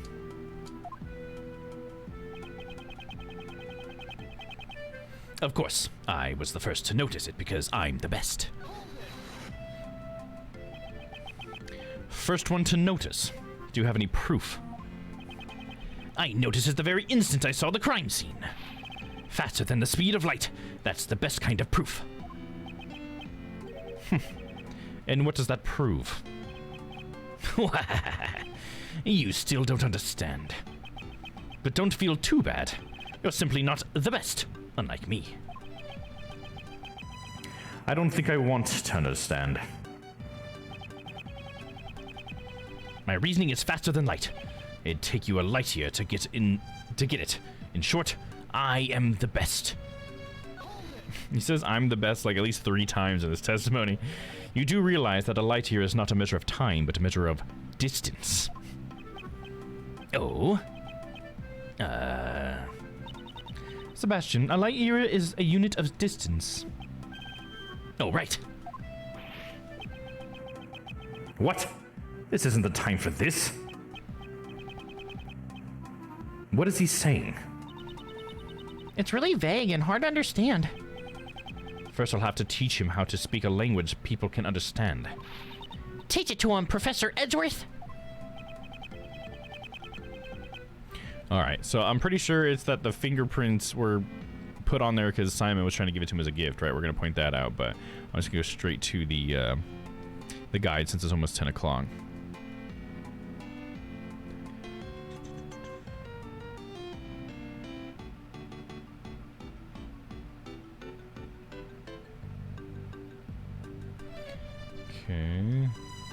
Okay, so for this one, we are going to present the chessboard.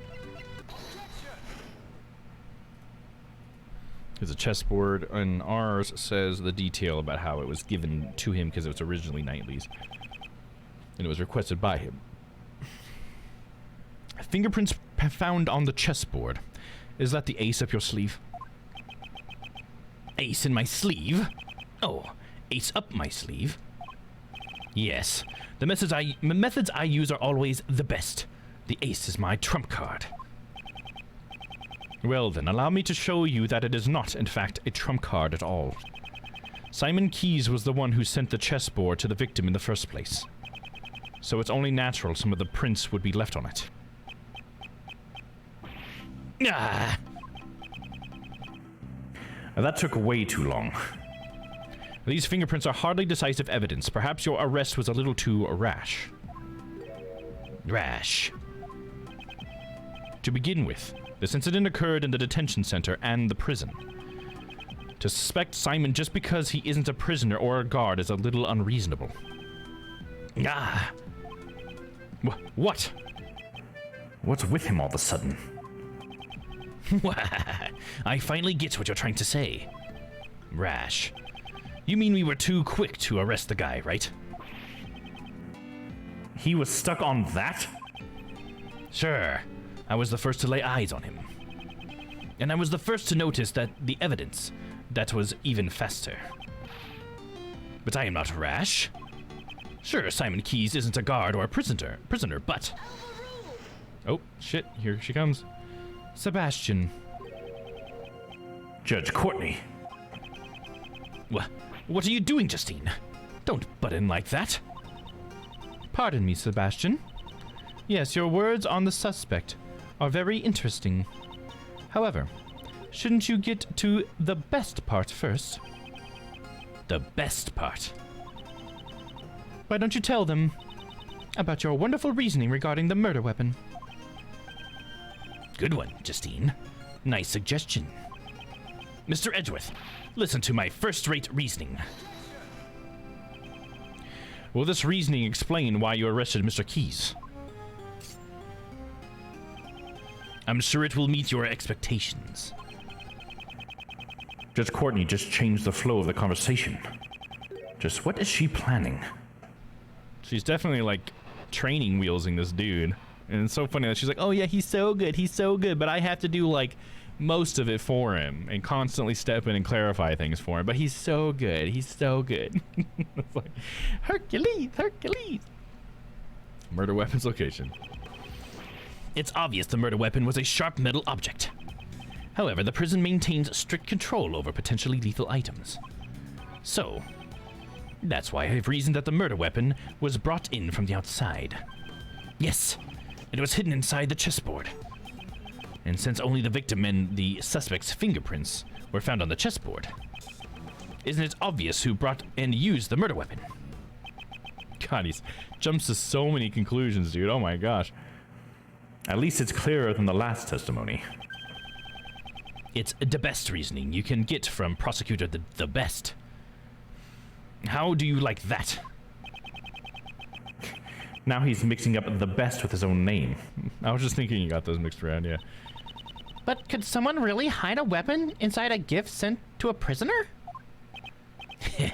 You'll find a good place if you examine inside the chessboard. Inside the chessboard? Is there some place to hide a weapon? I was just looking inside it and we didn't find anything. So let's take another look.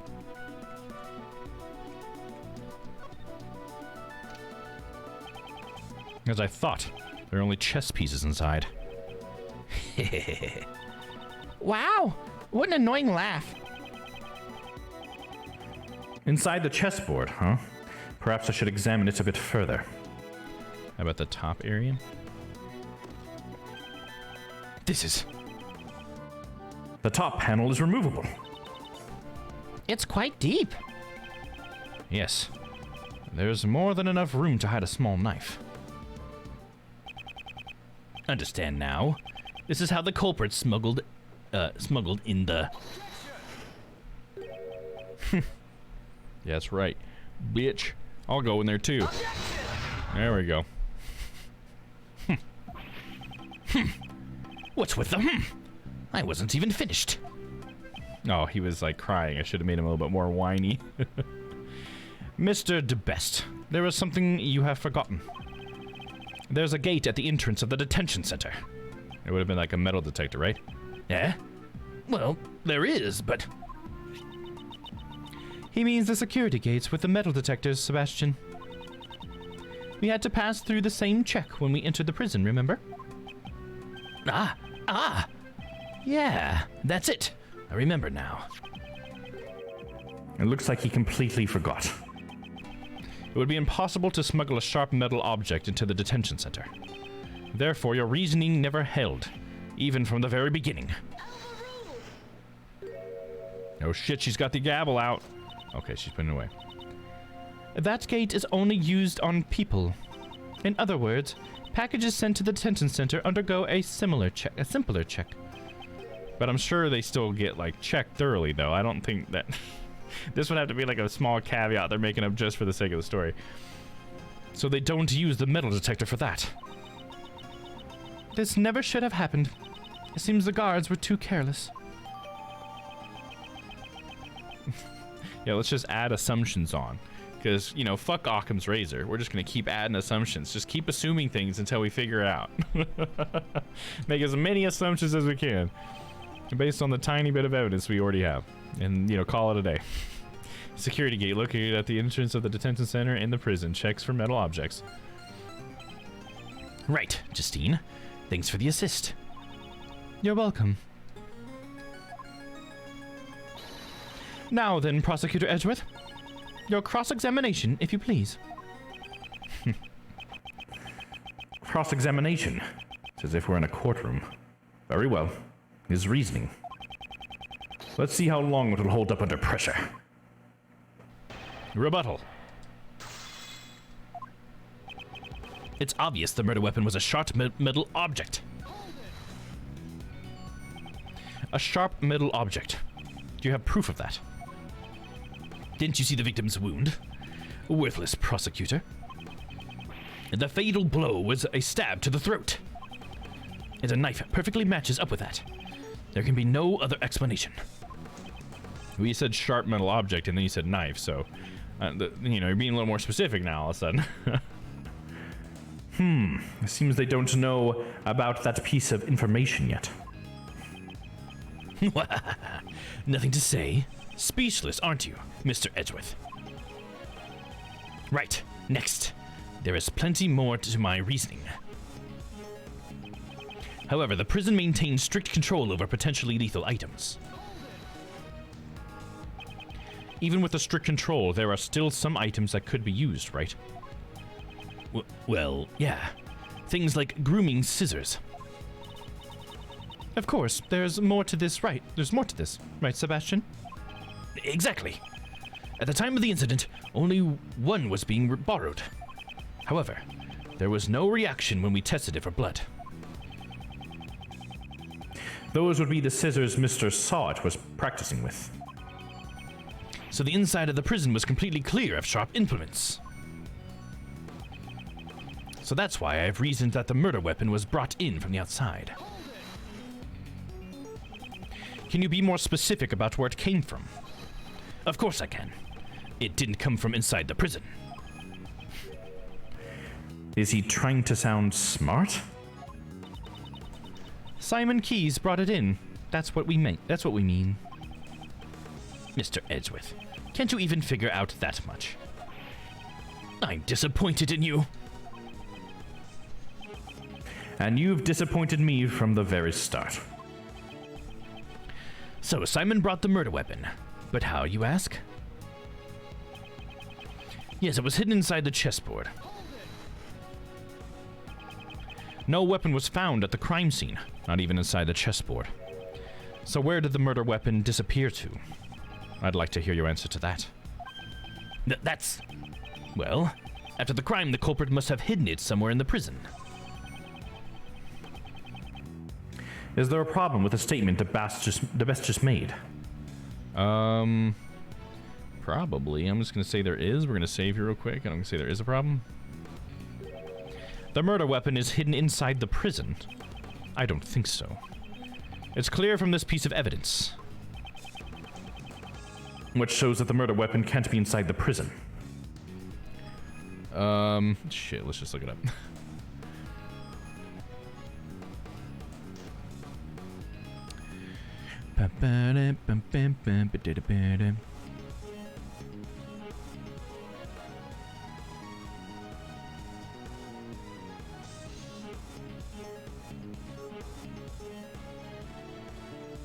The prison investigation? Is that what the paper was?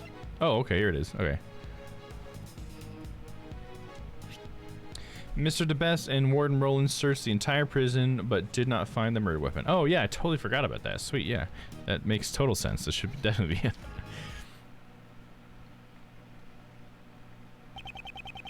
Have you completely forgotten your own actions? You, along with Warden Rowland, conducted a search of the prison. But you did not find the murder weapon, right? Oh shit, he just whipped him so in the face. Damn. That's... We must have overlooked something. This guy just completely contradicted himself. You carried out such a sloppy investigation. I'm amazed that you called yourself the best. Are you mocking me? Oh shit. Judge coming in. Sebastian. Please calm yourself. Don't get caught up in the opponent's pace. I'm fine, Justine. Did you really think the best prosecutor would be shaken by someone miles behind him? Oh, dude, that's clever, dude. I'm not even mad about that. I wish he'd stop messing around with other people's names. Oh, in that case, Kay Faraday is far ahead. Does she call herself Faraday? Because I always call her Faraday, because I always think of a Faraday cage. I don't know if that's how you spell it, but that's always what I've thought. Kay, don't get caught up in this too. Yes, If my best investigation didn't find anything, then there must not have been a single weapon in the prison. Oh, hey, what's up, HP? Feels like it's been a while, man. How you doing, man? Welcome in.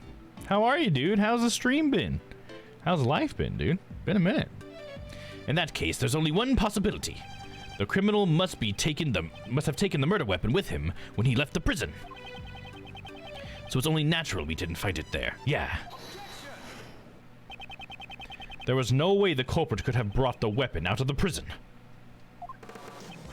And this piece of evidence shows why. It's the metal detector, right? Wouldn't that make sense? Because we just talked about that with this kid who's an idiot. Let me see. Make sure it's the right thing. Yep, the security gate.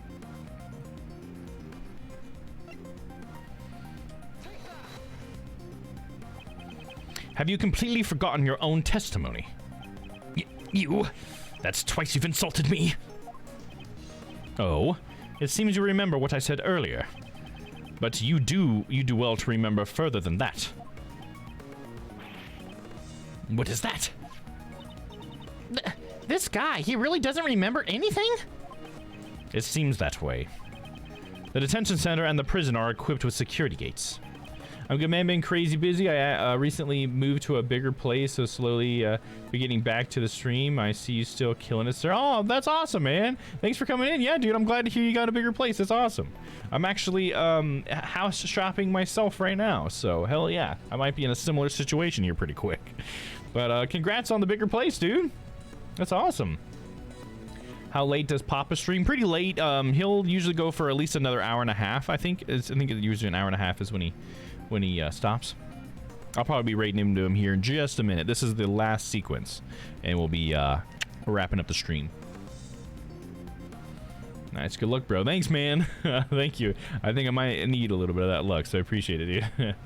Okay, late night for me. Are you gonna hang out with Papa? Fuck yeah. I'm sure you'd be happy to have you. Oh shit, did I just lose my controls? Oh no, we're good. That's weird. All of a sudden, it acted like my controller disconnected and reconnected. That's weird. Seems fine, though.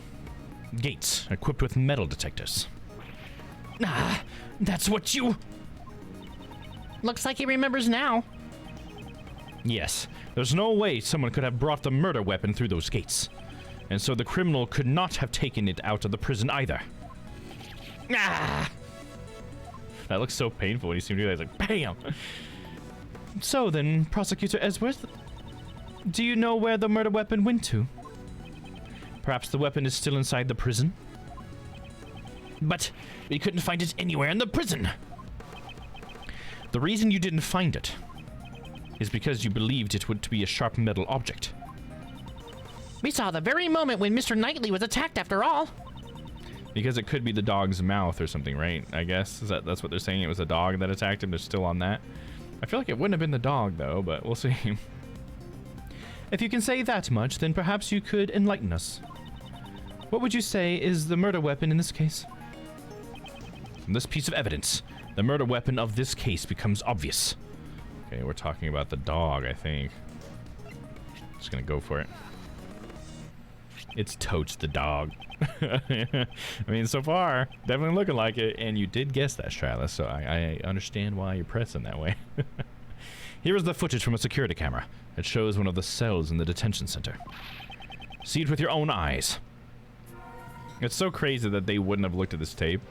Like, the best wouldn't have fucking looked at all the fucking camera footage. Are you kidding me, dude? Like, are you fucking kidding me? What a horrible, horrible fucking investigator. What? It can't be. This tape clearly shows the moment the victim was attacked by a black dog. I believe this is sufficient proof, wouldn't you say? Indeed. This is vital evidence. Horace Knightley was killed in the detention center by that dog. After that, the body was moved to the prison workroom. The body's always moved. I feel like that's always the case. You think the dog dragged him all the way to the workroom? Wouldn't that be crazy? And not get caught? That would have taken forever. Our witness claims to have seen a dog in the workroom when the body was found. Of course, a dog couldn't have planned this crime on its own. However, there is someone who could have. That's enough, Prosecutor Edgeworth. Judge Courtney. It's true this camera footage is vital evidence. However, there is something else you must prove. Actually, you've already noticed it, haven't you? It's just as she says. There is still a huge flaw in my reasoning. If that black dog is a prisoner's pet, how is it able to move between the detention center and the prison? Ah! I guess through the ceiling, apparently. It looked like it fucking came through the ceiling in that video to me. What will we do, Mr. Edgeworth? I still don't know how the dog managed to move from one place to the other. I knew it. What? You're one to talk. You don't know either. If you do not solve this mystery, I'm afraid I cannot accept your logic. If this was a real courtroom, I would call for a recess now. It's funny, it's like you could totally accept the best logic when it was horrible. Like it crumbled in our hands like ashes, dude. But Edgeworth has like some pretty solid evidence and everything, and he's still like saying that he doesn't know yet and it still merits investigation, but he's the one that should prove stuff. I'm just like, what the fuck? He's the one that's still like ready to get more information. The best is the one that's like jumping to conclusions, but he's the one that's more believable, I guess. Whatever, Courtney. Whatever. Not the gavel! Wait, I'm not finished yet. She is so biased. It's crazy. Court has been adjourned. Leave at once. This isn't a courtroom. You have no power here. Well then, as I said, court is adjourned. I can't prove my argument, but it isn't the same. What? But isn't it the same case with Mr. Keyes? Whatever do you mean? Just as I don't know how the dog entered the detention center. You also don't know how Simon Keyes entered the detention center and prison. Although he came to visit the victim, he was an outsider to the prison. Don't you think it would be difficult for him to commit a crime inside the prison?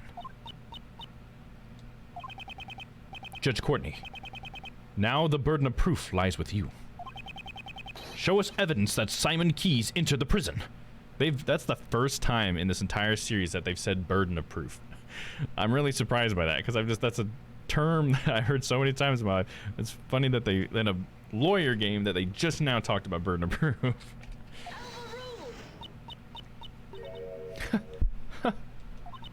You want me to present evidence? I'm happy to oblige. What? Does she really have evidence? I was bluffing. It's about time I told you. Now that I know the basis of your reasoning, Prosecutor Edgeworth. What is she thinking? It seems you don't even know Simon Keyes' real occupation. He is a circus performer. A circus performer? Yes. Have you ever heard of the Berry Big Circus? Oh, he's part of the Berry Big Circus? We didn't meet him before. Where was Simon when we were there before with Phoenix? He must be a new guy. Circus? Ah. But of course. But of course. Yesterday was a day that I wouldn't have missed for the world. Wouldn't have missed for the world? Did you have some kind of important meeting? Oh, heavens, no. I despise meetings. It was the animal show, of course. It seems you've realized.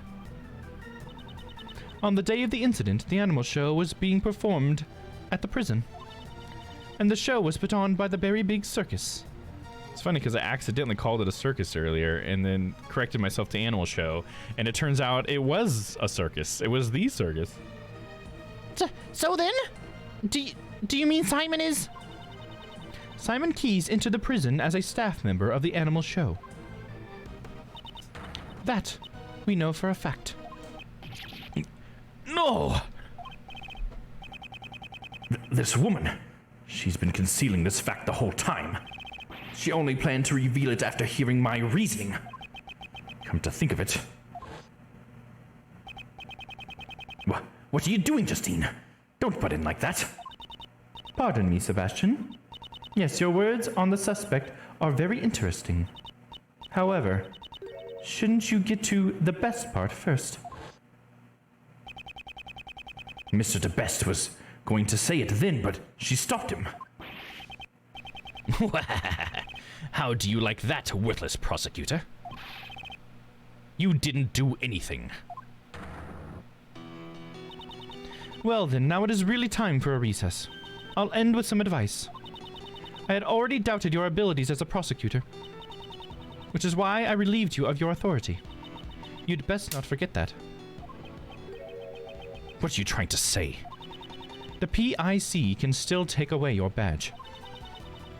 If you value your badge, I'd advise you not to show your face before me again. Is that a threat? The goddess of law is merciful, but that doesn't mean you can get away with everything. And one more thing. I must digress. I suggest you stop with the Defense Attorney Act.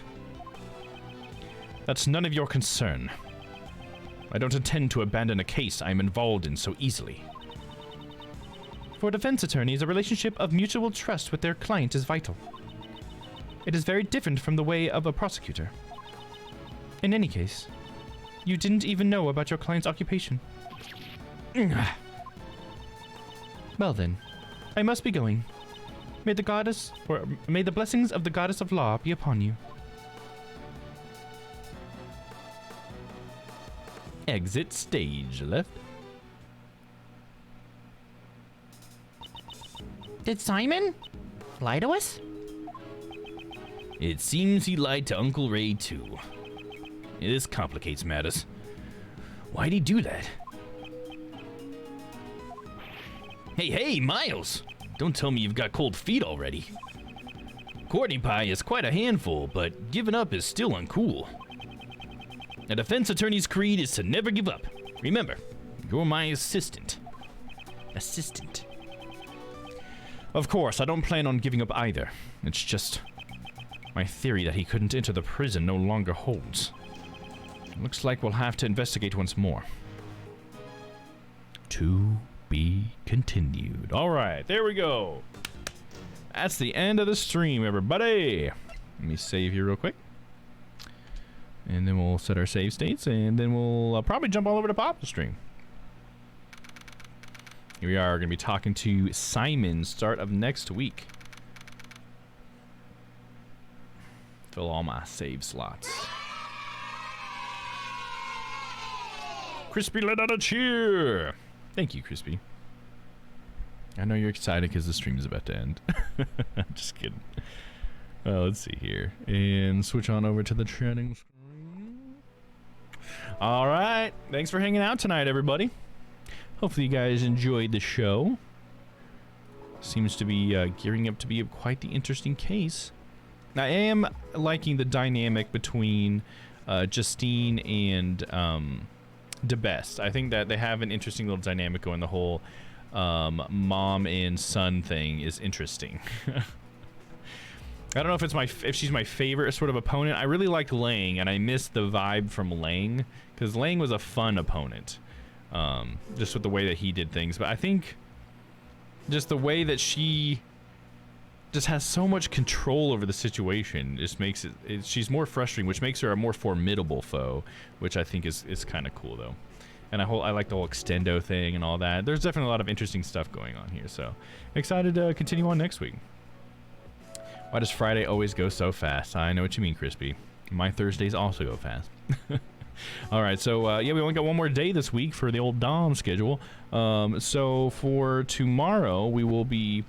man, come on. Transitions work for me, dude. Tomorrow we will be continuing on with Yakuza Kiwami 2. I believe it's part 3 for me of that series. Maybe only part 2. I think it's part 3 now. And yeah, it's honestly, it's been great. We'll have recaps and everything, so if you don't know any part of the story, I will definitely catch you guys up before we get started tomorrow. And of course, anytime you can always ask me for a recap. I'm happy to bring you up to speed.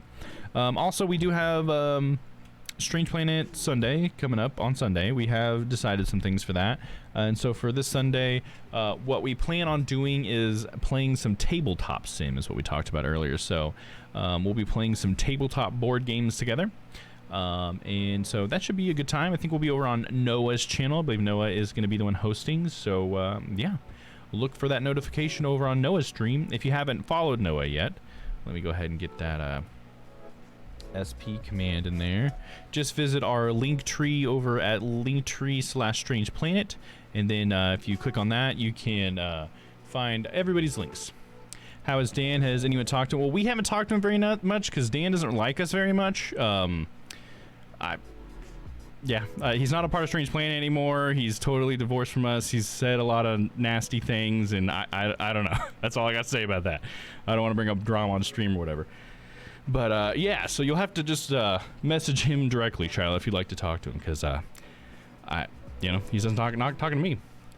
He isn't. What the fuck? Yeah, I mean, if you want to private message me, we can talk privately. But anyways, we wish the best for Dan. We hope he's successful or whatever, so it's all good. No big deal. All right, let's go ahead and jump on over to Papa's stream, though. Let me make sure he's still streaming. I'm sure he is, but I always like to double check just to make sure.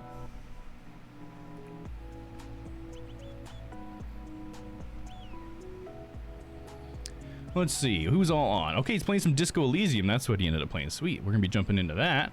Let's see who else is on, though. We got Mr. Flex-a-Lot is on. He's playing Cult of the Lamb. I've never heard of that. Got Don Rocks is on, playing The Forest. Kim Anoki's playing some Monkey Brains. Maverick Comic, he's continuing his Dark Cloud 2 playthrough. And Burnsy's on, he's playing some Uno. So there we go. There's some people. But we're going to be jumping over into Papa's stream, playing some Disco Elysium. Very interesting story game. So hopefully you guys enjoy that.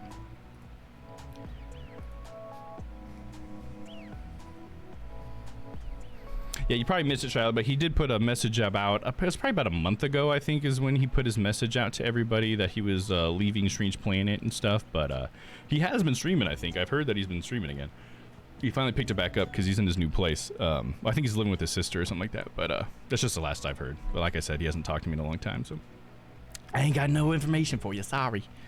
But anyways, without further ado, let's jump on into Papa's stream. Let's go raise hell over there. Hope everyone has a great rest of the day. Yeah, you too, Crispy. Have a wonderful rest of your Friday, and we will see you on our Friday tomorrow, Crispy. And for the rest of you, that'll be our Friday. I think Crispy's the only one who is in the future, right? She's the only future watcher I have. Let's see. Raid, Papa, Wolf.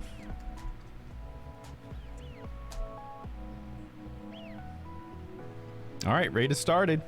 If you guys want to jump on over and hang out with Papa, jump on that raid.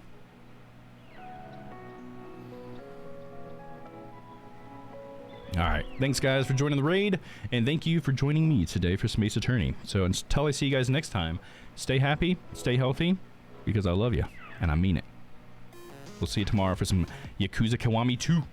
Night, everybody. Bye-bye. I'm coming to you from a place that doesn't exist in the future. Oh, that sounds so mysterious. That sounds like something that would like be the start of like some mysterious book or like an anime or something. Like that would just be like some character's voice. That's just like, like a voiceover. I'm coming to you from a place that doesn't exist in the future. And I'm here to tell you a message. Or something, you know what I mean? All right. Bye, guys. We'll see you later. Let's go hang out with Papa.